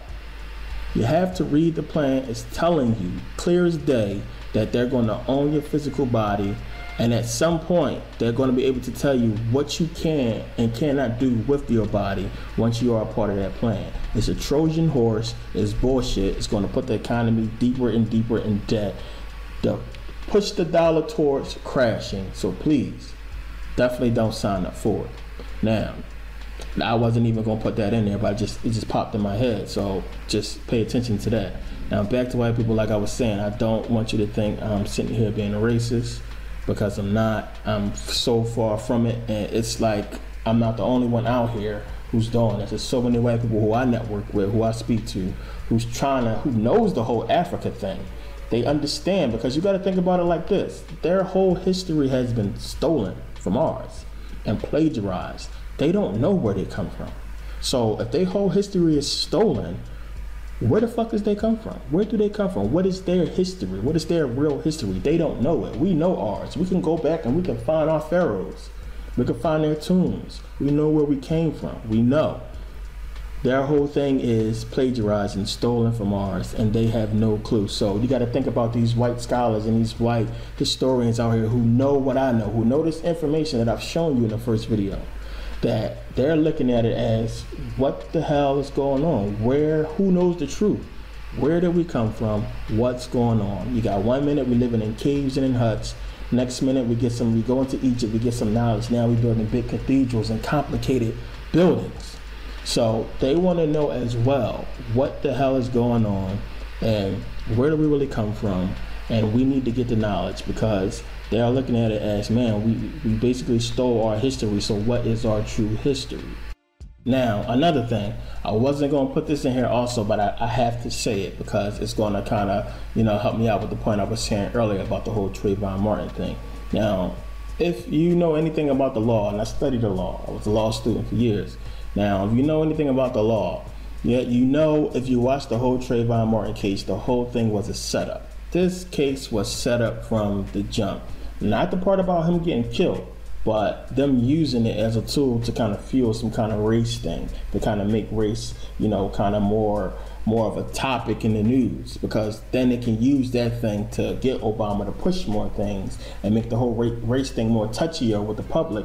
So when Obama passed something and, you know, one of these white congressmen say something, then Al Sharpton can be like, oh, he could play the race card. But first of all, now in court, if you are the prosecution, right, you have to basically, you prove your case, but the defense has the burden of proof when it comes to Jordan Zimmerman saying it was self-defense, meaning they had to prove that it was self-defense if they introduced it. So what happened was, if you watch the case, it was the prosecutor who introduced self-defense before Jordan Zimmerman's defense team could even say it. To me, when I watched it, I was like, huh, why did they even open their mouth? That was the first hint right there. It was like, now that they said self-defense, the burden of proof fell on them to prove self-defense. Had they not said anything about self-defense and let the defense team say, well, Jordan Zimmerman was trying to defend himself, then they would have the burden of proof of Jordan Zimmerman proving that it was self-defense. Now, because the prosecution said self-defense, that basically let Jordan Zimmerman off the hook. He did not have to take the stand. And a lot of people were sending me a lot of emails around this time asking me, like, why the hell he didn't take the stand? Well, he didn't need to take the stand at that point, because they took away his responsibility to take the stand when they introduced self-defense into the case instead of letting the defense introduce it. So right there, before you really start getting into the whole case, it was over. So I knew it was over. I was watching like, well, this thing is over, because now he don't have to take the stand. He don't have to prove self-defense. The prosecution does, and they couldn't. I mean, the whole thing was, well, I mean, if you watched MSNBC and all the correspondents and all the people who was talking about it, they were saying the same thing. They was all saying, well, why did they bring up the whole self-defense thing? Now they took away the burden of proof away from the defense. You know, the whole thing was a setup from the jump. And if you pay attention, that lady who was the two prosecution's boss, she's the same lady who threw the black lady in jail for 20 years for just firing a gun over her husband's head, and she got 20 years. But the whole thing was a setup, and it was set up to make the whole race thing more touchier, more of a story for the press, and they could use it for Obama. I mean, that's why all these Paula Deen and the Duck Dynasty guy and Justin Bieber and all these people coming out saying these racist things make news. Like, come on. I mean, this is all just to make race just more of a touchy topic, more of something that people don't want to, you know, talk about, and build up animosity between the races. The whole thing with the owner of the Clippers, all that, everything is just to really push the race card. And as long as Obama's in office, this is going to keep happening. You watch and see every time, because we have a black president or a half-black president, they're going to keep pushing it. Now, I got a little bit off topic, but I'm going to get back on topic. Now, back to the whole civil rights thing. Now, the civil rights thing for me, the way I would have rather it been done would have been for us to basically gain the white people's respect. Now, I know some people are going to say, well, who the fuck are they that we need to gain their respect? They should respect us because we just people. And I agree with that. But I'm saying we had a stereotype attached to us, a certain stigma that was attached to us being black. We got these, they thought we was just, you know, welfare people and just sucking away from the economy, and we were nothing. And I would have rather us kill them in business and prove to them that we are just as good or better than them in business. That's the only thing that white people respect. They respect money. They respect power. They don't respect if you're weak, and that has been proven throughout history. So I would have rather us kept doing what we was doing in business and gained their respect that way than the whole integration thing being forced on everybody, on both sides, and then it was no mutual respect. It was no mutual understanding. We got thrust into being together. Now, you got to realize why it sound all well and good for us to just come at the white people all tough Tony, you know, like, hey, the fuck out of here, you know, you got to respect me or give me my respect or I'll beat you the fuck up. Well, that's all well and good, you know, all tough Tony. Like, you got to realize that these white people held the keys to all the doors, and you ain't going to take it from them with brute force, period. You're not going to take it away from them with ignorance and threats. The only way you can beat them is to kind of sort of get on their level and get those keys away from them. Because I'm gonna tell you like this, plain and simple, when it comes to business, them people don't give a shit what color you are in a lot of different aspects. Now, if you got a multi-billion-dollar contract and you black, you think they're going to leave you alone for a white contract that's $1,000? I don't think so. They're going to take your contract because green is the only color that really matters. And you have seen that with 9/11. You've seen a lot of white people get killed. 9/11, a lot of white people died in Pearl Harbor. A lot of white people died in these wars. So it's not about black and white per se. It's about, I'll kill who the hell I gotta kill to get my agenda passed, period, point blank. So if that's the case, why shouldn't we stick together to fight against this group of people who feel this way about both sides? Now, and that's just my opinion, and a lot of people, a lot of scholars out there, black scholars, black people who teach the same thing that I'm teaching, they feel different. Some of them feel different, some of them don't. Some of them feel like we need separation. We need to completely separate from white people and, you know, be on our own. And to me, that's like retarded. What we need is understanding. Now, yeah, maybe not all white people is going to just say, oh wow, black people are the true, you know, creators of all this, we should just bow down and worship them. It's not so much about worship. The time has passed for all that stuff. We in the future now. Now we have to be rational about this thing. We have to look at this thing as human beings, as adults, and just say, hey, all we really want, well, what I really want is the people to be held accountable for what they have done to black people. And not just black people, to everybody, to the planet. That's what I think is fair. And I'm pretty sure that more people would rather go on the side of what's fair than just say, well, they white, I'm joining them. And it just be a big ass war and we end up just killing each other, you know. I believe that more people would rather go on the side of, well, let's use our heads and let's get together on this thing to X out the bad guys who really don't give a fuck about you or me. They only care about who's a part of their secret society or who's a part of their organization and their families. So when you look at it in the aspect of black, white, you gotta think about right, wrong, plain and simple, because if I believe in anything, I really believe you get back what you put out, and karma is the only true thing that really exists. And you manifest karma. I mean, if you really want to get into it, you got to look at it like this. White people are on the winning side. Now, if you think about it, if that same thing happened in reverse with black people, do you think that they would have done the same thing? I think that, yeah, they would have been like, hey, I'm on a winning side, so I want to stick with the winning team. It's just like if we playing basketball and you get picked, and the teams are both picked now, and that guy didn't get picked.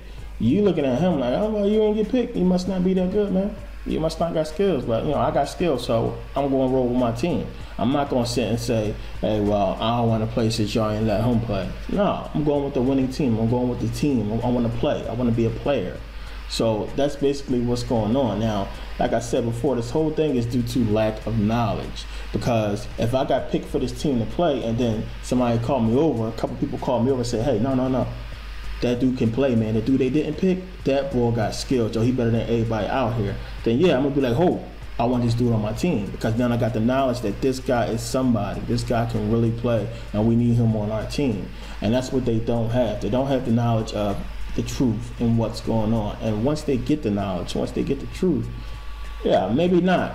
Maybe not that guy might. Maybe that guy might not want to say, let's put him on the team, because maybe all those guys are his friends and he don't know this guy. So maybe he might not want to say, okay, well, this guy is good enough, it's better than all of us, so let's put him on the team.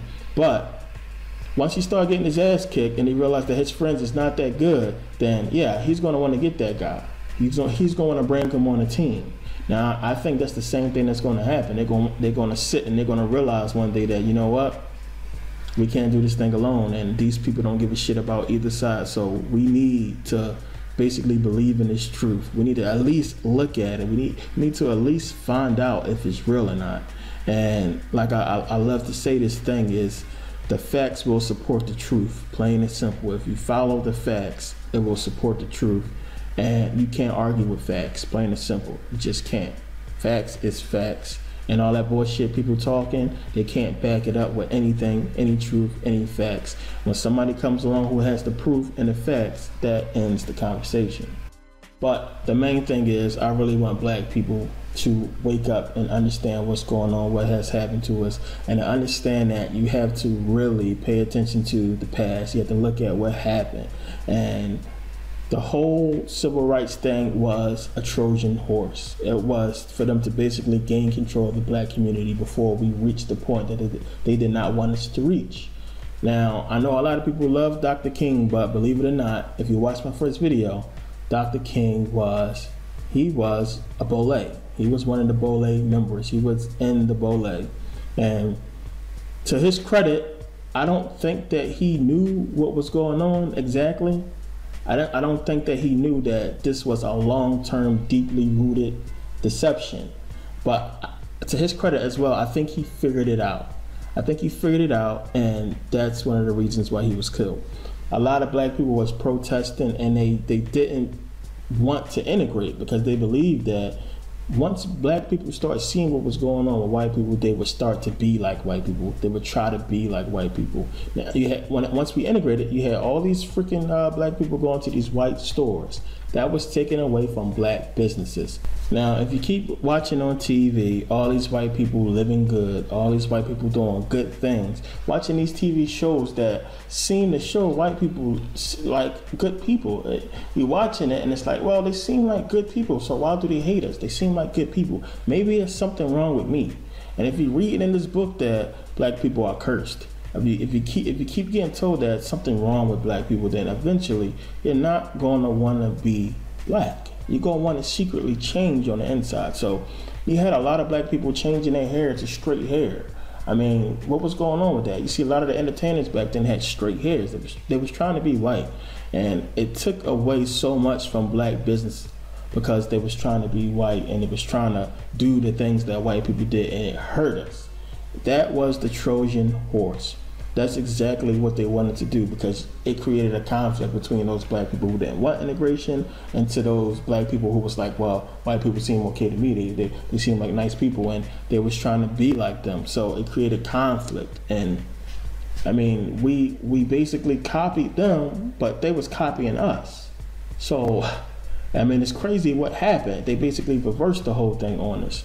And when you really start to look at that time, you can see the jump from us as our regular blackness to trying to go over to this white side and be like them. And it just kept going and kept going. We started to dress like them, and everything was changing. It was changing.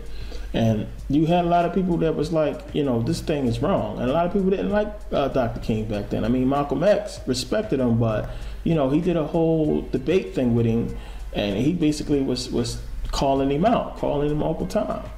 Look at this video.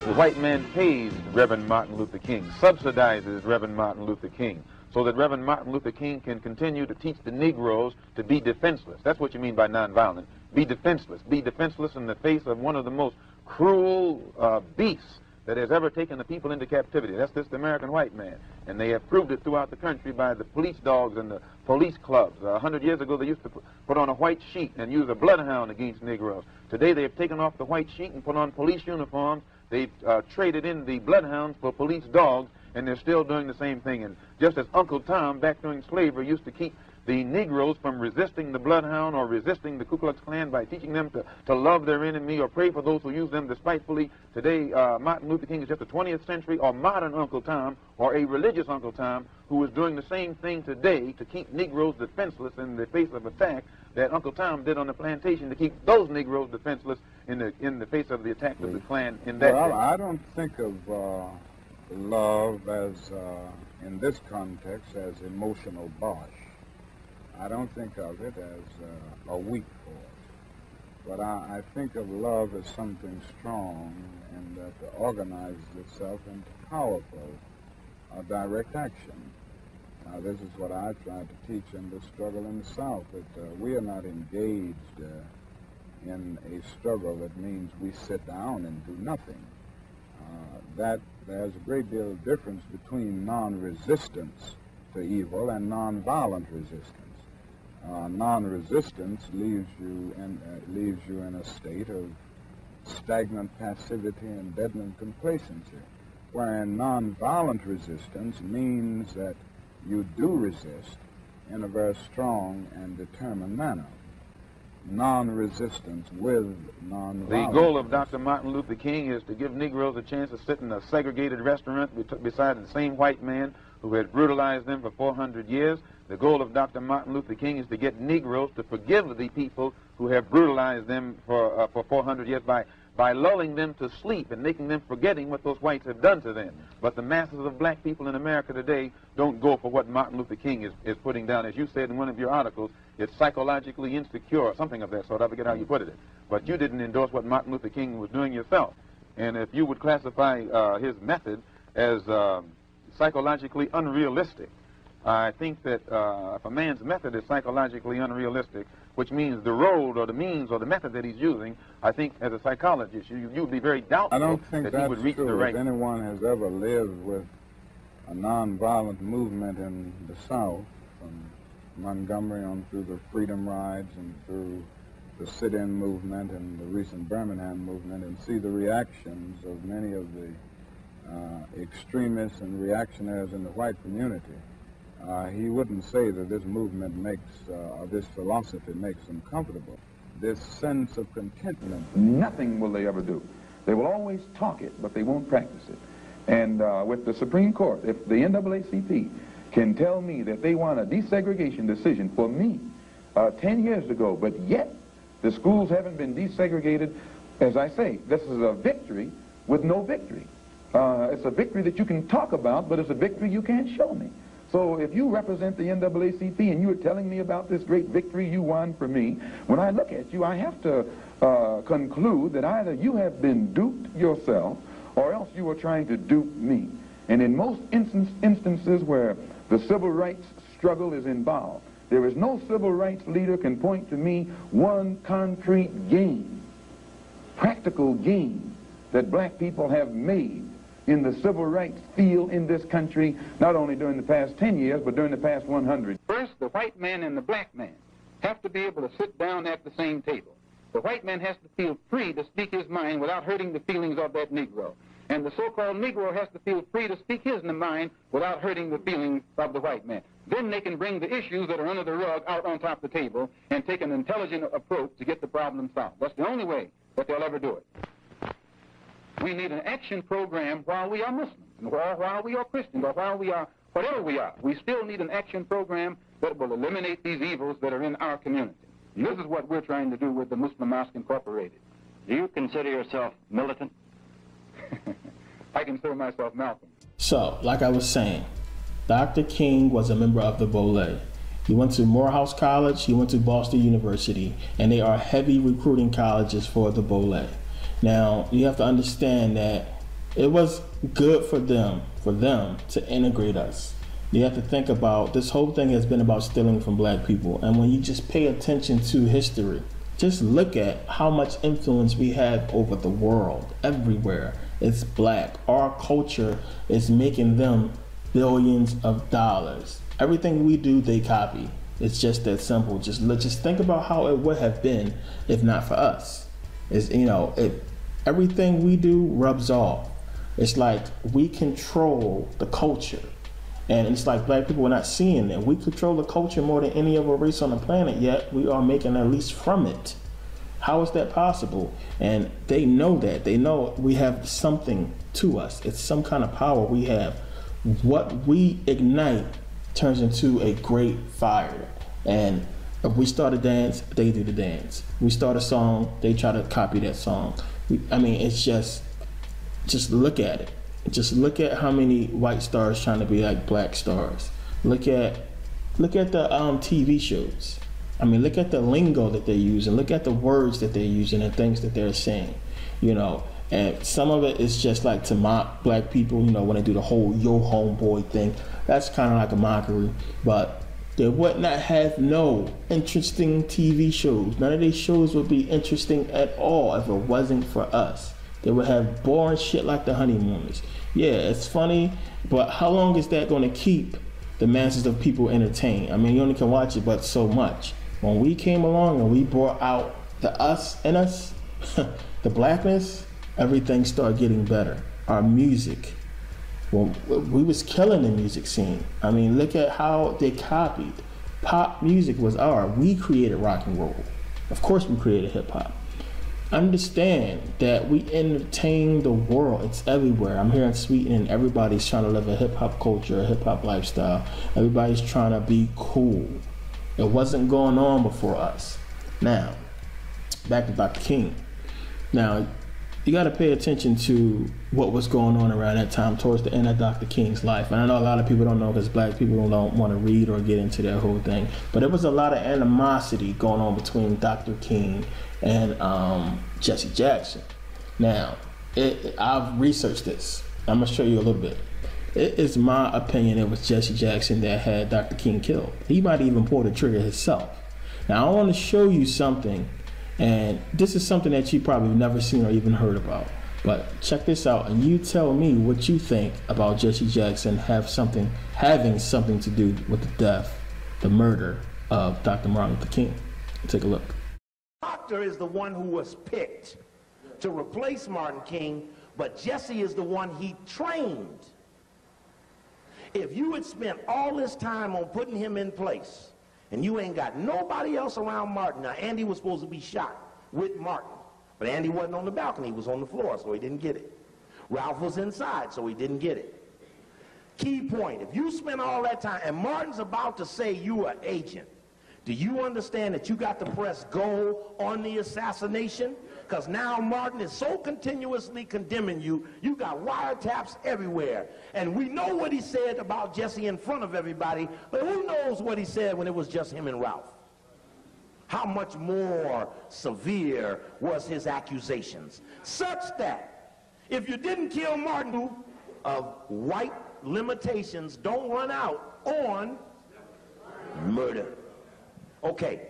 Let's let this run, and then we're going to go back and look at it again in straight speed. Look at. He won a few times. Look at Jesse. Martin still won't acknowledge him. Usually when he finished his speech, he was covered. Yes, go back. Now I ask you, when you look at it, is that Jesus or Judas? Jesus or Judas?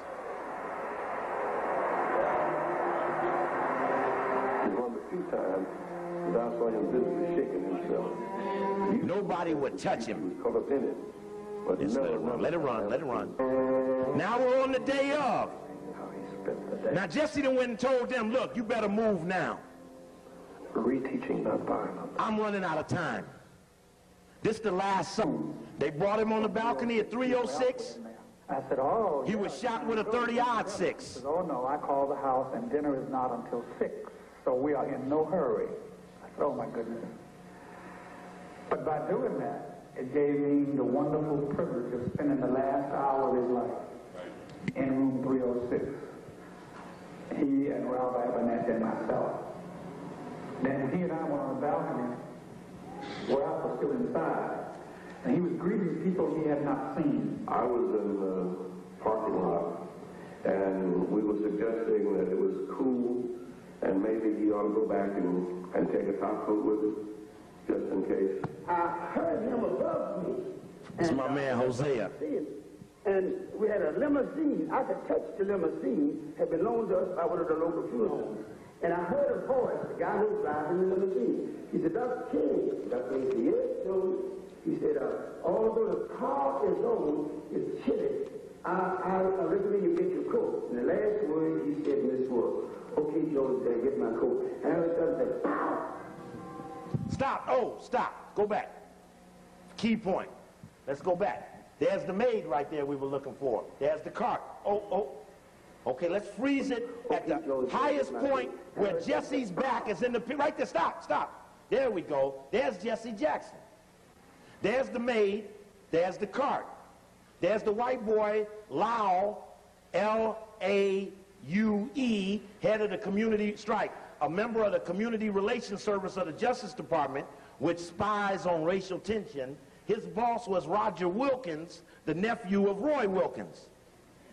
There's Muriel McCullough, the FBI, CIA, Memphis Police Department informant, who now works for the CIA. There's Martin King laying there with the towel over his face. Brother, I appreciate this pointer. This really helped out a lot. There's Ralph. There's Andy.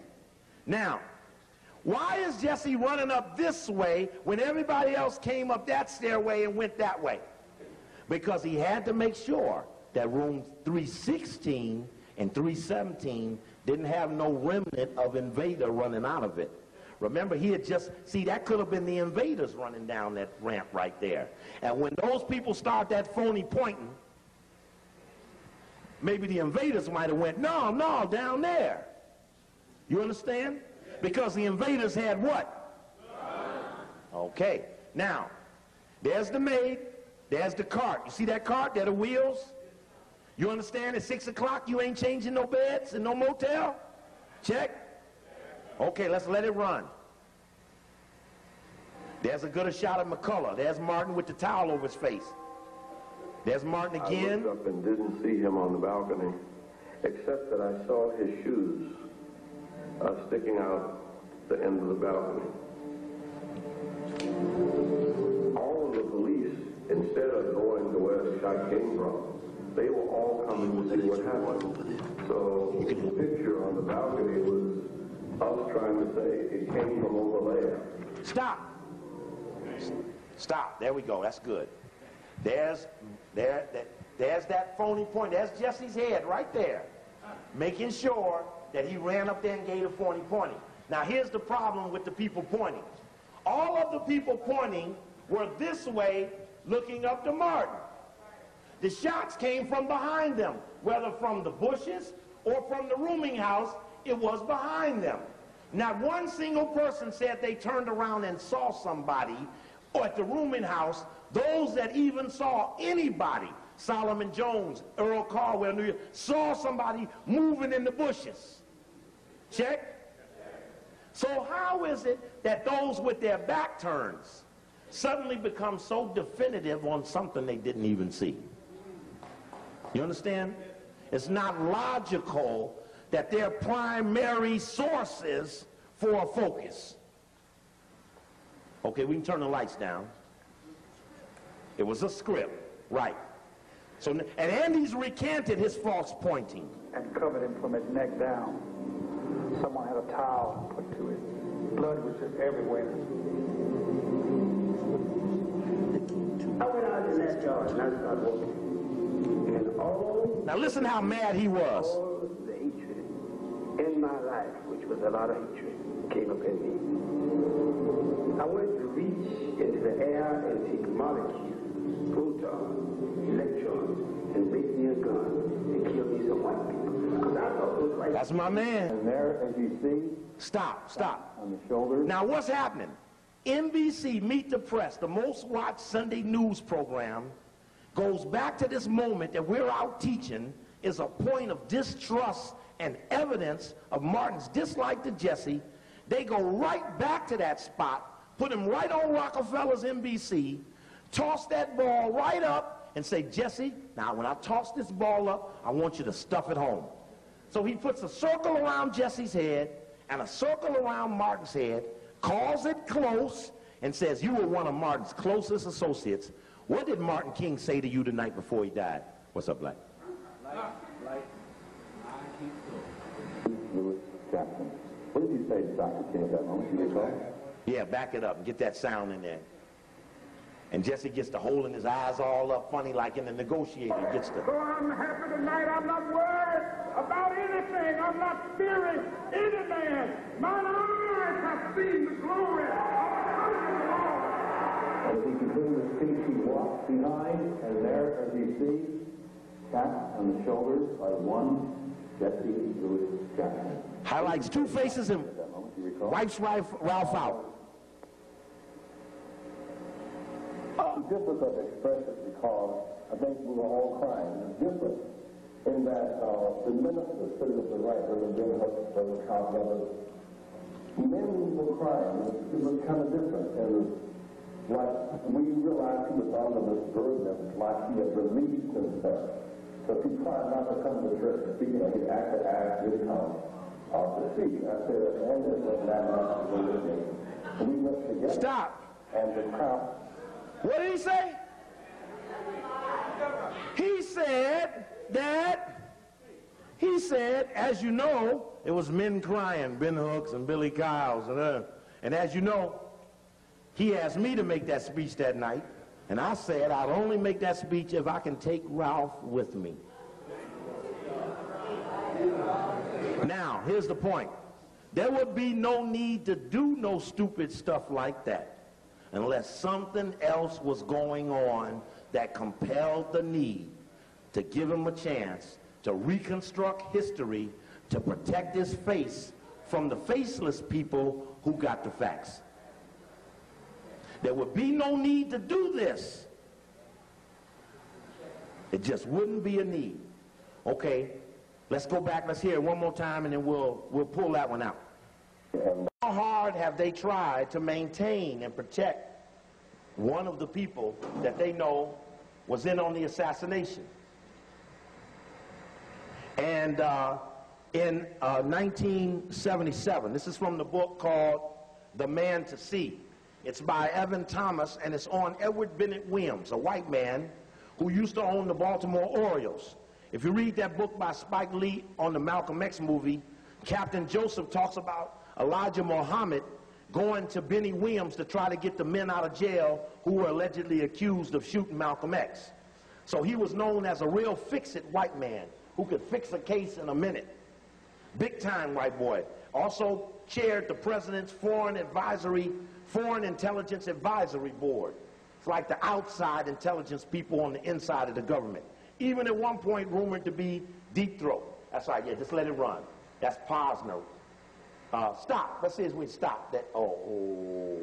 Let's go back a little bit. Let's show the face of Gerald Posner, the little mop-headed white boy. Right there. Oh. Here we go. Turn on. Let's go a little slow. Not there. That's the Mason Temple. Stop him right there. That boy right there, Gerald Posner. He wrote this book right here, Killing the Dream. He wrote this book, Killing the Dream. And on the back of his book is that picture with Jesse, Martin, and Ralph, with Martin looking real puzzled. Can you see that? Okay. And in his book, Killing the Dream, he tries to help out Billy Kyles. Because in William Pepper's book, Orders to Kill, he says that Kyles is a Memphis Police Department informant. So Posner, he's going to defend Billy Kyles, and he puts this in his book. He says, Mike Ware. Said Jordan came to the lecture? He says here, Kyles told, in his book, Orders to Kill, William Pepper raises the strong inference that Kyles might have been an FBI informant. It's degrading and insulting, quote, Kyles says, about the author Pepper's accusations. It casts an aspersion over my 40 years in the Civil Rights Movement. I saw how Pepper operates. Now, he says that he's appalled that Pepper called him an FBI informant. Check. But what did I say Pepper called him? An FBI informant? No, I said that Pepper accused him in this book, Orders to Kill. See, you got to listen to them somatically. See, they're going to deny something, but they ain't going to deny what they were accused of. In Orders to Kill, this book, William Pepper says that Kyles, he talks to the police chief, Sam Evans, who was running things then. He said, Kyles was one of my informants. Billy Kyles was an informant. Billy Kyles is the one that told the police that Martin King don't need no protection that day. Okay? Billy Kyles is the one that made sure Martin King had his tie on. It was the briefing at 4:30 after Ray was checking in at 4 o'clock that said that friendlies will not be wearing ties, coding the people who are on the government side in the assassination scenario would not be wearing a tie. One guy that night was in an argument with Martin King because he was just insisting that he was not going to wear a tie to go to dinner. Who was that? Jesse Jackson. So much so that the argument is what held Martin King on the balcony so the shooting could go down after Kyles stepped away so they could get a better shot. Check. But my point here is that Posner defends Kyles as not being an FBI informant. The only problem was he was accused of being a Memphis Police Department informant. I mean, to me and you, an informant is an informant. But when you're somatically denying something, make sure it matches the accusation. Check.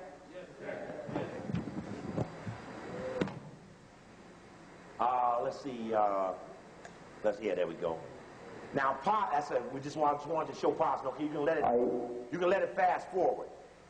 Okay, now, very important point. You can turn the lights up a second, because it'll take me a minute for that to get to the spot I need. In 1977, this is from that book, A Man to See, on Edward Bennett Williams.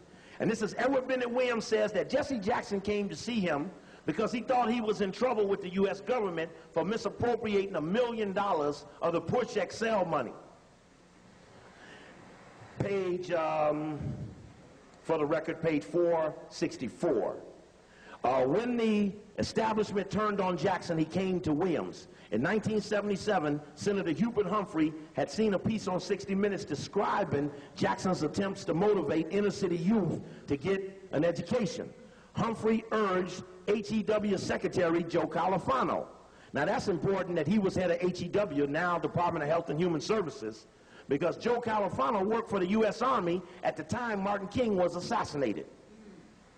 So he was he was the legal advisor to the Secretary of the U.S. Army, and Secretary of the U.S. Army was Cyrus Vance.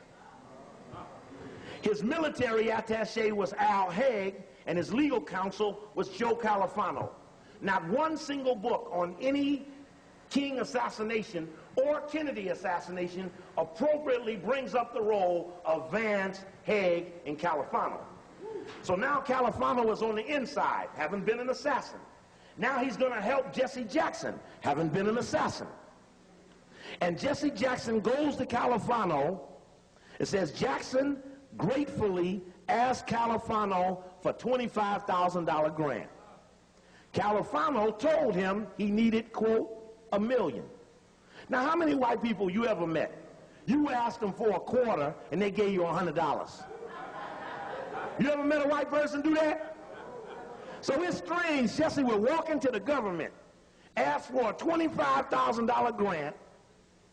Califano told him he needed $1 million, and then proceeded to give the black leader $6 million. Of the $6 million, he misappropriated $1 million. Now the feds got him for misappropriation of funds. He's $1 million missing. Reagan becomes the president. Jesse gets scared. He asks Edward Bennett Williams to talk to Reagan to cut him a deal on the $1 million. Edward Bennett Williams says, when the federal auditors asked to look at Jackson's books early in the Reagan administration, they found chaos. Jackson's organization, Push XL, see, you saw that other thing said Rainbow Coalition. When Push had to pay back the money, he left the leaned organization, L-I-E-N, lean, like lean on your debt. He left the organization that had a lien on it and went to Washington and set up another organization. When Push paid back the lien, he leaves Washington and sets up Push Rainbow Coalition. Check? Okay, because you got to watch him. He's a magician. But the white man is his Merlin. Jackson's organization, Push XL, was unable to account for $1 million of the money. The matter was referred to the Justice Department. Jackson came to Williams claiming that he was a victim of a vendetta by the Republicans. The case was dragging on, producing unflattering newspaper stories at a time when Jackson was trying to raise money for his 1988 presidential campaign. And Williams says that when he talked with the Reagan administration, he said quite the contrary. They were not only not trying to arrest Jackson, but had favorable viewpoints of him So much so that they cut a deal to pay back $550,000 of the misappropriated money at $125,000 a year. And again, as I said earlier, that's when Jesse left Chicago, went to D.C. Just a case in point. The only point to that is no black man would ever be allowed to pay back a misappropriated grant when Abernathy's son just went down for $1,500. Now, I just want to keep that in line. Now, let's go back to something else very critical. Washington Post story. This story is dated July 12, 1999. And the story, which I've now collaborated from the declassified documents that I have, FBI examined private life of King's successor. It says that after King died, the FBI began to investigate Coretta Scott King, Ralph Abernathy, and Andy Young. They emphatically said, we cannot trust these three, and we must do everything we can. They dropped the investigation of Coretta. They then went on to do to Andy and to do to Ralph what they had done to Martin. That was on April 12th that they signed the memo. On April 12th, I'm going to show you Jesse Jackson announcing that every time there's a crucifixion, there's a resurrection, saying that he is the resurrected man. Okay, what's that other tape you got there, Mr. Brown? Let's put this one in. Okay, let's put that one in and take it backwards a little bit. There's no other tape back there that you have? And that one is still rolling? Okay. Now,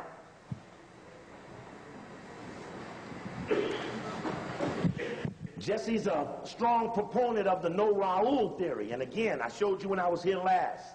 We were totally dependent on Dr. Yeah, turn the lights down. Now run it backwards. Run it backwards. That's Jackie saying that when the assassination went down, Jesse called her. And Jesse said, Jackie, Martin's dead. You're going to hear about it, but Martin's dead. And Jackie, she says, well, what are we going to do now, Jesse? She didn't say, how's Coretta? She didn't say, how's everybody else? She didn't say, is anybody hurt? She said, Jesse, what are we going to do now? Something you want to tell me? Okay, gotcha. Okay, and in this picture, now, yeah, this is Jesse announcing he's available for leadership. But just keep going back, because I want to put this in context. Oh, there's the white man, Don Rose. He's very important, because Don Rose, the white man, just stop it. Freeze, freeze. Oh, right there. Hold him up against the wall. Don Rose, great. His name, you all don't know him. I'm from Chicago. Don Rose is the white man that you see when you black to get the white media to report on you. You don't go call NBC, you don't call CBS, you call Don Rose, and he gets the media. When I was attacked and fired out of the mayor's office in Chicago, it was Don Rose who coordinated the white media's attack on me, which came May 1st, the Illuminati birthday, 1988. Don Rose is the man that Jesse Jackson left town to meet up, who put him on the Today Show the next morning after Martin was killed to start the discussion that Jesse is the heir apparent to Martin King. And you'll hear him say, I told Jesse, and we reinforced each other, that Jesse was the likely choice. Well, excuse me, Mr. White Man, are you in the SCLC? And doesn't it seem odd, Mr. White Man, that outside of the FBI, you're the only other white man that feels it's your job to pick the black man to run the black organization? See, it takes a lot of arrogance for me to stand here and say who's going to be head of the next ADL. Lieutenants of Satan. That would be like, well, you ain't even in the group. You can't even vote them in. But everybody don't know Don Rose. He's another one of those white people of the Jewish religion that got their fingerprints on the King assassination. And you don't know him. There used to be something in Chicago called Triple C. And Don Rose was the front man behind Al Raby, who was one of Martin King's associates, one of Harold Washington's associates, who died writing the resolution for the Black Jewish Coalition condemning Steve Coakley on November 25th, 1989. Al Raby dies laying on the resolution condemning me. Whatever there was struck his ass dead with a heart attack at 155 pounds 155 pounds, 5'9". Okay, now let's keep going backwards. Let's just keep going backwards because I'm going to show you Jesse in the courtyard. Now remember, we saw the people falsely pointing. For the record, in this picture is the man Raul, who's picked out of a lineup by a white woman named Grable, and Raul is standing next to Lee Harvey Oswald, who's standing next to Clay Shaw. Point being that the people who killed in the Kennedy came around for the king. Okay? Same squad. Notice Jesse, what is he? Does he have a tie on? Now remember we heard, stop right there. That's Calvin Moore. Oh, stop right there. Look at Jesse, no tie on. That ain't important yet. That's been branched. Jesse wouldn't wear a tie that night. The briefing to the military men is friendlies will not be wearing ties. Ralph had on a tie. Martin was made to put his tie on. But Jesse emphatically wasn't going to wear no tie. And when we look at the people in the courtyard, notice who ain't wearing ties and who is. If you get to King video number 1, you'll see the people without the ties ducking when the camera comes. For the things you're seeing us do now, that's in King Assassination number 2 in the video. The only audio back there is a tape called King Assassination 99 or Jackson's role in the King Assassination. They're both the same tape. Okay, keep going backwards a little bit. Now, Jackson's in the courtyard at that moment, but all the staff is at the hospital. Jackson told everybody don't talk to the press. Soon as everybody left, he started talking to the press. Notice the shooting was in the light, and now everybody's gone, it's in the dark. Very important. Okay, let's hear Andy starting right here.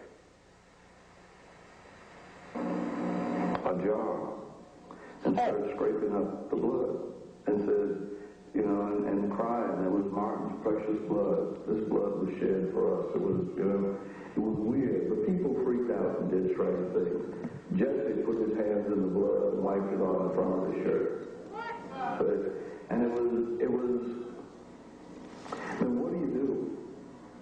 You tell the truth. In a moment like that. Tell the truth. Abernathy, Young, and others went to the hospital. Notice nobody's giving a statement. Where the media began to swarm. Look at Jesse. Did you hear what he said? Stop in a second. Jesse's saying in his southern accent, I need me a ride to go see Dr. King. Anybody got a ride I can go see Dr. King? Now the staff done left with the body. Ralph's in the ambulance with Martin. The rest of the staff's in the cars behind the ambulance. The police who have cut off all of Memphis are moving this procession, towards the hospital with a police escort, since all the roads are closed. Now, there's a tape back there. It might be one. I don't know if there is one. I don't think there is one, Coakley TV.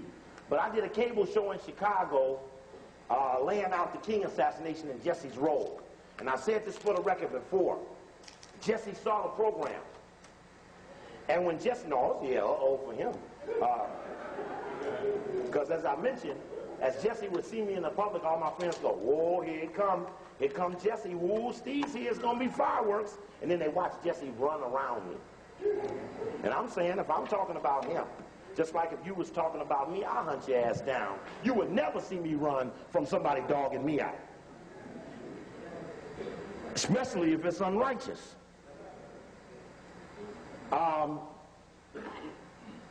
Jesse's asking for someone to take him to see Dr. King. Now, he could have rolled with the rest of the staff, but he didn't ride with the rest of the staff because it wasn't but 2 phones coming through the switchboard and out, and the one payphone. Jesse runs to the one payphone, calls his wife, then calls Coretta. So can't nobody get to the phone because Jesse on it. So the staff go, everybody says no talking to the press, they all leave. Jesse sees they all gone, knows he's looking around. Can I get a ride to see Dr. King? You know ain't nobody gonna take him but another staff member. After he says it long enough, ain't nobody to take him. The press says, come on, Jackson, talk to us.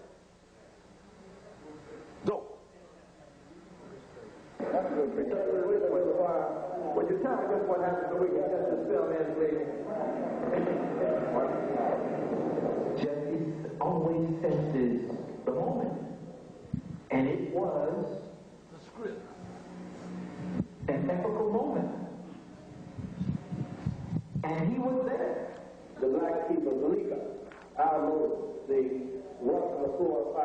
a leader has been taken from us by hatred and bitterness.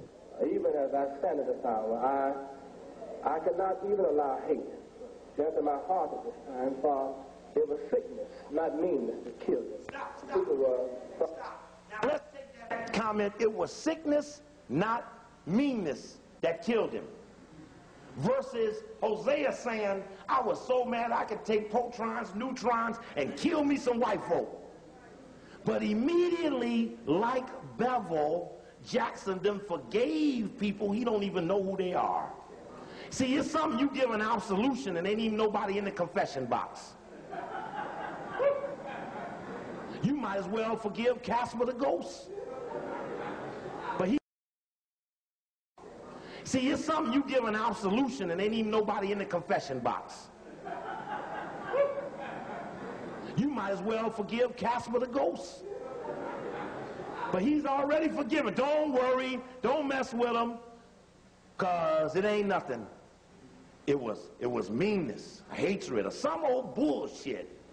You know what I mean? Okay, I'm sorry, but listen. I'm crying, hollering, oh God. And I immediately started running upstairs to where he was, and I caught his head, and I tried to feel his head, and I asked him, I said, Dr. King, do you hear me? Dr. King, do you hear me? Stop. And Jackson gets up there, now that everybody's gone, and begins to say, I was the last person to talk to Dr. King. And I held him in my arms, and I said, Dr. King, can you hear me? Dr. King, can you hear me? And he never touched him. He never touched him. See, he used that statement to say that's how he got the blood on his shirt. But Andy just told you how he got the blood on his shirt. What did he do? He did this. He did this.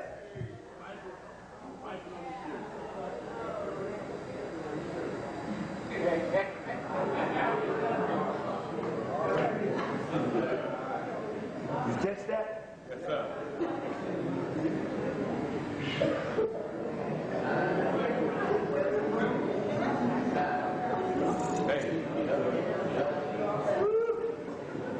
Jesus or Judas?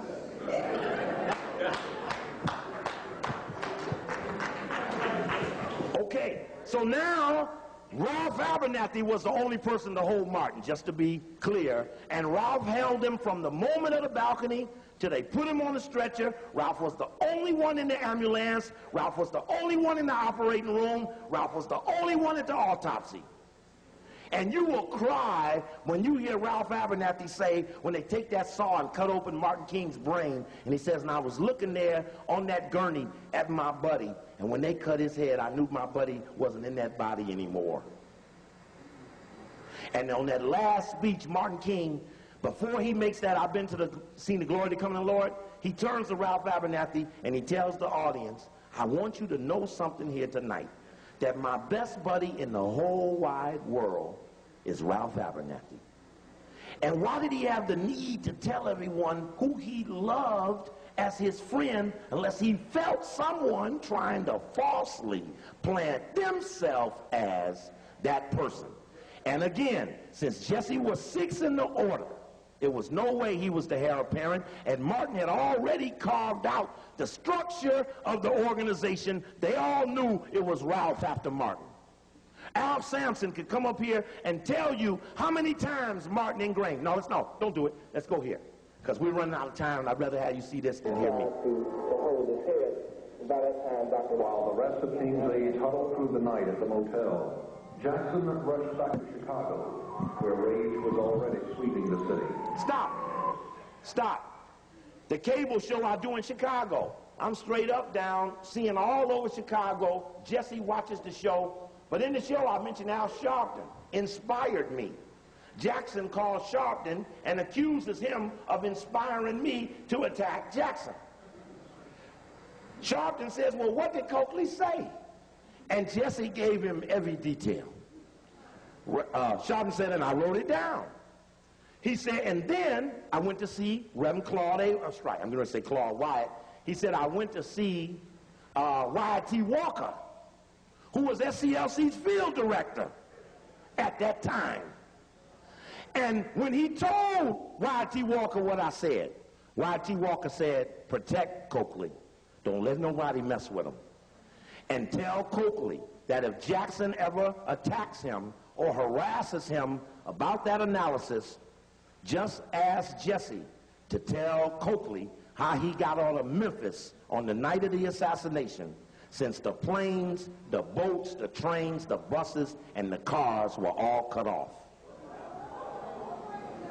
When I mentioned that to Dick Gregory right before he came here a couple of weeks ago, Dick said, well, you know what happened, don't you? The FBI called the airport and let one plane out. One plane that had one Negro man on it, who got away from the other saying he was sick. Jesse says, well, you know, when they had the investigation, they never talked to me. Nigga, you left. You wasn't there. And that's when Don Rose says, and Jesse and I began to plan his resurrection. Then you're going to see Jesse at April 12th say, I'm ready for leadership now. And only 4 days after that, the FBI set up the plan to attack Ralph Abernathy and Andy Young and Coretta Scott King, with no plan whatsoever to attack Jackson, who's far faster, whose future was far higher than those donkeys and those mules. That thoroughbred would have been the one to stop unless he was yours. Okay, let's go.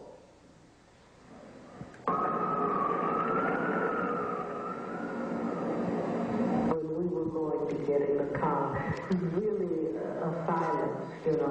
It was who's going to speak first, you know, because I didn't have the words to say, and he didn't know what to say.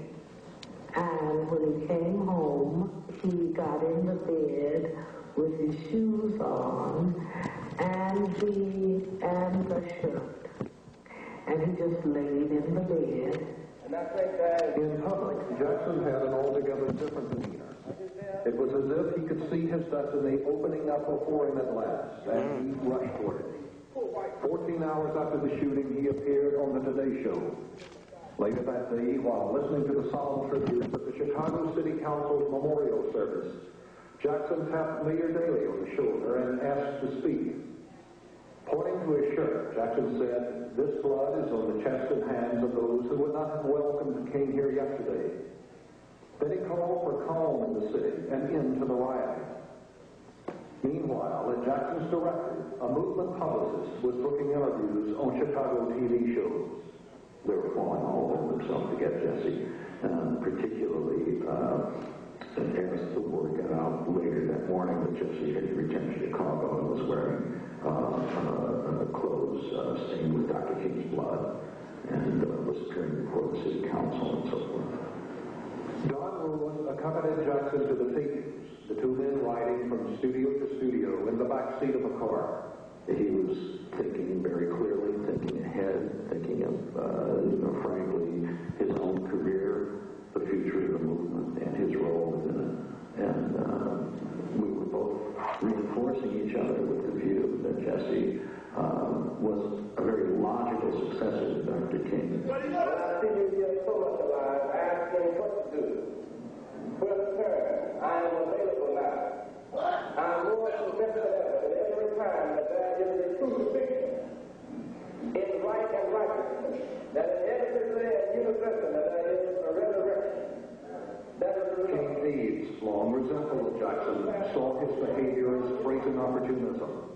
They were already angry that he had spoken to the press in the hours after the assassination, and furious that he had so dramatically inflated his own part in the story of King's final moments. So, how many of you have even heard about this? How many of you have ever heard somebody accusing or saying something about Jesse Jackson having anything to do with the death of Dr. Martin Luther King? None of you. None of you probably haven't heard about this, and for those who probably did hear about it, they just thought it was just some talk. You know, somebody, and their reaction probably was, man, get the hell out of here. He wouldn't do that. But pay attention, man. Look at his position now. Look at how he had came up after that. He tried to really take the place of Dr. King once Dr. King died. So it's just like how I was saying before, when they want to remove somebody who's not doing what they tell them to do, they get them out of there and they put somebody in place to do what they tell them to do, who the person in place is going to listen to them, the person in place is going to already be a part of them. And that's what Jesse Jackson was. He was an infiltrator. That's what he was. Now, when it comes to Malcolm X, this is another piece of video that when I saw it, it kind of blew me away, and I was like, wow, how many people have seen this? Now, let's take a look at Malcolm X and, you know, what happened when he was killed. In Malcolm X's final days, it was rumored that he had a change of mind about his thoughts on who was solely behind a plot to murder him. Initially, his adversaries appeared to only be Elijah Muhammad and his Nation of Islam. It was also purported that he said his demise would come exclusively from a hidden hand in Washington, D.C. Under a cloud of distress and time working against him, it was humanly impossible for Malcolm to clearly differentiate that the two aforementioned entities and possibly others would merge as one to assassinate him. Proof of which was Malcolm's request and belief that the FBI itself would come to a favorable decision on his behalf in the investigation of the bombing of his home. This naive belief was just as far off as believing the Nation of Islam lost interest in murdering him. The old adage, where there's smoke there's fire, leaves very little doubt that all parties accused indeed were at the same location striking matches. The visual evidence in this film illustrates that Malcolm's political assassination was likely to have resulted from an unspecified conspiracy. The person who fired the first two deadly shots at Malcolm from a sawed-off shotgun was described as a powerfully built, dark-complexioned black man with a beard, wearing a dark overcoat with a folded newspaper in the left pocket of his coat.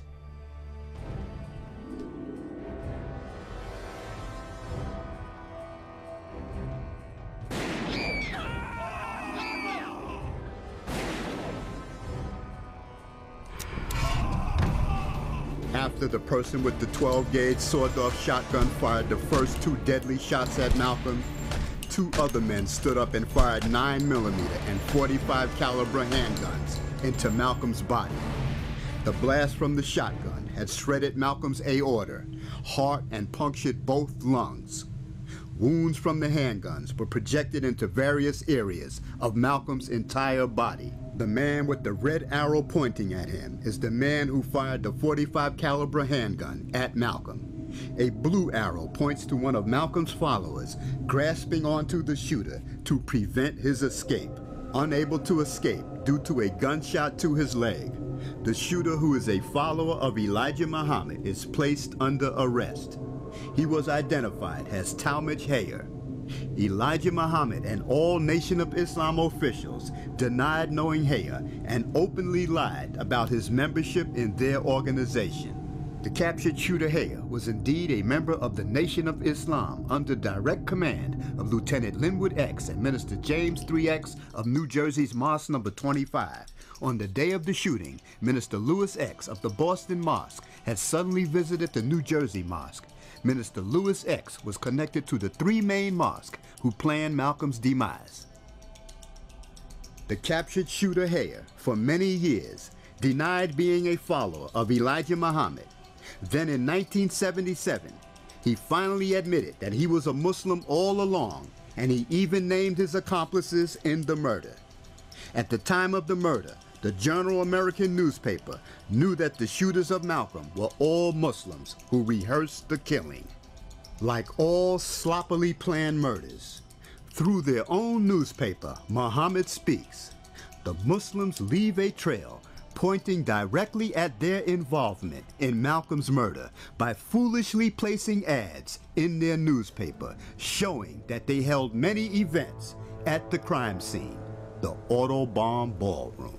The events were all sponsored by Mosque No. 7. On the day of the assassination, the first noticeable odd thing was the lack of police presence outside the ballroom, yet the police materialized immediately after the shooting. Inside the ballroom, uniformed police were hidden in various rooms adjacent to the main ballroom. Among many people present was Malcolm's wife Betty Shabazz and her 4 small children. After Malcolm was introduced, the killers rose from their seats near the front of the stage and brandished weapons and began pointing and firing at Malcolm. The shooters then ran outside the ballroom to escape. Under the ballroom's marquee, a violent commotion was underway that involved the police, Malcolm's followers, and at least 2 of the assassins, one of which was Talmadge Hayer, who had been wounded in the leg, and the shotgunner with the folded newspaper in his coat pocket, all engaged in a tug-of-war to save one man's life. One of Malcolm's followers holds on to a folded wooden chair to strike Hayer if he escapes. This man is unaware that the man with the newspaper in his pocket is the actual shotgun assassin. For many years, the live footage captured outside the ballroom was never critically examined until recently. To the average viewer, it was assumed that the man with the newspaper in his pocket was one of Malcolm's men trying to attack the captured man being held between the many police officers. Just like Lee Harvey Oswald in the JFK assassination, patsies were in place to take the blame. Nation of Islam members Thomas 15X Johnson and Norman 3X Butler offered unbelievable alibis about their whereabouts the day of Malcolm's murder. Butler seemed to be the only man in the Nation of Islam who wore his stingy brim hat with it tilted back on his forehead. And though the person's back is turned from the camera in this crime scene footage, the person with the yellow arrow pointing at them resembles Norman 3X Butler. Observe the man with the white arrow pointing at him attacking one of Malcolm's followers under the blue arrow. The man under the white arrow has an opportunity to attack the man above the red arrow, but doesn't. A police officer at the green arrow attacks Malcolm's follower. One of Malcolm's followers at the yellow arrow holds a chair, ready to strike. Malcolm's follower, below the blue arrow, that is subdued by police, has suddenly realized that the man with the newspaper in his pocket is not a friendly ally and is allowed to escape after retrieving something off of his cohort. He smiles and tucks something inside his coat and calmly walks away. A police officer named Arnold Arnoff at the orange arrow appears not to subdue the shotgunner, but only shoves him away. Malcolm's follower under the blue arrow suspects a conspiracy is underway. For the power structure, the choice was simple. Let an emerging selfless leader force its hand to address the legitimate concerns of millions of African Americans, or let a harmless organization who imagined itself to be an actual nation continue to be non-threatening and self-destructive.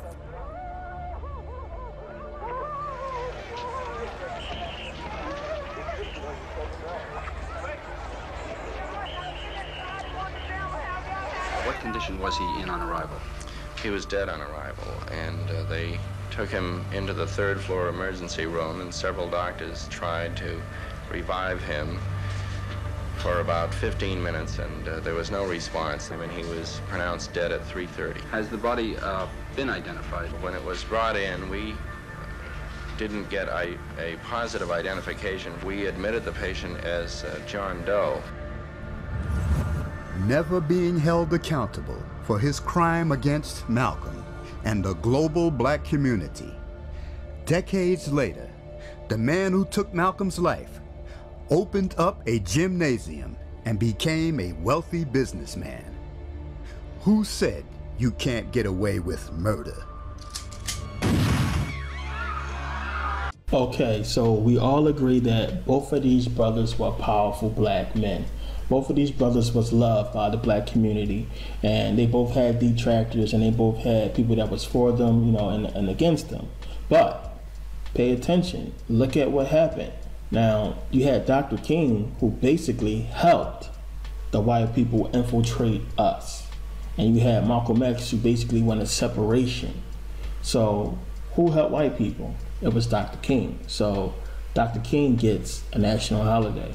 Dr. King gets a big giant statue or monument down in Washington because Dr. King helped them. Now, Malcolm X doesn't have those things, and it's because he did not help them. It's just that simple. Now, I know that's probably going to piss a lot of people off what I'm saying, but like I said, to Dr. King's credit, I think he figured it out, and that's why he was killed. So I'm not going to sit here and say he was Uncle Tom and he was a traitor and this and that. I think he kind of realized what was going on, and maybe he told Jesse. Maybe he said something to somebody and they said it to Jesse, but I think he knew he was going to get killed. And I think he was preparing himself for that, but he couldn't just come out and say, hey, because, you know, he aided in the infiltration. He aided in letting the white people into the black community and doing what they have been doing. And like I was saying, if you watch the first video, what the Bole is an organization that basically controls the black neighborhood. They guard the secret of the white people who's running everything. And Dr. King was definitely a member of it. And when you start doing some research into the Bole and its members, you'll see that Al Sharpton is a member, Jesse Jackson is a member. Most of these black leaders, all these black leaders, if you've seen them on TV, if they are a black leader that's on TV, that's getting some kind of news coverage, they are a part of the Bole. I guarantee you that. But you really have to pay attention to what happened once they infiltrated, once the whole integration thing started and the black people started really going into the white stores. And it's like, yeah, sure, they were going into white stores and buying things that they needed, whatever like that, but that money was going back into the white community. That money was going back into helping white people, and it was taken away from black people. It wasn't on white people going to black stores. So their money wasn't helping the black community, but you had all these black people going to these white stores because they had more variety, more products or whatever, and that money was going back into their communities, helping their people. So today we have all these Fortune 500 companies that have flourished and that have become major successes off of black dollars, and it's still happening today because now we don't have any stores. Our stores are basically done. We have very little businesses, you know, here in America. So we're not becoming Fortune 500 companies. We're not on the cover of Forbes magazine unless you are, you know, a Jay-Z or, you know, somebody like DMX who just got a, you know, $3 billion deal. But they are part of the problem, not the solution, because they're not helping the black community. They're not trying to tell you what I'm telling you because they are part of that system. So you got to really look at what happened back then. And yeah, we go to school and we learn about the Civil Rights Movement, and they tell us everything about, you know, Dr. King was this, and, you know, this happened to black people, and, you know, the sick and the dogs and the hoses and all this and that. But they don't tell you about how it hurt us, economically. And the economic part of it is the worst part of it, because that scarred us for, you know, till now. We're still feeling the effects of it. So yeah, Dr. King basically got his wish, and they started letting black people into these white stores and white companies, and the schools integrated and all that. And, you know, you got sellouts like Al Sharpton talk about, so we need to advance the dream and this and that, all over MSNBC, advance King's dream and this and that. But a dream means you are asleep. It means you are not awake. You're not paying attention to what's going on. Now, what they didn't tell you, what they're not talking about is the major riots that happened when King was killed. They actually invoked martial law when Dr. King got assassinated because they were so scared of the black people and what was going on. Another thing they don't tell you about is people were so pissed about integration. Black people were pissed, and they freaking started to protest and march against integration. They're not talking about that either. They're not showing you the thousands of black people that was against integration, that marched against integration, who did not want integration. Now, they were so scared about the advancement of black people back then that they actually put together a secret law, a secret bill. It's called the King Alfred Plan. Now, I know some of you might have heard of it and probably didn't believe it was true, but this is a real, actual thing. This is a real bill they put together, and they included Puerto Ricans in the 1980s. I think it was like 1985 or 1982 or something like that. They included Puerto Ricans, but originally it was for black people. It was it's basically a plan to keep black people from ever coming together. And if we ever united, this is what was going to happen. Now, take a look at this. Let's go back in time a little bit. Let's go back approximately 40 years ago. Between the years of 1960 and 1964, an organization called the National Security Council. Have y'all ever heard of that before?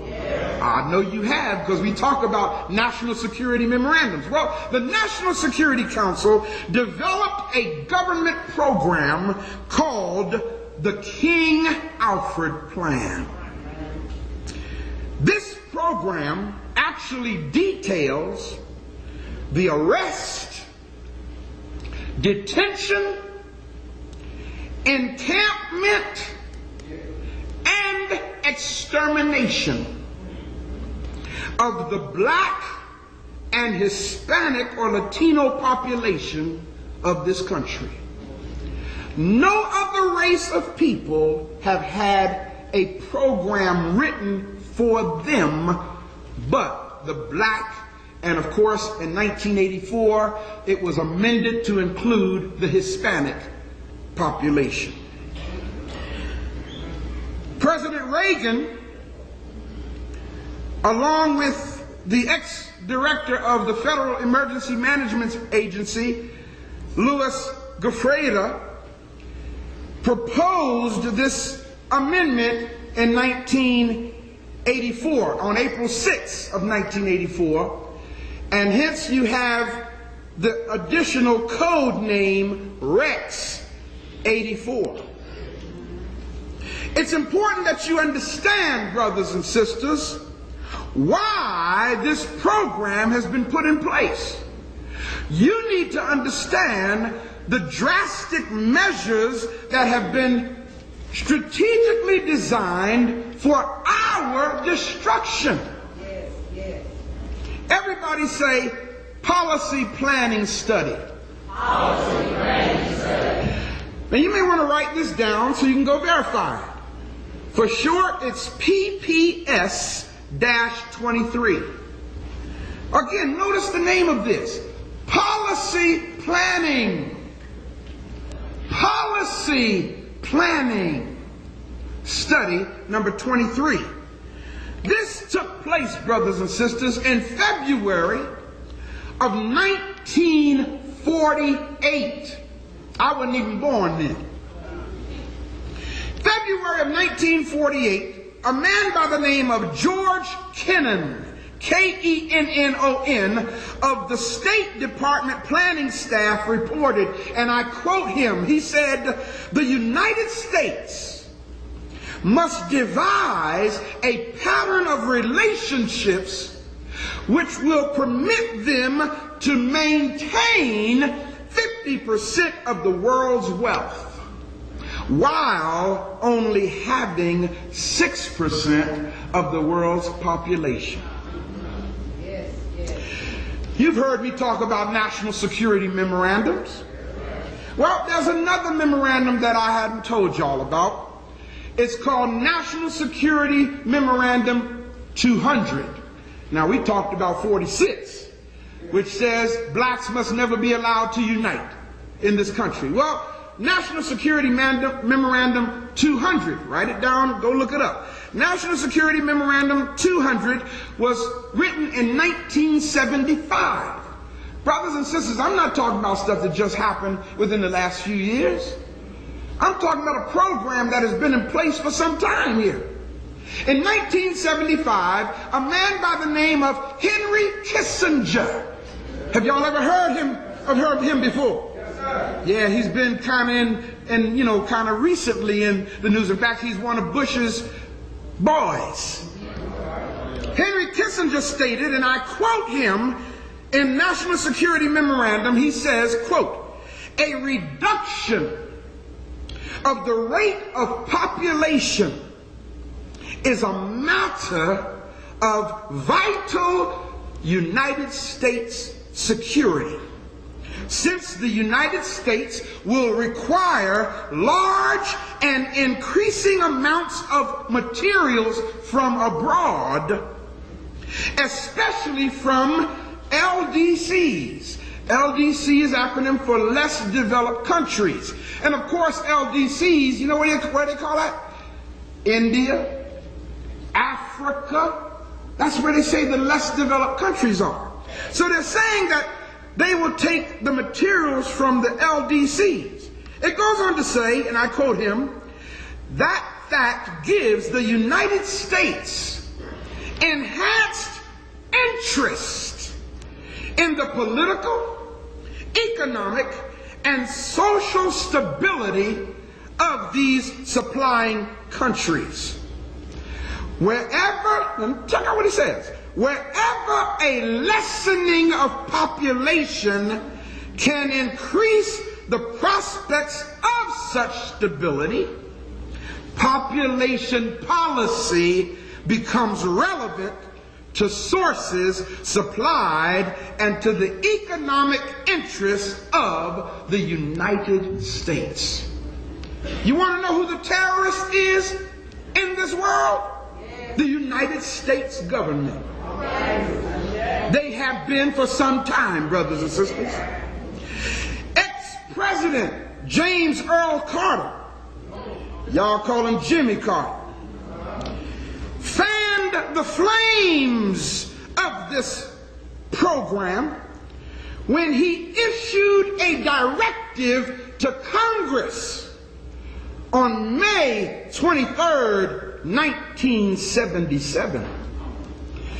President Carter ordered that a 3-year study on how to reduce the world's population be implemented. This program or study was called Global 2000, the report to the president. I quote from the Global 2000 report.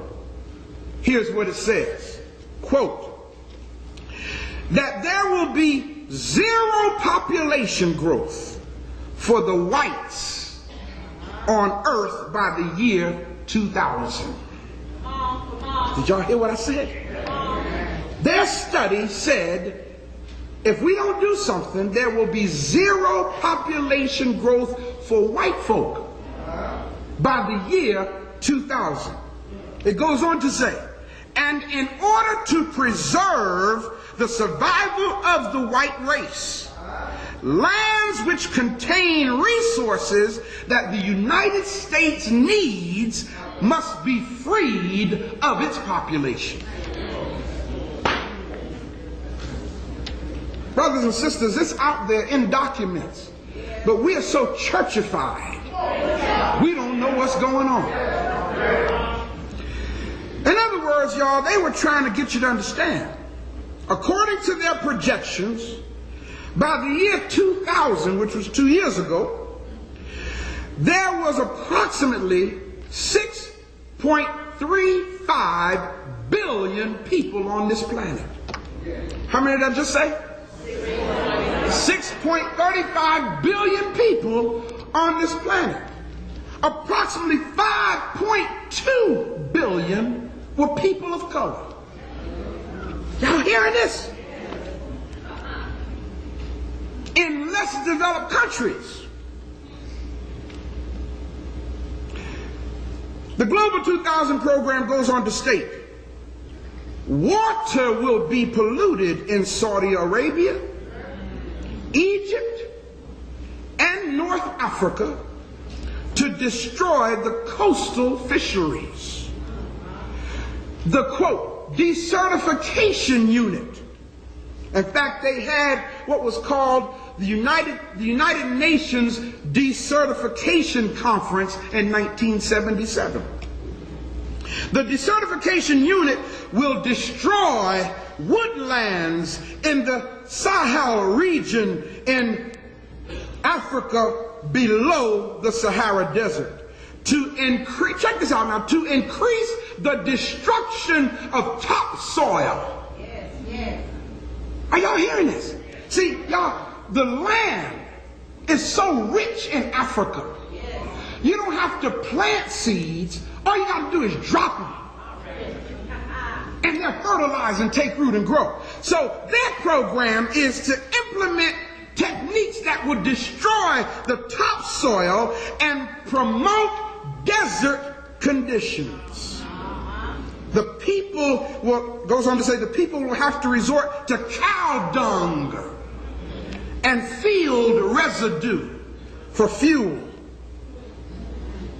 Goes on to say another part of the report, fertility rates will be severely reduced. Doesn't say how though. It just says fertility rates will be severely reduced. Price of food will increase 95%. And Central Africa's food consumption will drop to 20% below the Food and Agriculture Organization's standard for survival. Oh, this is really deep. And every $1 increase in the gross national product for less developed countries, for every $1, there will be $20 increase for North America, Western Europe, Australia, New Zealand, Japan, and Canada. Now this really blew my mind, y'all, when I was doing this research. It went on to say, whether, not W-H-E-T-H-E-R, W-E-A-T-H-E-R, the weather, like outside. The weather will be manipulated to affect production and demand of food exported from other countries. Now you know that's deep. When they've actually developed the technology to cause weather control. Brothers and sisters, look at the person next to you and say, we really need to open our eyes. The report also stated that although the needs of Latin America and Africa could be met, hear this, although the needs of Latin America and Africa could be met in one generation's time, the United States opted for world model number 3, which calls for, now check, this is world model number 3. This is plans that's already in place. World model number 3, which calls for massive famine in Asia and non-OPEC Africa. OPEC is oil producing, exporting countries. So if it's a country in Africa that really ain't into the oil thing, mass famine will be induced in that country. Think about this, brothers and sisters. 80% of the products currently used in the United States are taken as raw materials from non-white countries. Did y'all hear what I said? 80% of the products that's used by this country is taken out of non-white countries. Now you understand, I hope you do, why there's so much rampant starvation and poverty in so-called third world countries, especially our motherland. When I see them showing little children on television who are starving to death, this is all a part of their program. They create the crisis, they implement the starvation, then show it to you on television, and you send them your money to further finance their program. Ooh, buddy. Let's get back to the King Alfred plan, since you now understand why. You see, brothers and sisters, the point is almost here. Mark my word. The point is almost here that the plans of our white, lily-white government to incite rioting and revolution among blacks and other people of color in the world the point is almost here where the President of the United States will issue his order for the emergency. The King Alfred plan. You have it in your hands. Let's look at it right quick. Let's see what's going to happen here. They didn't write this, brothers and sisters, without a plan to make it happen. Let me say that one more time. They did not go through the trouble of writing this without a plan to pull it off. The King Alfred Plan, the United States of America King Alfred Plan, code-named Rex 84. Here's what it says, and I'm going to read quickly. In the event of widespread and continuing and coordinated racial disturbances in the United States, King Alfred, at the discretion of the President, underline that and then look at the person next and say, this is why no black man can be the president. You got to understand, people, this program was written for black people. They ain't gonna, hey, listen, I don't know, what's Secretary of State's name? Colin Powell. I don't know. He seems to be a little disgruntled, but when you got people like that supporting the white agenda, you know, it makes you wonder. They might be able to put somebody who looks black in the Oval Office. It says, at the discretion of the President, King Alfred is to be put into action when? In other words, when the President of the United States, not Congress, not the House, not the Senate, not the House of Representatives, not the Senate, when the President declares this emergency, it's to be implemented immediately. Participating federal agencies, what are they? National Security Council, what else?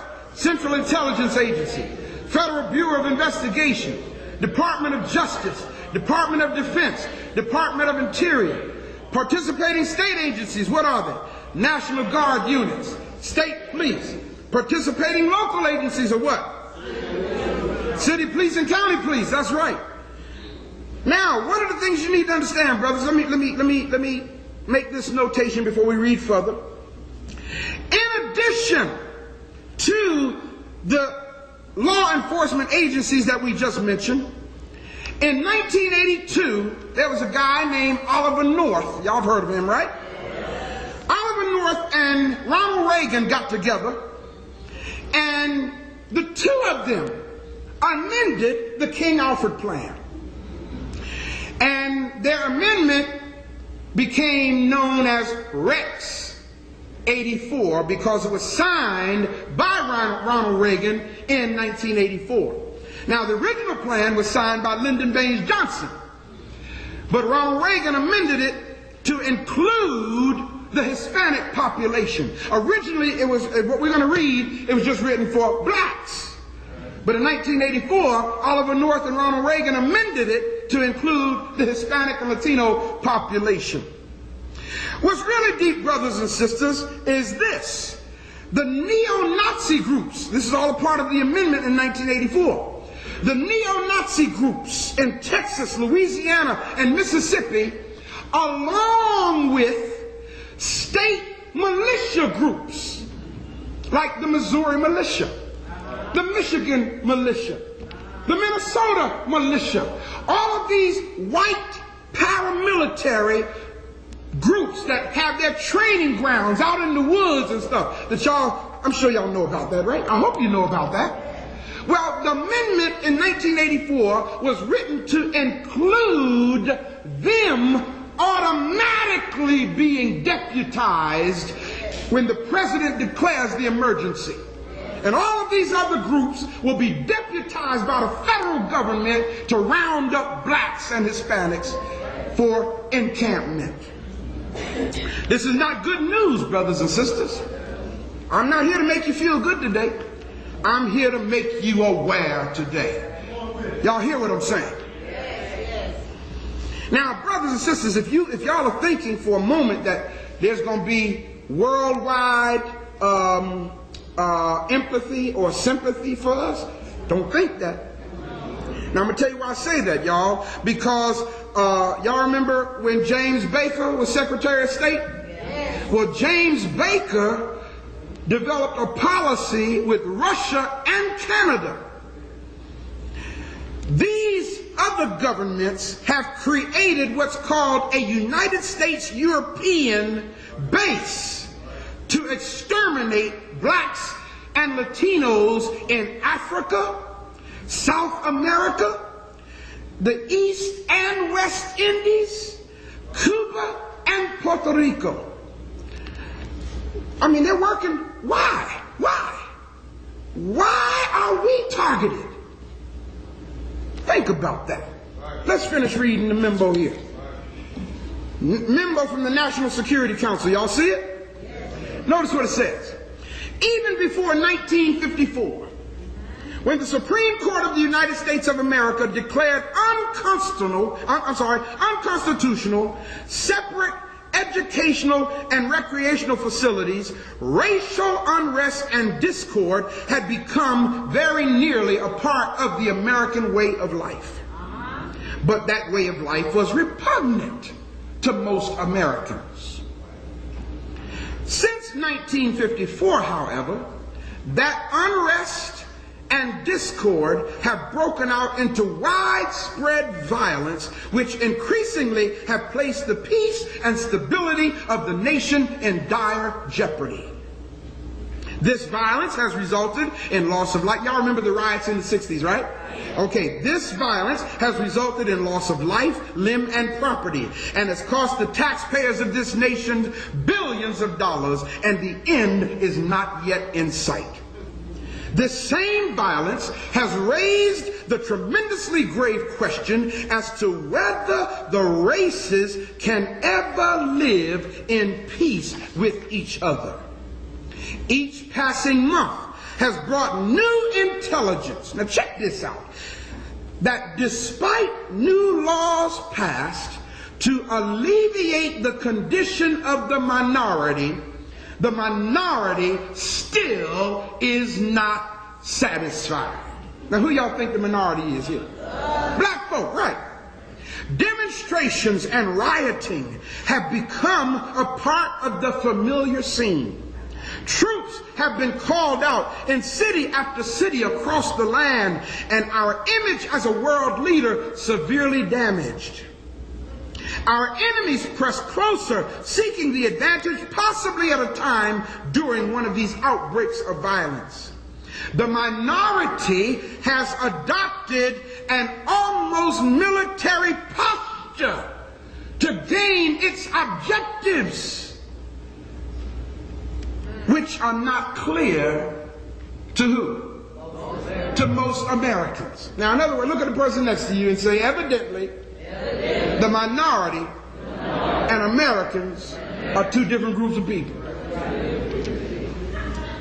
In this document, anyway, when it says the minority has adopted an almost military posture, they're talking about the organization like the Black Panther Party. You follow what I'm saying? The Black Panthers stood out there in LA with shotguns and handguns and stood face to face with the police department saying, we ain't gonna have this here. That was adopting a military posture, and they had to do something about it. It's expected, therefore, that, now check this out, when those objectives are denied the minority, what does it say, people? Racial war must be considered inevitable. Now here we go, here we go. Read this with me. When that emergency comes, we must expect the total involvement of all 22 million members of the minority, men, women, and children. For once this project is launched, its goal is to terminate once and for all the minority threat to the whole of the American society and indeed the free world. That's some serious programming. Now, of course, it says 22 million members, y'all, and that's because that was the amount of blacks in the country back in the early 60s. You take it and apply it to today, it's a lot more. Chairman, National Security Council. Next memo, preliminary memo from the Department of Interior. Under King Alfred, the nation has been divided into what? 10 regions this country's been divided into for the purpose of implementing their plan. In case of emergency, notice what it says. Minority members. What people? Minority members. Now again, this has been amended in 1984 to also include Hispanics now and white sympathizers. Minority members will be evacuated from the cities by federalized National Guard units, local and state police, and if necessary, by regular units of the armed forces using public and military transportation. Read it now. What does it say? And detained in nearby military installations until a further course of action has been decided. Brothers and sisters, in case y'all did not know, June 27th, 1988, George Bush Sr. What date did I just say? June 27th, 1988. George Bush Sr. signed a document, an order proposing that military bases be turned into prisons. Look at the person next to you and say, there is a plan in place. It goes on to say that the 10 regions are 1, the capital region, 2, northeast region, 3, southeast region, 4, Great Lakes region, 5, south central region, 6, deep south region, 7, deep south region 2. Must be a lot of black folk in the deep south, huh, y'all? 8, Great Plains, Rocky Mountain region, 9, southwest region, 10, west coast region. No attempt will be made to seal off the Canadian and Mexican borders. Secretary, Department of the Interior. Oh man, over the page. Combined memo from the Department of Justice. Now here's where it starts really getting specific, people. Yes, yes. Federal Bureau of Investigation, see FBI and CIA. I know this ain't supposed to come from the pulpits, but I've got to tell the truth. This is why we in the shape we in. Because our pulpits are the main vehicle for keeping our people asleep. Y'all hear what I'm saying? Once the pulpits start teaching the truth, well, I know pulpits can't do it, but the people who stand behind the pulpit, once we start making our people aware, maybe we'll kind of empower ourselves. Maybe we'll say as a people, I can't just sit idly by anymore. There are 12 major minority organizations, and all are familiar with the 22 million. Dossiers or files have been compiled on the leaders of these organizations and can be studied in Washington. Check out this part, y'all. The material contained in many of the dossiers and our threat to reveal that material has considerably held in check some of the leaders. What does that mean? That means when they have dirt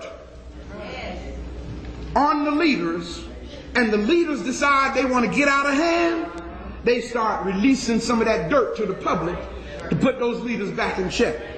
How many of y'all remember not too very long ago, they had this video clip on television of Al Sharpton making a drug deal? Y'all remember that? Now, y'all know how old that is? That goes all the way back to the mid-'80s. They had that clip all this time. But now the brother is trying to be more vocal for his people, and what did they do? Release some of that dirt. Brother done got quiet now. Yeah, buddy, that's how they hold our leaders in check. Leaders who do not have such usable material in their dossiers have been approached to take government posts, mostly as ambassadors, and primarily in African countries. Y'all remember when Martin Luther King got shot? Andy Young was standing right there on the balcony with him. And right after King got shot, what did they do? They made Andrew Young a United Nations ambassador. That's how they buy our leaders, people. The man was standing right there next to King. If anybody should have been a vocal advocate for what was going on, it should have been Andy Young. But Andy became a good boy, became an ambassador. Look at the person next to you and say, it's bad when people are for sale. Let's make it even better. Let's say it's bad when our leaders are for sale. You see, brothers and sisters, the promise of these positions have also materially contributed to a temporary slowdown of minority activities. And it goes on to say, however, we do not expect these slowdowns to be of long duration. Why not? Because there are always new and dissonant elements joining these organizations. In other words, what they're saying is young folk are coming along. And they have a whole new paradigm. They have a whole new energy to deal with us. So what we must do is address them too. All organizations and their leaders are under what? Constant 24-hour surveillance. The organizations are, read them with me. One, the Black Muslim. Why y'all think the Nation of Islam is the top of the list? Think about it. What organization out here has addressed and fought racism as strong as the Nation of Islam? What organization in this country has done more for the resurrection of the black man than the Nation of Islam? Not one. The black church sure enough hasn't done it. In fact, the black church is the reason why the black man is in the condition he's in.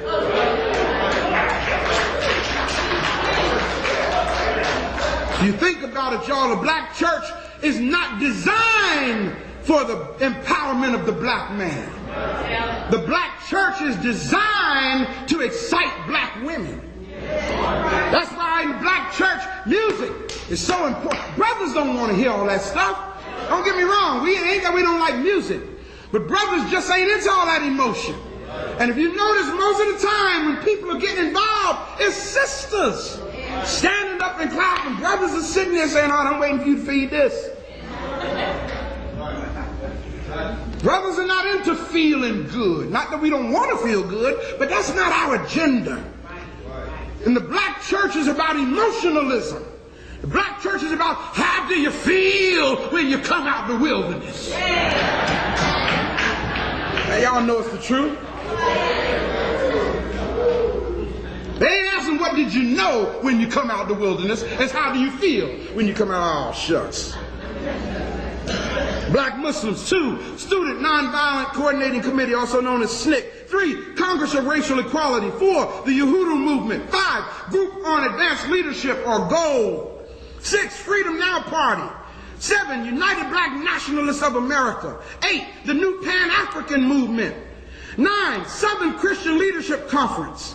10, the National Urban League. 11, the National Association for the Advancement of Colored People. 12, Committee on Racial and Religious Progress. And I've added another one, y'all. 13, the African Village Center. Yeah, I had to put that there. Note, at the appropriate time, underline those words, y'all. At the appropriate time. What does that tell you? That this thing is still in the works. At the appropriate time, to be designated by the president, the leaders of some of these organizations are to be detained. When though? Only when it is clear that they cannot prevent the emergency. Can I give you a real live example of what I'm talking about?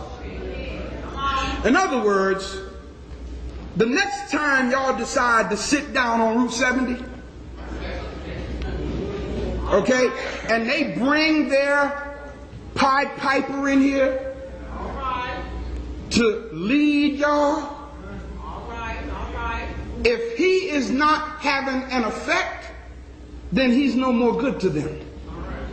But if they can bring their boy in here and sit down with y'all, and then say, all right, y'all, let's get up and go get in the paddy wagon, because we made our point. And then the whole thing only lasts a good 20 minutes. that leader is still effective for their cause. Look at the person next to you and say, we got to learn how to stop allowing them to manipulate us with our illegitimate leaders. Am I making sense, people? I know this message is not going to be liked, but I got to tell it. I got to tell it. I'm tired of seeing them send their puppets in here talking good. And that's what they do every day. They just fly all over the country getting arrested.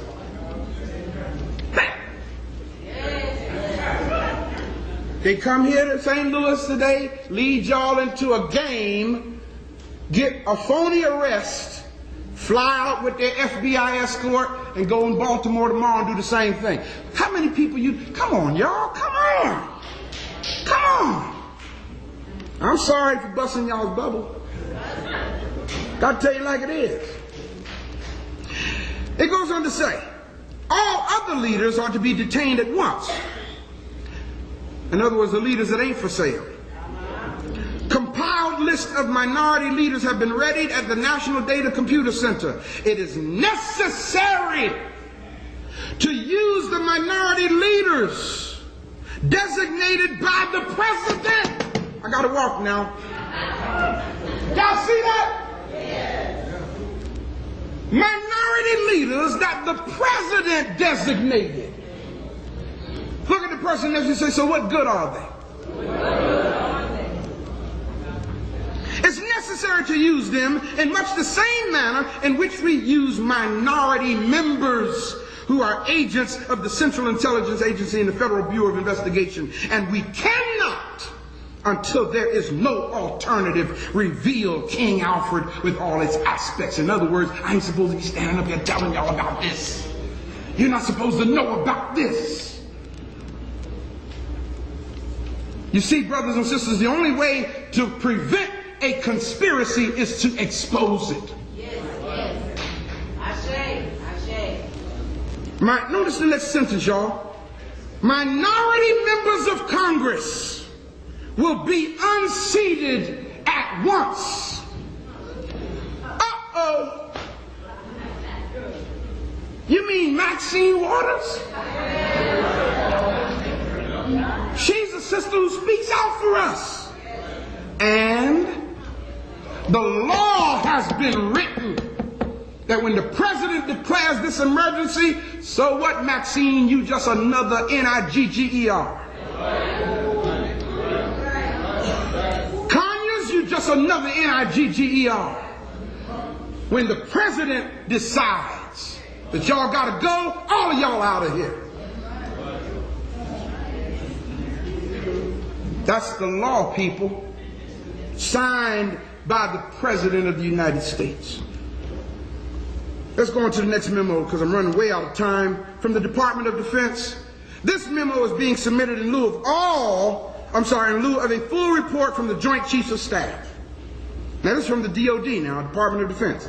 That report is now in preparation. There will be many cities where the minority will be able to put into the street a superior number of people with a desperate and dangerous will.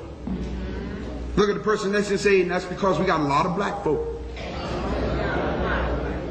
He will be a formidable enemy, for he is bound to the continent by heritage and knows that political asylum will not be available to him in other countries. Why not? Because they done worked it out, y'all, to where you got to get their permission to leave this country now. No passport, you ain't going nowhere. In the case of a national emergency, boom, all passports are suspended. How you gonna get out of the country? Yes. I got a passport, so? You think you got an important document? That's what's deep. That's just their permission for you to go.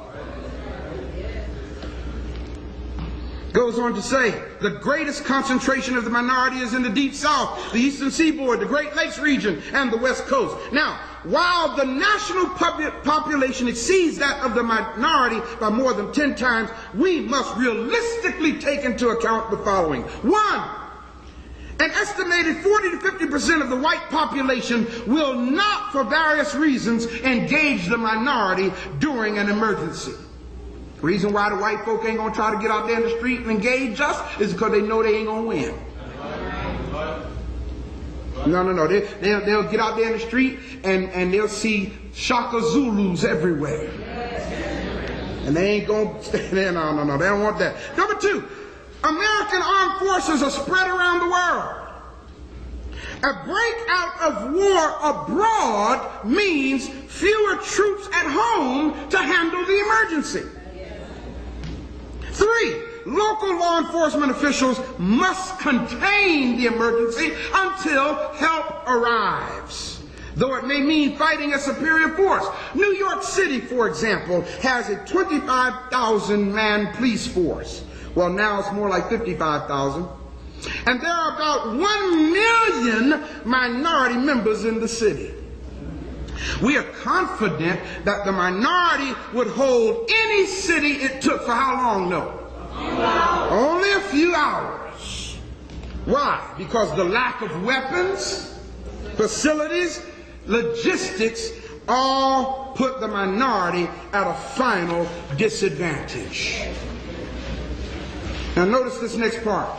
Before we even read this next paragraph, say this with me. Black folk don't belong in the military.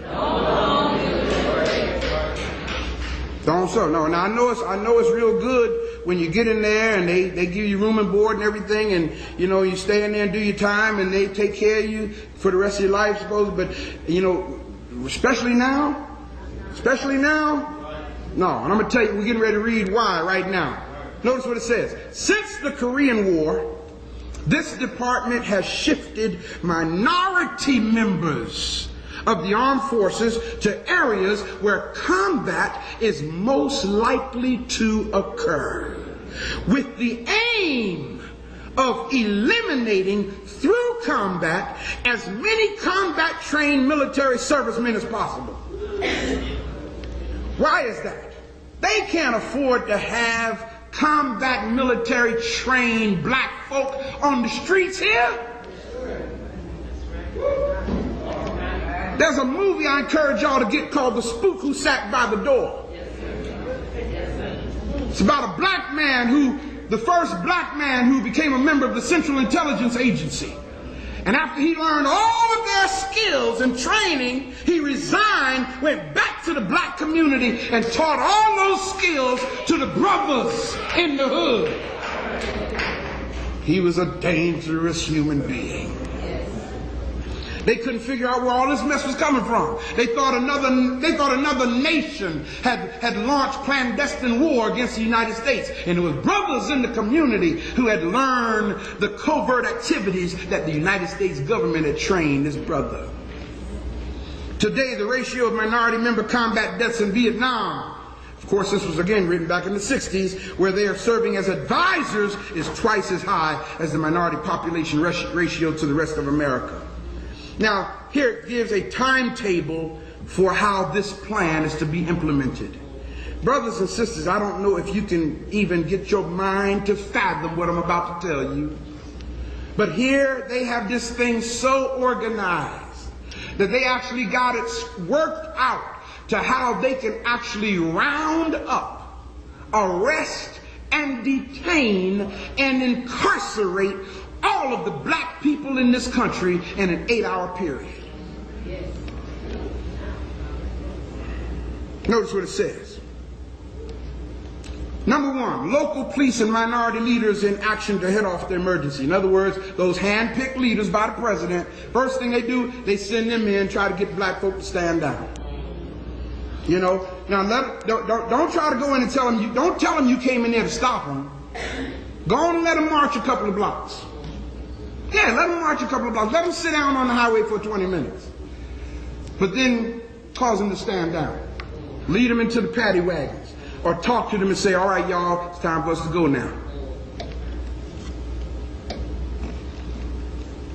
2, countdown to 8 hours begins at the moment the president determines the emergency to be national, coordinated, and it's going to last a while.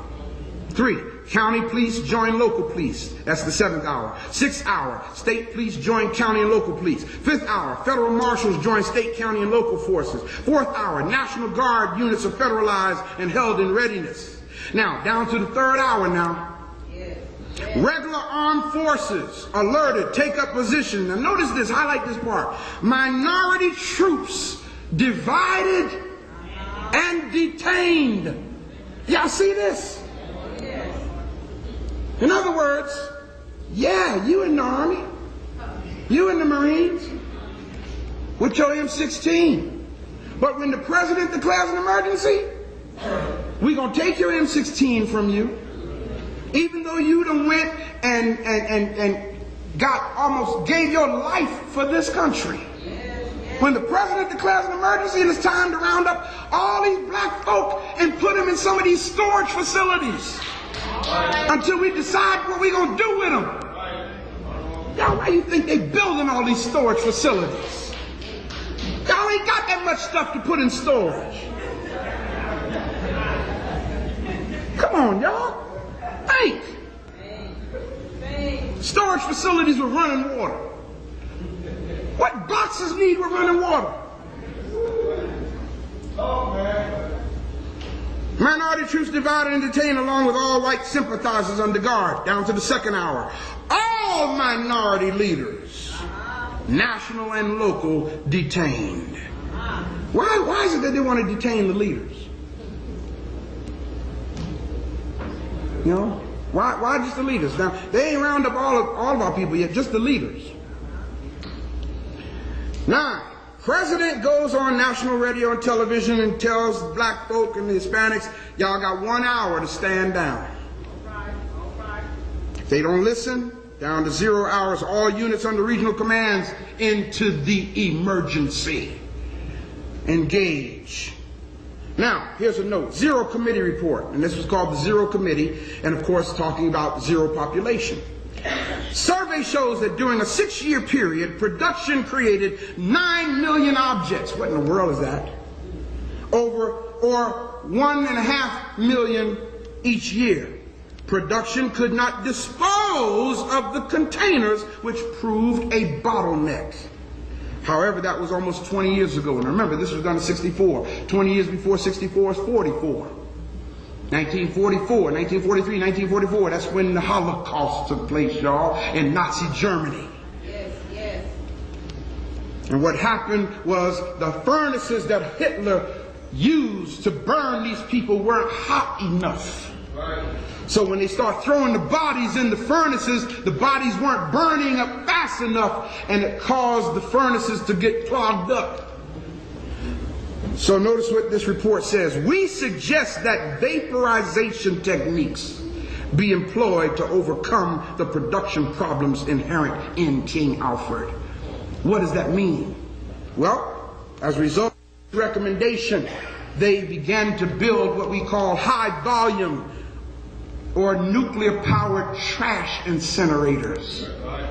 And these incinerators burn 5,000 degrees Fahrenheit. Y'all listen, steel, depending on the kind of steel it is, melts between 2,600 and 2,700 degrees. Now, steel will melt at that temperature.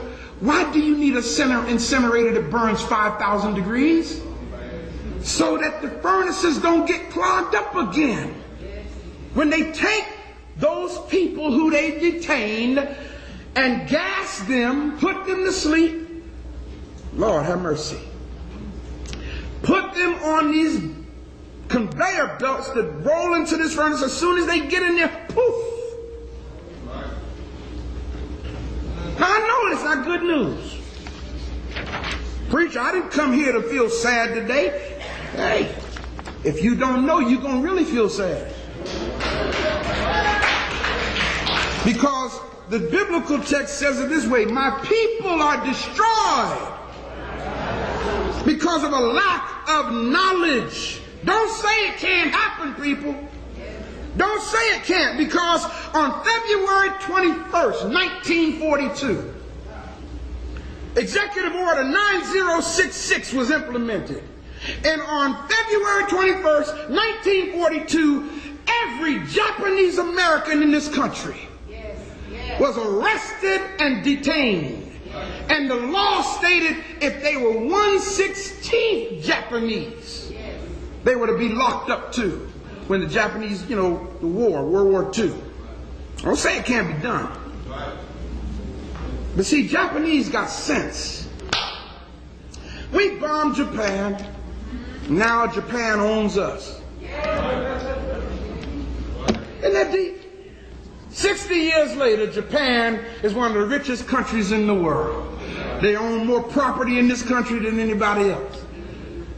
They didn't walk around with a sign saying, "We shall overcome." Japanese didn't do that.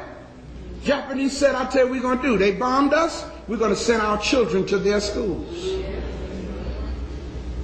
Now you go into hospitals and look at the majority of the doctors. Majority of doctors are now Korean slant-eyed doctors.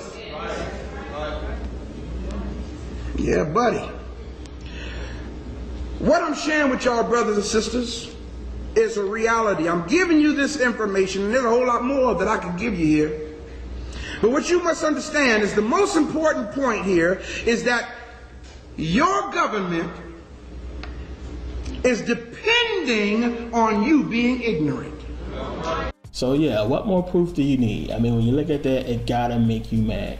It's the whole reason why I'm making this video, because black people, we need to unite. Black people are so busy trying to unite with a being who never existed, who's not real, named Jesus Christ, and they are destroying themselves because of this whole fake Bible thing. They have so many weapons against us, and we have nothing. We don't even have the knowledge to form a weapon.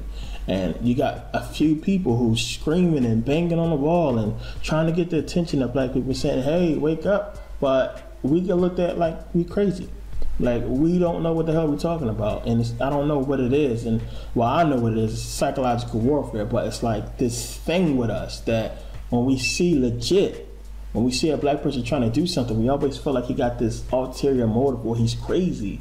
But in reality, it's just, well, in my case, I really genuinely believe that we can do this, that it's possible if we just wake up and get the knowledge. It may not happen in my lifetime, but at least I can say I did something to try to help us out. At least I can say I'm on record trying to help my people out, and I can go with a clear conscience knowing that I put my heart into something and I tried to help out our race.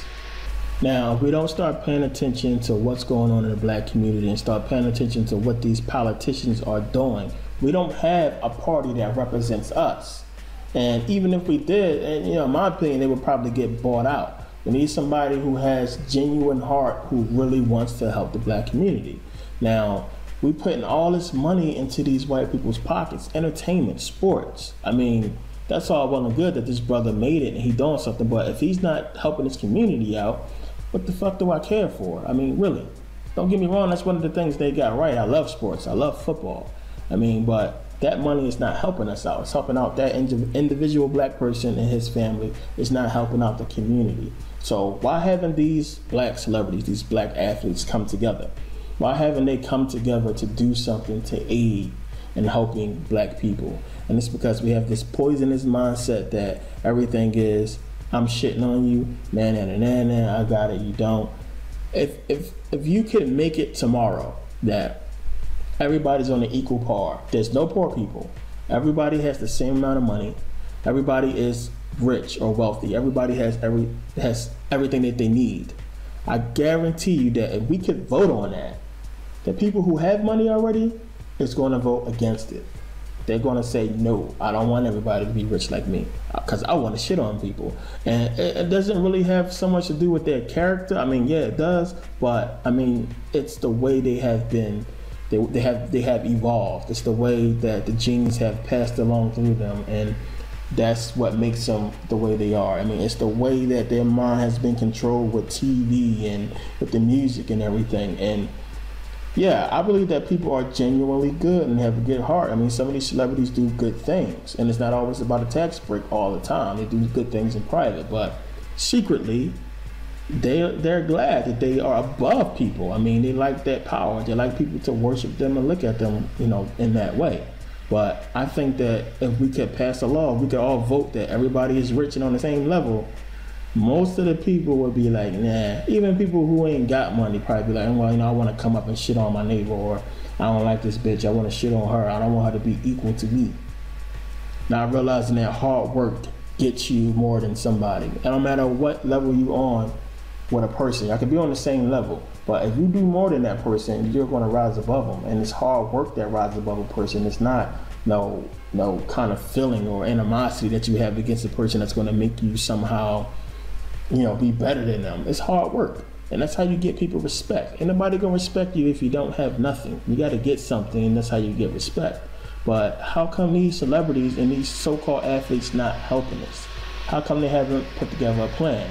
Now, Tupac, I think he put together a perfect plan, and he mentioned it in his recording that I heard.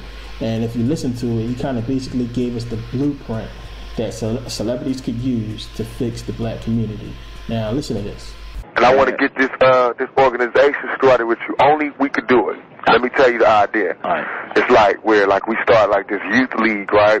Like football league, basketball, football, softball, for girls and boys. I'm going to get all the rappers to adopt a team. Right. Each rapper have his own team. Colonial have his team, Tretch have his team, I have my team. And we play. And the rappers are the ones that put the money up. We get the field, we play. We have like the churches come out and sell food. That's real. We had the fathers and the uncles and all of the men in the community, they do security. Get their respect back for the kids and everything. Then we had the FOI come out, we had the deacons from the church, they do security.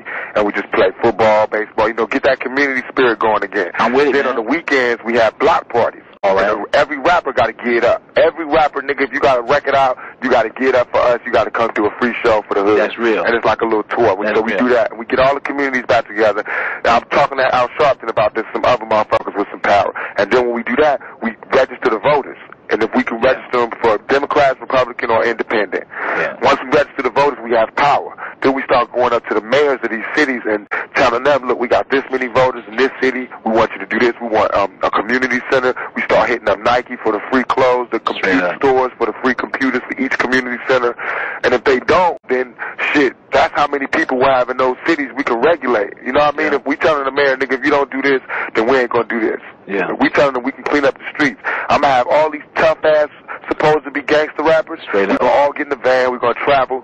LA gotta be the last place because it's gonna be hardest. But we can do New Jersey, all of that. We're gonna drive to all these drug areas, right? Imagine me, Redman, Tretch, Ice Cube, them type of niggas getting out, going up to the whoever's the main drug dealer on that block. Who runs shit? If we get out of a van, be like, what's up, nigga? How y'all doing? What's up? Yo, who the nigga that runs shit? They gonna take us to that nigga. We invite those niggas to dinner. Invite them niggas to some Jean Perignon, steak and lobster, and be like, look, player, we asking you, not telling you, we asking you as a player to a player, can you please give us a pass to have these streets clean from 6 p.m. to 11 p.m., 6 a.m. to 11 p.m. Let that be for the kids. Let them the niggas be safe during those times. No gunshots, no drug dealers. From 11 p.m. to 6 a.m., y'all can have the streets back. But let us get the streets from these times. Then we can get these politicians. I talked to Al Sharpton. He said he can get the police to like chill out on those nighttime patrols if niggas can get the streets clean from 6 to 11. Hey, and you know what else too though? When I talk to you face to face, I'm gonna drop some shit on you, right? Some other stuff too, right? But yeah, that's that, man. I'm with all that, right? And that's my type of work. Yeah, we need power, man. I'm telling you, hey, dig it, man. Hey, I'm telling you. We got power, man. Yeah, we need power. Power is numbers, and it's like we rappers, man. While we don't have, we got the juice, we just ain't doing nothing with it. So why haven't any of these celebrities done anything like this, or try to put a conscious effort together to help the black community? Not just a once-a-year thing where you help out a couple people, but a major thing. I mean, we have Oprah's a billionaire. You know what I'm saying? Dre's a billionaire now. Hove and Beyonce, billionaire couple. Diddy and all of them. We're talking about billions of dollars that these rich celebrities have, but we can't help one community. I mean, they had enough money. They got enough money to go into the poorest black community, let's say somewhere in Detroit, and help those people out. I mean, basically revitalize that area and help these black people out, but they're not doing that. They haven't helped nobody do anything. Now, it's crazy to me. It's crazy to me that you gotta just really look at what our money goes into. It goes to them. So, I mean, you will hope that if I'm giving you money to help you out, that when it comes time for you to help me back out, that you would do something. Like, even if you don't help me, help them, help somebody, and make it count. Don't make it a charity thing, don't make it a tax thing, but make it like something big or something that's going to be long lasting, that's going to help a bunch of black people out, instead of you just showing up at a party or showing up at some kind of charity event where you're going to get eaten, probably get paid to go. So instead of help the black community, these rappers and these movie stars have chosen to destroy the black community in exchange for fame and fortune. And if you don't believe that, listen to the music, look at the movies, and just pay attention to what's going on. Why are they doing this? Instead of telling black women that you are descended from kings, that you are descended from pharaohs, telling men that they have the knowledge and the power to do anything if they just unite, telling them what's really going to happen if they go ahead and bang a nigga in the chest, if they go ahead and do this and do that, do all these thug things. Why don't they educate these black men and tell them that, hey brother, yo, if you shoot this dude, you're going to spend the rest of your life in jail. You're going to have to go to court. You're going to have to stand in front of that man's family and a bunch of white people, and they're going to look at you like you're fucking crazy and talk down to you. And then when that part's over, guess what? You're going to go to jail where you could possibly get killed by another motherfucker, or butt fucked, or treated like shit, or beat the fuck up every day, or starve to death. Why isn't it a conscious effort to do that? Do you understand the influence and power that these celebrities have? You got girls walking around trying to look like Nicki Minaj, trying to look like Beyonce. These guys defending Jay-Z, trying to be like Jay-Z, trying to be rap stars. The influence that they have on the masses of black people is unparalleled to any other person. And that's hip hop, because everybody want to be cool. Everybody want to be a star. Everybody want to be popular. And these celebrities, especially the black ones, because they don't only influence us, they influence white people as well. So why haven't they taught these women about their bodies and how their bodies are going to mature and how more men are going to want them? Instead of educating these black women about the dangers of just because you look good could have in the black community or anywhere, they say, hey, you know, find a rich man, or find a guy that's going to look at you that way and use him. You know, can't pay my bills, can't pay my telephone bills, you know, Scrubs. All these songs just kind of trying to turn black women into hookers, into prostitutes. I mean, that's basically what it's doing. Instead of telling them, hey, black sister, you are a descendant of queens. You are descendants of queens who have held the throne and have ruled nations, who have consorted with senators. Like, why isn't this knowledge being passed to black women? I mean, you just look at the way black women are portrayed on TV. I mean, they turn on the TV to look at these music videos, and all they see is black women shaking their ass. And that's what they try to be. So we got almost every gorgeous bad black chick is either in some kind of magazine showing her ass, or Facebook showing her ass for free, or in some porno, or a stripper, because they don't have the mindset that they can do something more than that. And it's creating animosity between them and black women who do look good, that's not out there doing these things, who just trying to, you know, fit in and just trying to do the right thing. And that create animosity, because see, us as black men, we look at those women who trying to do the right thing and we stereotype them based on the women who are strippers, based on our past experience with women, and we don't realize this thing really stems all the way back to slavery. Now, I was saying earlier about genetics and how genes are passed down and how traits are passed down, how we pass down our looks from our ancestors, how we pass down certain things we do from, you know, our grandparents or parents or whatever like that. So this thing really goes back to slavery, and you got to look at it, because when the slave master saw the beautiful, good-looking black woman, he raped her. You know, he took her, and sometimes they fell in love with these black women, and they gave black women special privileges. Either, you know, you get with the white guy and then he gives you things. He dressed those black women in clothes he would dress his white wife, and they looked good, and they didn't have to do the slave chores, and they didn't have to do the things that the slaves did. They could just chill and relax and, you know, sip their tea and just boss black people around. Now, for the black women who didn't want the white man's advances or didn't want to be raped by white men, what could they do?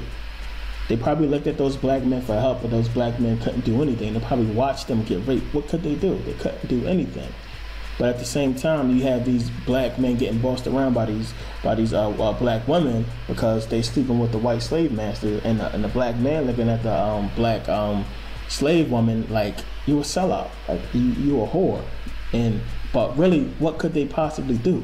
What could they do? So this created an animosity. It's called divide and conquer. It's called divide and conquer, and it's one of the reasons why they start separating the children from their parents. Now, I want you to look at this real quick and look at what this guy has to talk about that. But first, I want to say something to the ladies in the audience. I want you ladies to understand that African women, and you're the genetic reproductions of our mother, were considered the most beautiful women on the planet for thousands of years by all of the civilized people of the world. The Greeks thought so much of your beauty that they named 2 star constellations after you, Andromeda and Cassiopeia, the two most beautiful star constellations that are in heaven. They say that they have all of the beauty of the setting sun, hair which is alive, and a figure incomparable even today. So I don't want you to think that just because we went through 400 years of horror where they were saying you were ugly, that you believe that, because you're the most beautiful people. Well, you are imitated by everybody. So I want to say that before we get on to the discussion.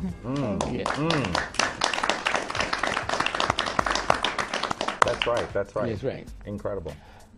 In answer to your question, yes. And you thought that's because I'm old, I forgot the question. His memory's better than mine. I hate to ask this question because it's embarrassing. How many of you who are African Americans, how many of you know the African city and country from which your ancestors were born? Except my daughter. Not one hand went up. Not one hand went up. I asked this question of 500 whites. How many of you know the city and country? I was teaching at a university, a white university, just outside Philadelphia. Every hand went up. They knew not only the country from which they came, not only the city, but the borough from which their ancestors came. Now, how come they know and none of you know? Here's the reason. And here's the reason why I am different. The reason is that these South Carolina and North Carolina plantation owners went to Germany to find out how they could control our fathers and mothers on the plantation, because they were getting out of hand. They were burning the houses down, they were killing white folks. They were doing everything negative about being in captivity. They were never slaves. They were prisoners of war, the War of 1591. So what happened was they sought the advice of an expert in Shanghai history. Now, his name was Johann Blumenbach, and he was the head of the Department of History at the University of Göttingen in Germany. How many of you know this? I know you was taught this in college and everything, all you college folks. Well, when they sought his advice, they said, do they know that they're the Shanghai people? So the plantation owners who traveled over there to seek his advice said, well, of course they know that they come from the great Shanghai Empire. Well, that's your problem. You can't let them know that they came from greatness, from grandeur, from beauty, from sophistication. You'll never be able to control them. So the plantation owners said, well, how can we prevent it?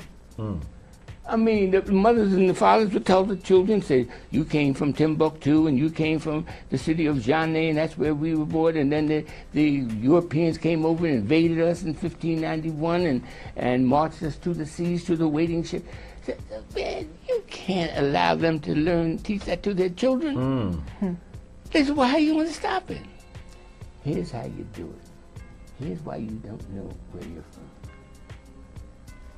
Blumenbach said, what you do, as soon as a boatload arrives, take the babies out the mama's arms. Send the parents to a distant plantation and work them to death and raise the children to believe that they came from a jungle. They won't know the difference. That's right. How would they know? That's right. Their parents are gone. Yeah, now, here's the difference between me and you. When they captured my grandmother, I'm not going through, you heard the beginning of the story. My grandfather was a lawyer and a sculptor in Benin City, Nigeria. And the English kept on coming over stealing his sculpture. Wow. Some of his sculpture ended up at the art museum in West Philadelphia, where they came to show it off because it was world-class sculpture. So you have you been able to see this sculpture? Oh, sure. Wow. Yeah, I've got some in the book. But anyhow, what happened was his wife hassled him and said, don't fight the English when they come over, just let them have the sculpture. I'm pregnant, and they'll kill you. Then I'll be a widow, and they'll put me on board ship and take me over there where they're taking all the rest of those prisoners of war. But my grandfather, whose name was Mwale,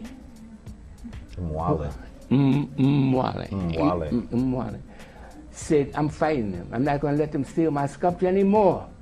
And he gathered some of his fellow sculptors, and they fought the English when they came over to steal. They always stealing something. And they killed him, killed my grandfather, and put his wife, his pregnant wife, my great-great-great-grandmother on board the ship. And the ship was named Jesus, by the way. That's deep. I've been angry ever since. Well, at Jesus, I mean, not at Jesus, but and on the way over, the baby was born. Wow. All right, named Diane. She named Diane. Now, it was bound for South Carolina. How many of your ancestors came from South Carolina? Raise your hand. Oh, boy. A whole bunch of folks. They were bound for South Carolina. But in 1808, this was 1813, in 1808, a law was passed by Congress forbidding more importations of the Shanghai people. We're the Shanghai people. Right. See, Blumenbach said, don't allow them to even learn that That's they right. came from the Shanghai That's Empire. Right. We're going to try to breed them here on this continent That's rather right. than continuing the And cultural memory. They don't even let them learn the name Shanghai. Because then they'll start investigating. Then take away their ability to read and write, pass laws against them learning to read and write. Then they can't learn anything about the Shanghai Empire. And they passed a law, 200 years, a law not allowing blacks to learn to read and write. Well, anyhow, in 1808, this law was passed forbidding any more importations of Shanghai people. Now, nobody paid any attention to that law at all except one little group called abolitionists. Now, the abolitionists put their money together and they bought a ship.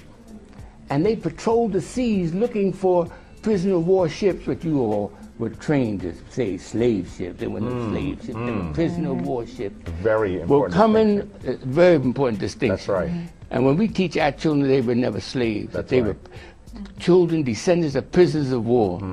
Like McLean, he was a prisoner of war. That's right. He wasn't a slave. That's right. He got captured by the enemy. That's right.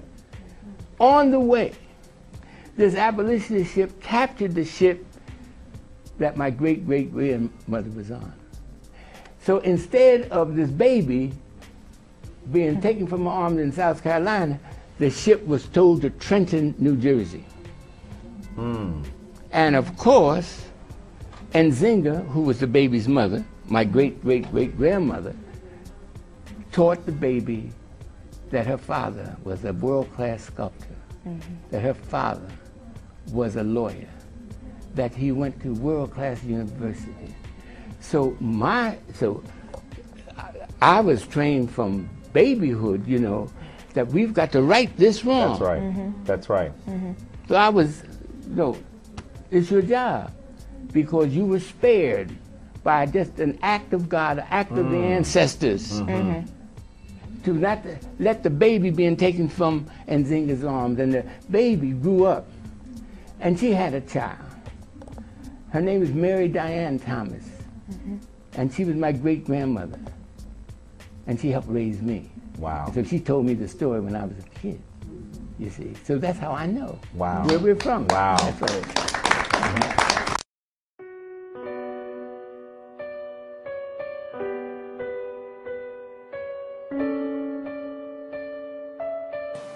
This speech was delivered by Willie Lynch on the banks of the James River in the colony of Virginia in 1712. Lynch was a British slave owner in the West Indies. He was invited to the colony of Virginia in 1712 to teach his methods to slave owners there. The term lynching is derived from his last name. Greetings, gentlemen. I greet you here on the bank of the James River in the year of our Lord 1712.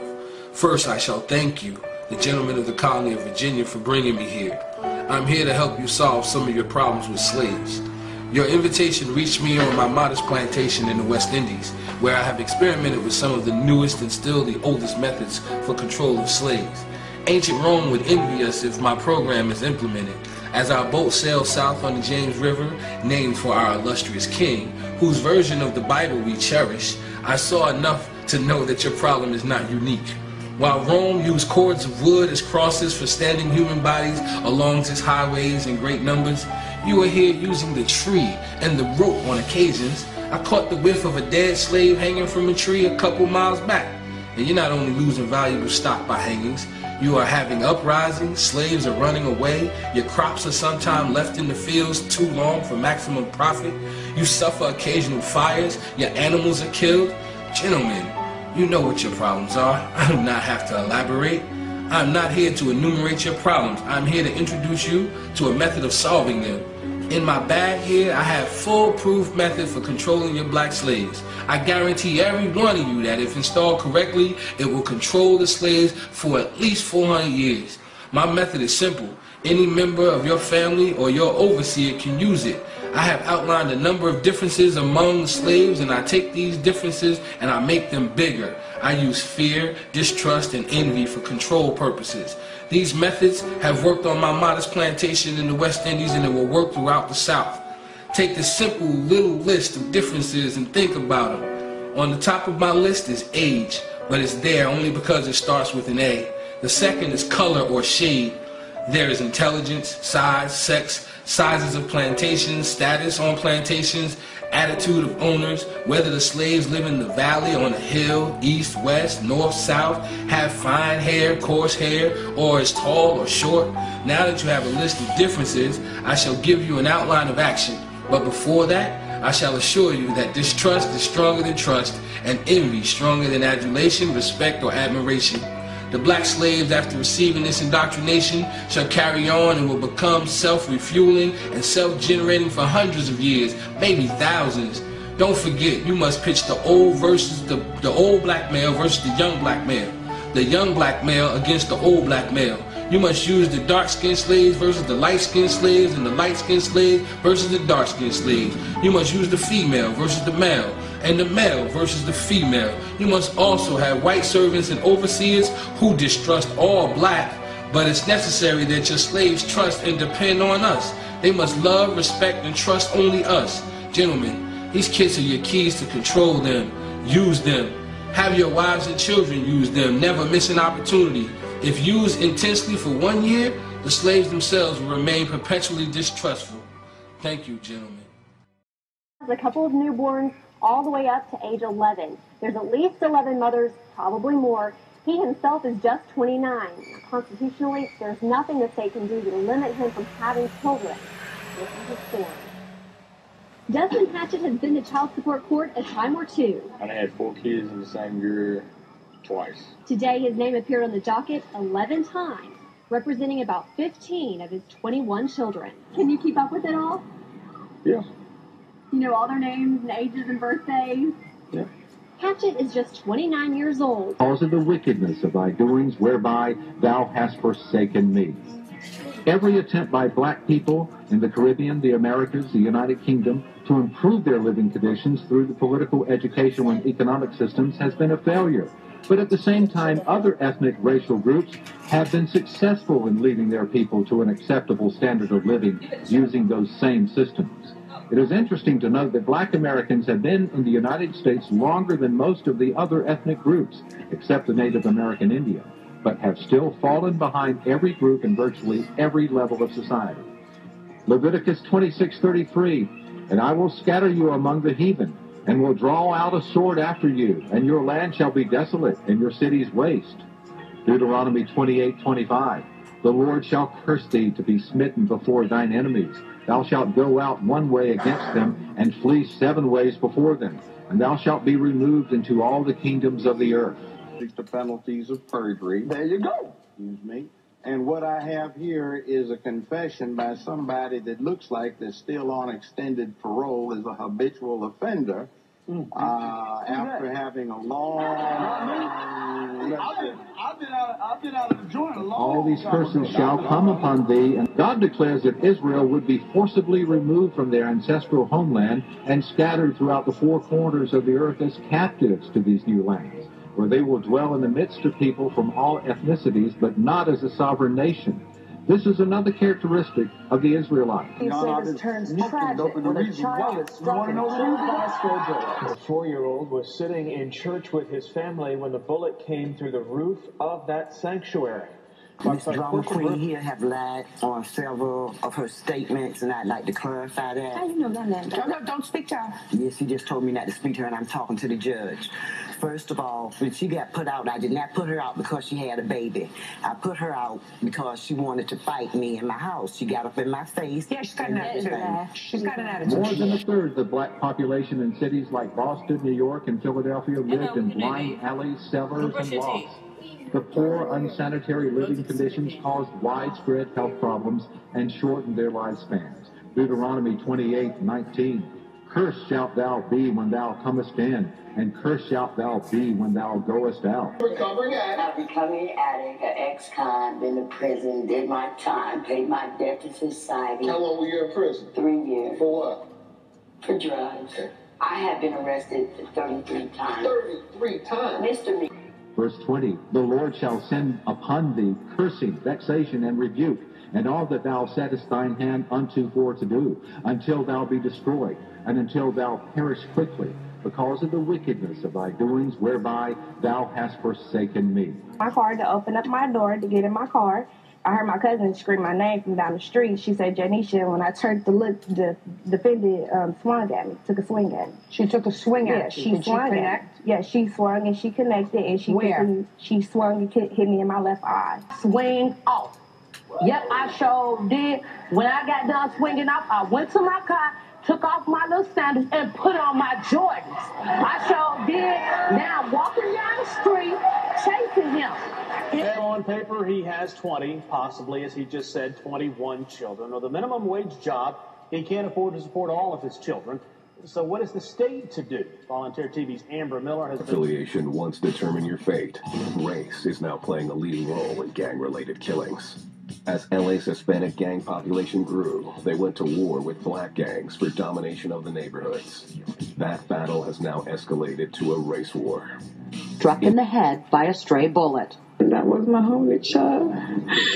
He's gone. He was only 4. I missed him. I loved him. He was so sweet. Whatever, go to school and get your education. Don't follow my footsteps. Don't make the same mistake as I made. Motherfucker, stay in school, nigga. If you want to bang, nigga, then you already know where it's headed, nigga. You already know where it's headed. We done lost too fucking much, nigga. Up or down, your mom and daddy ain't lying to you, fool. They ain't with their kids and somebody else and took their lives. You know, it's just hard out here. But it's like this every day, man, you know what I'm saying? It's not easy out here, you know what I'm saying? The homies is, everybody, niggas is dying, man, mamas is crying. You know what I'm saying? We need to come up with a solution to try and do something with this old bullshit. There's I've seen about 30 planes already this morning. They're just dropping all kinds of chemical trails and stuff all over the skies. They've literally made a grid above the entire Phoenix area. So I'm trying to get the number to make a complaint with the FAA or someone. Okay. I can get you the number for our flight standard district office. Can you write this down, please? Okay, go ahead. Hold on, I gotta look it up here. This is where I can make this type of complaint. This is where you can contact the Federal Aviation Administration. Okay. Go ahead when you're ready. Yeah, just give me a second here. Yeah, I don't know what it is. I mean, it's a clear blue day, but yet the entire sky is covered with these trails from these planes that are going from one side of the city to the next, and they make X's and big grids over the city. Okay. Do you have any idea what this stuff is? Actually, no, I haven't been outside for at least 2 or 3 hours. Well, no, it's there like almost every day. I mean, if you just look up in the sky, you can see that like none of the clouds are real, and they're just made from these planes that just drop this stuff. And no one knows what it is. Yeah, no one can tell me what it is, or no one seems to care, or, you know, like you just look up in the sky, it looks like a painting. It looks like a painting. It's weird. Wow. Okay. There is a Flight Standards District office located in Scottsdale, and their phone number is 480-419-0111. Okay. Okay. You can also contact them via email. Alters your brain waves and causes hallucinations, and also affects, I think Lamar might have said this, affects your white blood cells. White blood cells. AIDS. Yes, brother.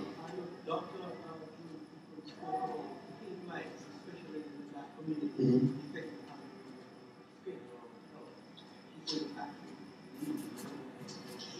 Anything in a pastel color is just like that low frequency white light. Pastels are designed to keep you calm. That's why schools are pastel colors. Pink. If you see pink, pink is more of an active color, like activated.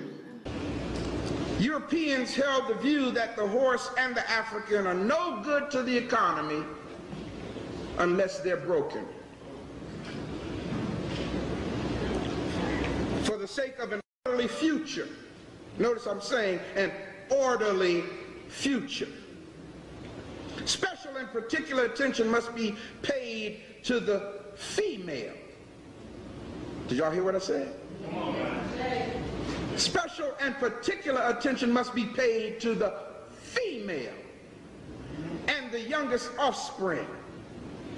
Both must be crossbred.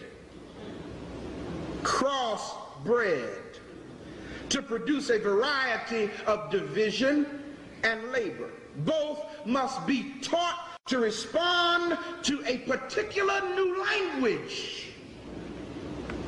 Psychological and physical instruction of containment had to be created for both.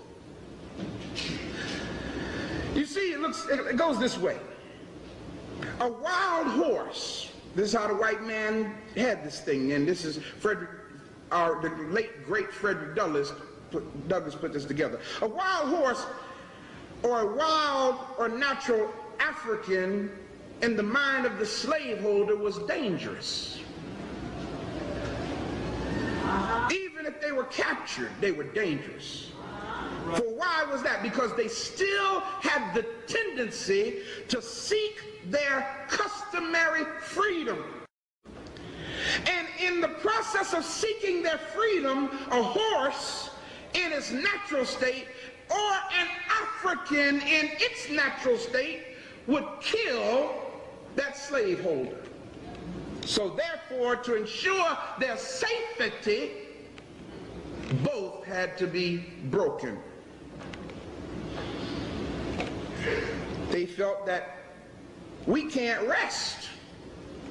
We dare not sleep, because they sleep while you're awake, and while you're awake, they're asleep. So these Africans are dangerous near the family house. And it's too much labor to watch them away from the house, and you can't get them to work in their natural state because they want to be free. That's natural, y'all. to want to be free. Something's really wrong when you got an African who does not want to be free. And yet I see so many of ours today who don't want to be free because they're comfortable on the plantation. They don't want to be free. So, how does this breaking take place? The whole purpose of breaking the African was for the sake of taking the body and messing up the mind. Did y'all hear that? Break the will to resist. Break it. Now the breaking process, again, according to the slaveholder, was the same for the African as it was for the horse. Same process. In other words, man, this thing is so deep how they go. It actually says, you must keep your eye and thoughts on the female. Sisters, you got to understand how important your role is. Their agenda was keep your eye on the black female and on the offspring of the horse and the female. Pay little attention to the generation of the original breaking. In other words, those first few people that you broke, don't pay them no mind. Your goal is on future generations. Therefore, if you break the female mother, this is Willie Lynch's concept, she will break the offspring in its early years of development. Did y'all hear that?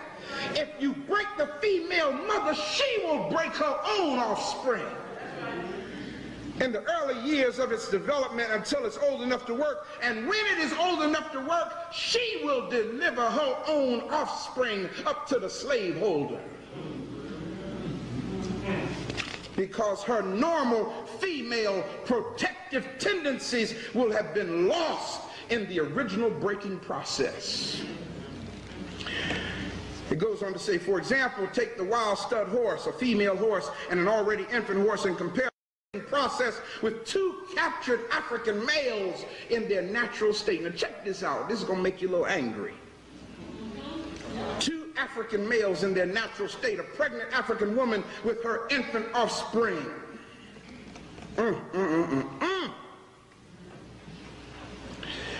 It goes on to say, breed the mare and the stud until you have a desired offspring. Then you can turn the stud to freedom until you need him again. Train the female horse where she will eat out of your hand. And she in turn will train her infant horse to eat out of your hand also. When it comes to breaking the uncivilized African, use the same process, but vary the degree and step up the pressure so as to do a complete reversal of mind.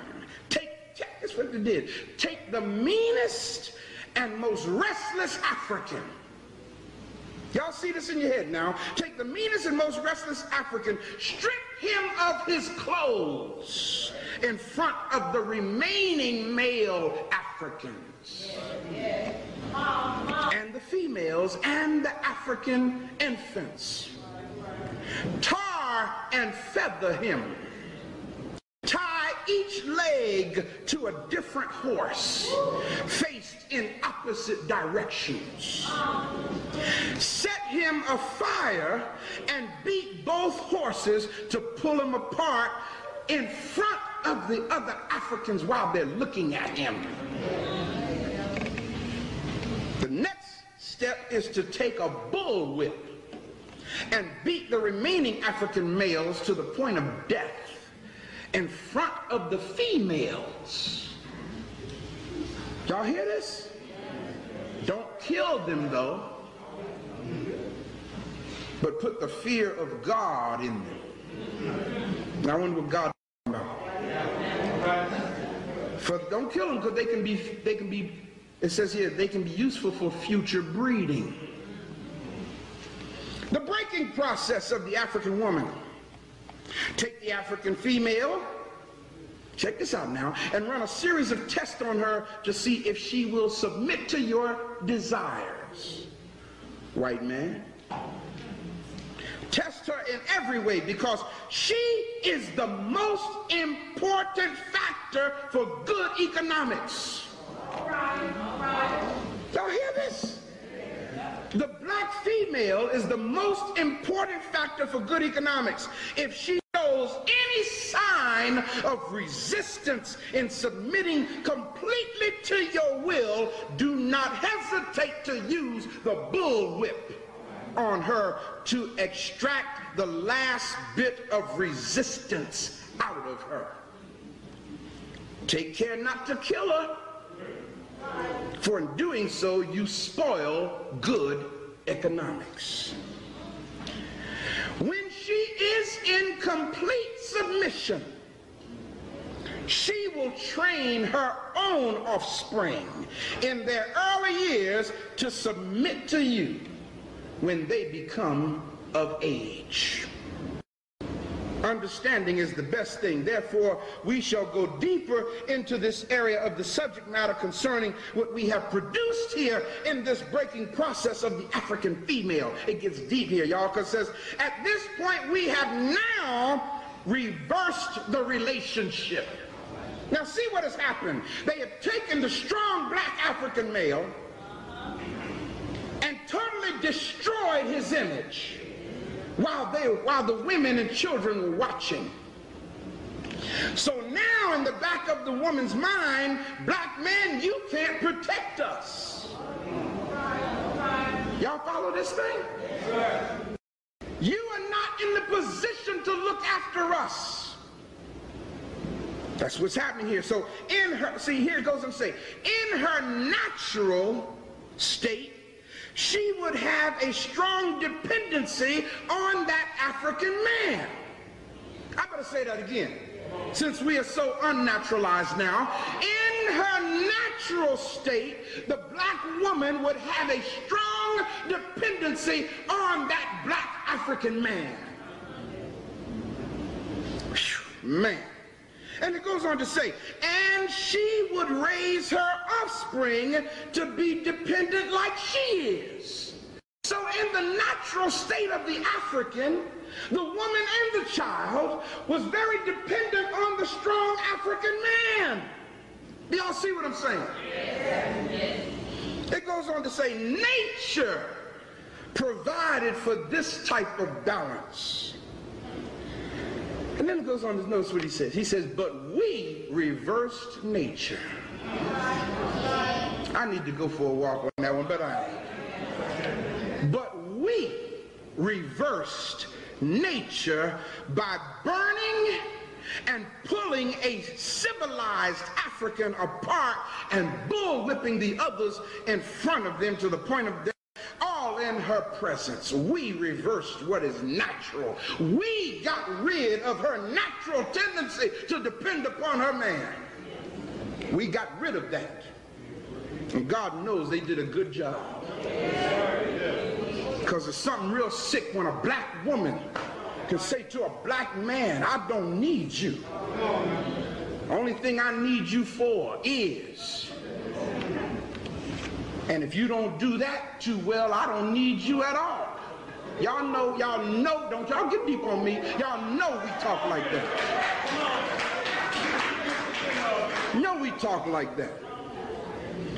Check out what it goes on to say. It says, by being left alone, unprotected, with the male image destroyed, the ordeal causes her to move from her psychological dependent state to a frozen independent state. In this frozen psychological state of independence, she will raise her male and female offspring in reversed roles. Y'all hear this? What are the results? It goes on to say, and this is what you call social engineering, brothers and sisters. Here's what it says. What are the results? You've got the African woman out front, and the African man behind and scared. This is a perfect situation for us to have sound sleep and economics. Before the breaking process, we had to be on alert and on guard at all times. Check this out now. Now we can sleep soundly, for out of frozen fear, his woman stands guard for us.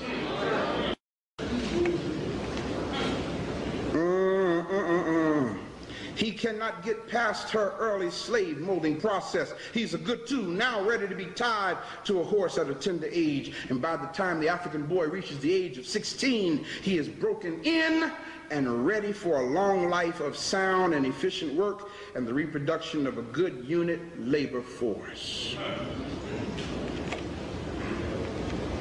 Our brothers and sisters, it gets even deeper than that. It says, through breaking the uncivilized, savage Africans. By the way, I put the word Africans in here, because every time I say the word Africans, the word they had was niggers. Follow what I'm saying? So you can kind of hear it better if you put that in there.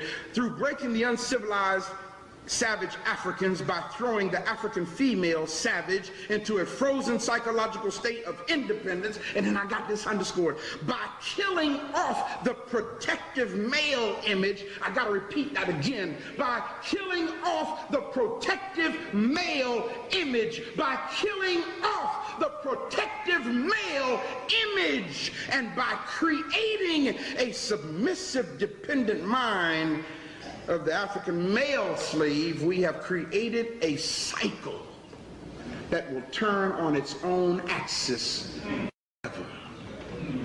Unless, it actually says right in the document, unless a phenomenon occurs and reshifts the position of the male and female slaves. What would be that phenomenon? The truth of our African awareness rising up, the truth that they intentionally stole and hid. If we could ever go back and reclaim our story and put back in the psyche of our young people how great we as Africans are, that would be the phenomenon that would reverse their program.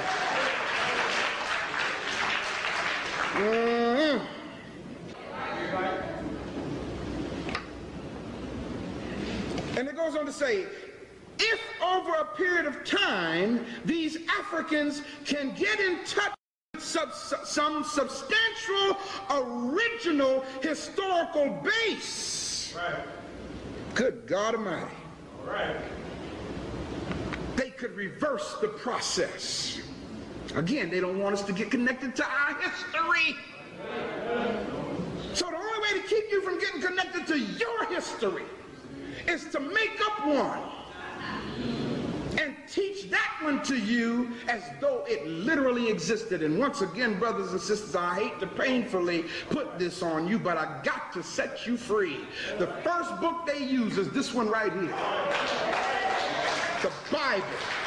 And many of you think that this is a history book, and there's not one event mentioned in the Bible that can be verified as an historical event. Not one. Not one person mentioned in the Bible can be verified as a person who ever walked this planet. Not one. From Adam all the way to John on the Isle of Patmos. All of them. I know I'm shouting some of you, but I got to shatter you. I got to shatter you. Got to deactivate that. Thank you. Got to deactivate that willy chip. Because as long as you're putting your faith in a concept that the white man gave you, your chip is running on nuclear power.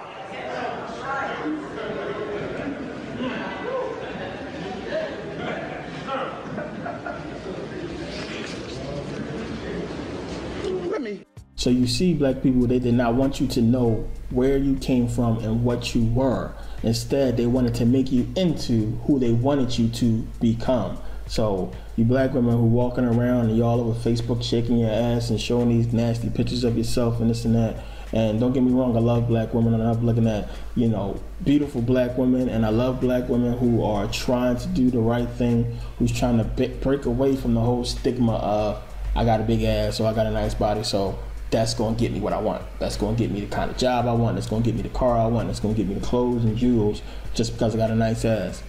Come on, you are worth more than that. You are worth more than just selling yourself to, and some of these women are selling themselves for nothing. You know what I'm saying? Like it's crazy to me when I see it. Yeah, I'm a man. Of course, you know, I look at them like, damn, I look good. But at the same time, I'm like, damn, that's fucked up. But if you wake up and see that no man is really gonna respect you for you doing those things, for you shaking your ass and putting pictures and stuff like that.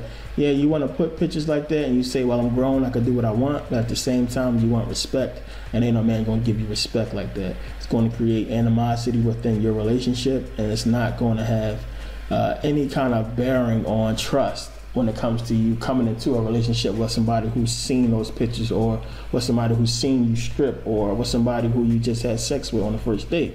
You're not going to get respect. A man is not going to respect that, and that's just the truth. So what is it going to do? It's going to create conflict within the relationship. So you get together with these guys and you sleep together and you have a baby, and now he's doubting if it's his.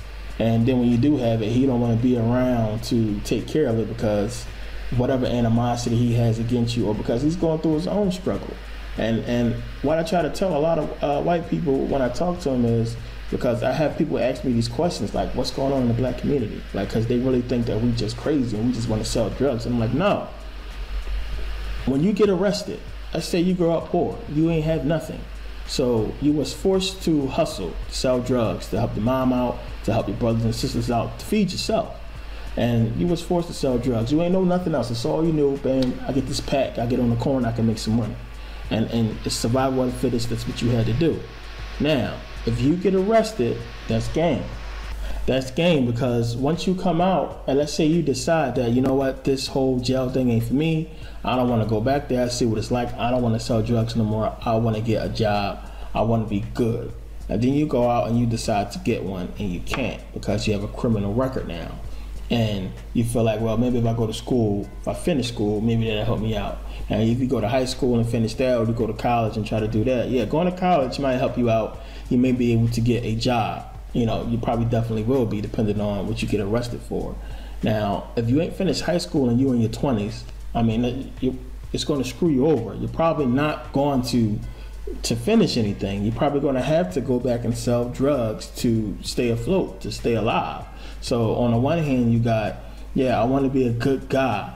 I want to do the right thing, but I can't because I got to feed myself. I got to feed my baby and my family. So I got to sell drugs. I got to do the wrong thing to stay alive. And that's the thing they want you to have to choose from. No person should have to choose whether or not to do such a thing. But that's the way they want it to be. It's just that simple.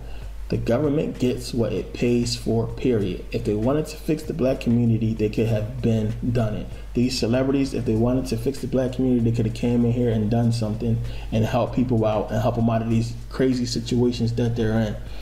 Yeah, of course, we have control over our own life. We do fucked up things to put us in the situations that we are in. But I mean, really, when you go back and you look at it, the whole thing has been one big setup. Yeah. I mean, come on. Common sense tells you that the black community is a direct result of slavery.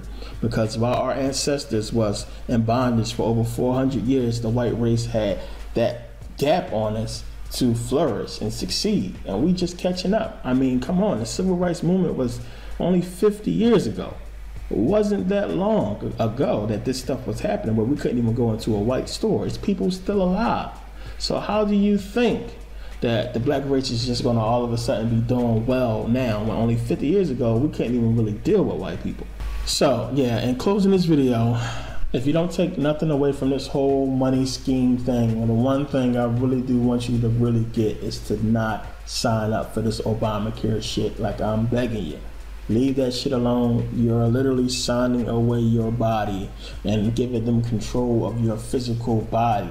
Remember, the whole straw man thing was to create a person that was like non-existence. This whole Obamacare thing, which is why it's so big and it's like everybody has to sign up for it. And remember, it's mandatory.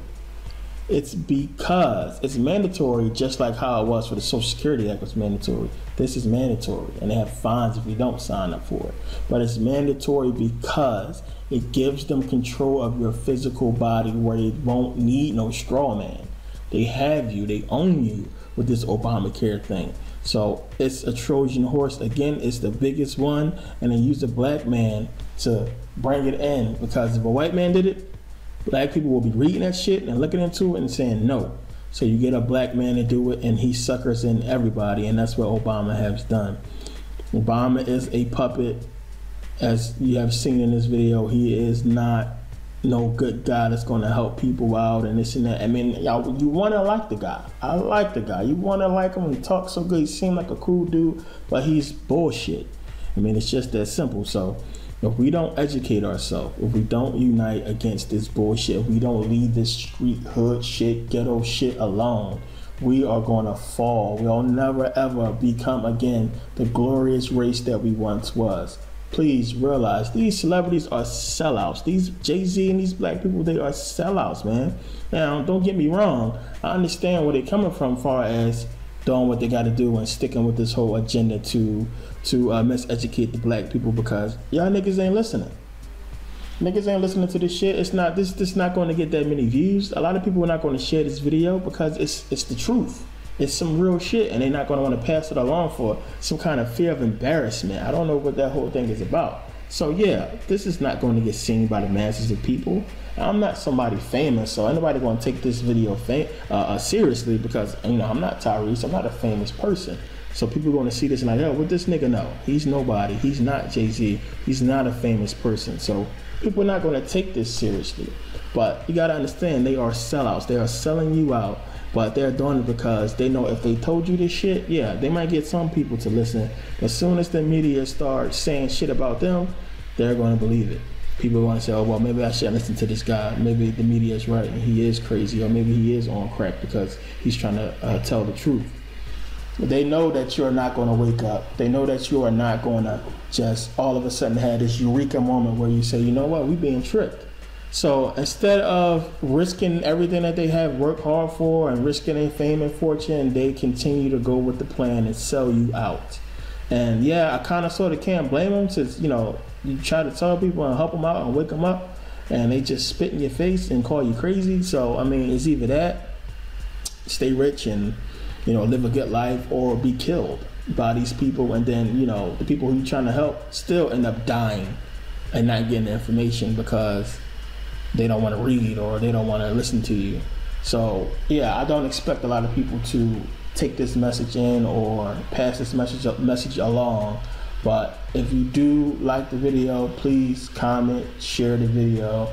And this is not to cater to my ego in no way, so I can know that my message is getting out and people are hearing this message, and maybe I should make more videos, because at this point right now, this is my last video, until I feel like it's something else I really need to talk about. But I read a lot, and there's a lot in my head, and I had to get this out. I have actually written about 3 books that I haven't had published yet, that I will get published at some point. And when you start digging into this information, it sticks with you. It stays with you, and especially when it affects your people, and you want to get it out and give it out to the people.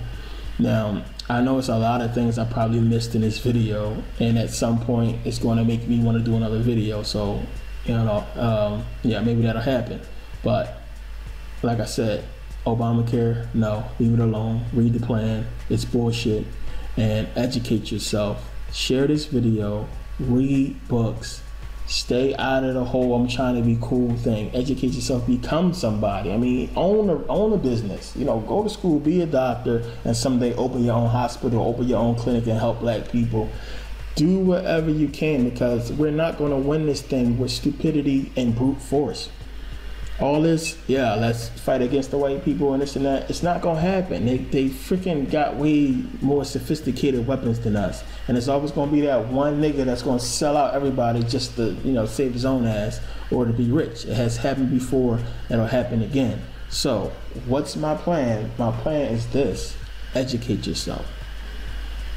Educate yourself, because if that dollar crashes, they coming to get who they coming to get. And I have this little idea that I think when it does crash, they're going to take out as much black people or black leaders as possible, people like me and people that's trying to help black people out. They're going to use the whole scheme of going in there and helping people to actually detain people and send them to these FEMA camps or send them to Guantanamo or who the hell know where they're going to send them.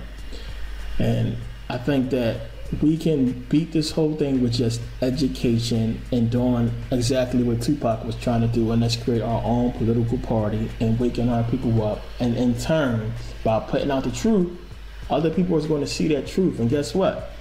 When the truth is out there, these politicians can come and say all the bullshit they want, but the truth will be supported by the facts. They don't have any facts to support their bullshit. We will have the facts to support everything that we're saying. Therefore, anybody who's listening, black, white, Chinese, it don't matter what race they are going to go with the truth. It's just that simple. And I want to thank everybody for watching this video. It was long again, but I hope you appreciate what I'm trying to do. I hope you respect what I'm trying to do. I'm trying to wake our people up, and I hope you see that. And thanks again for watching.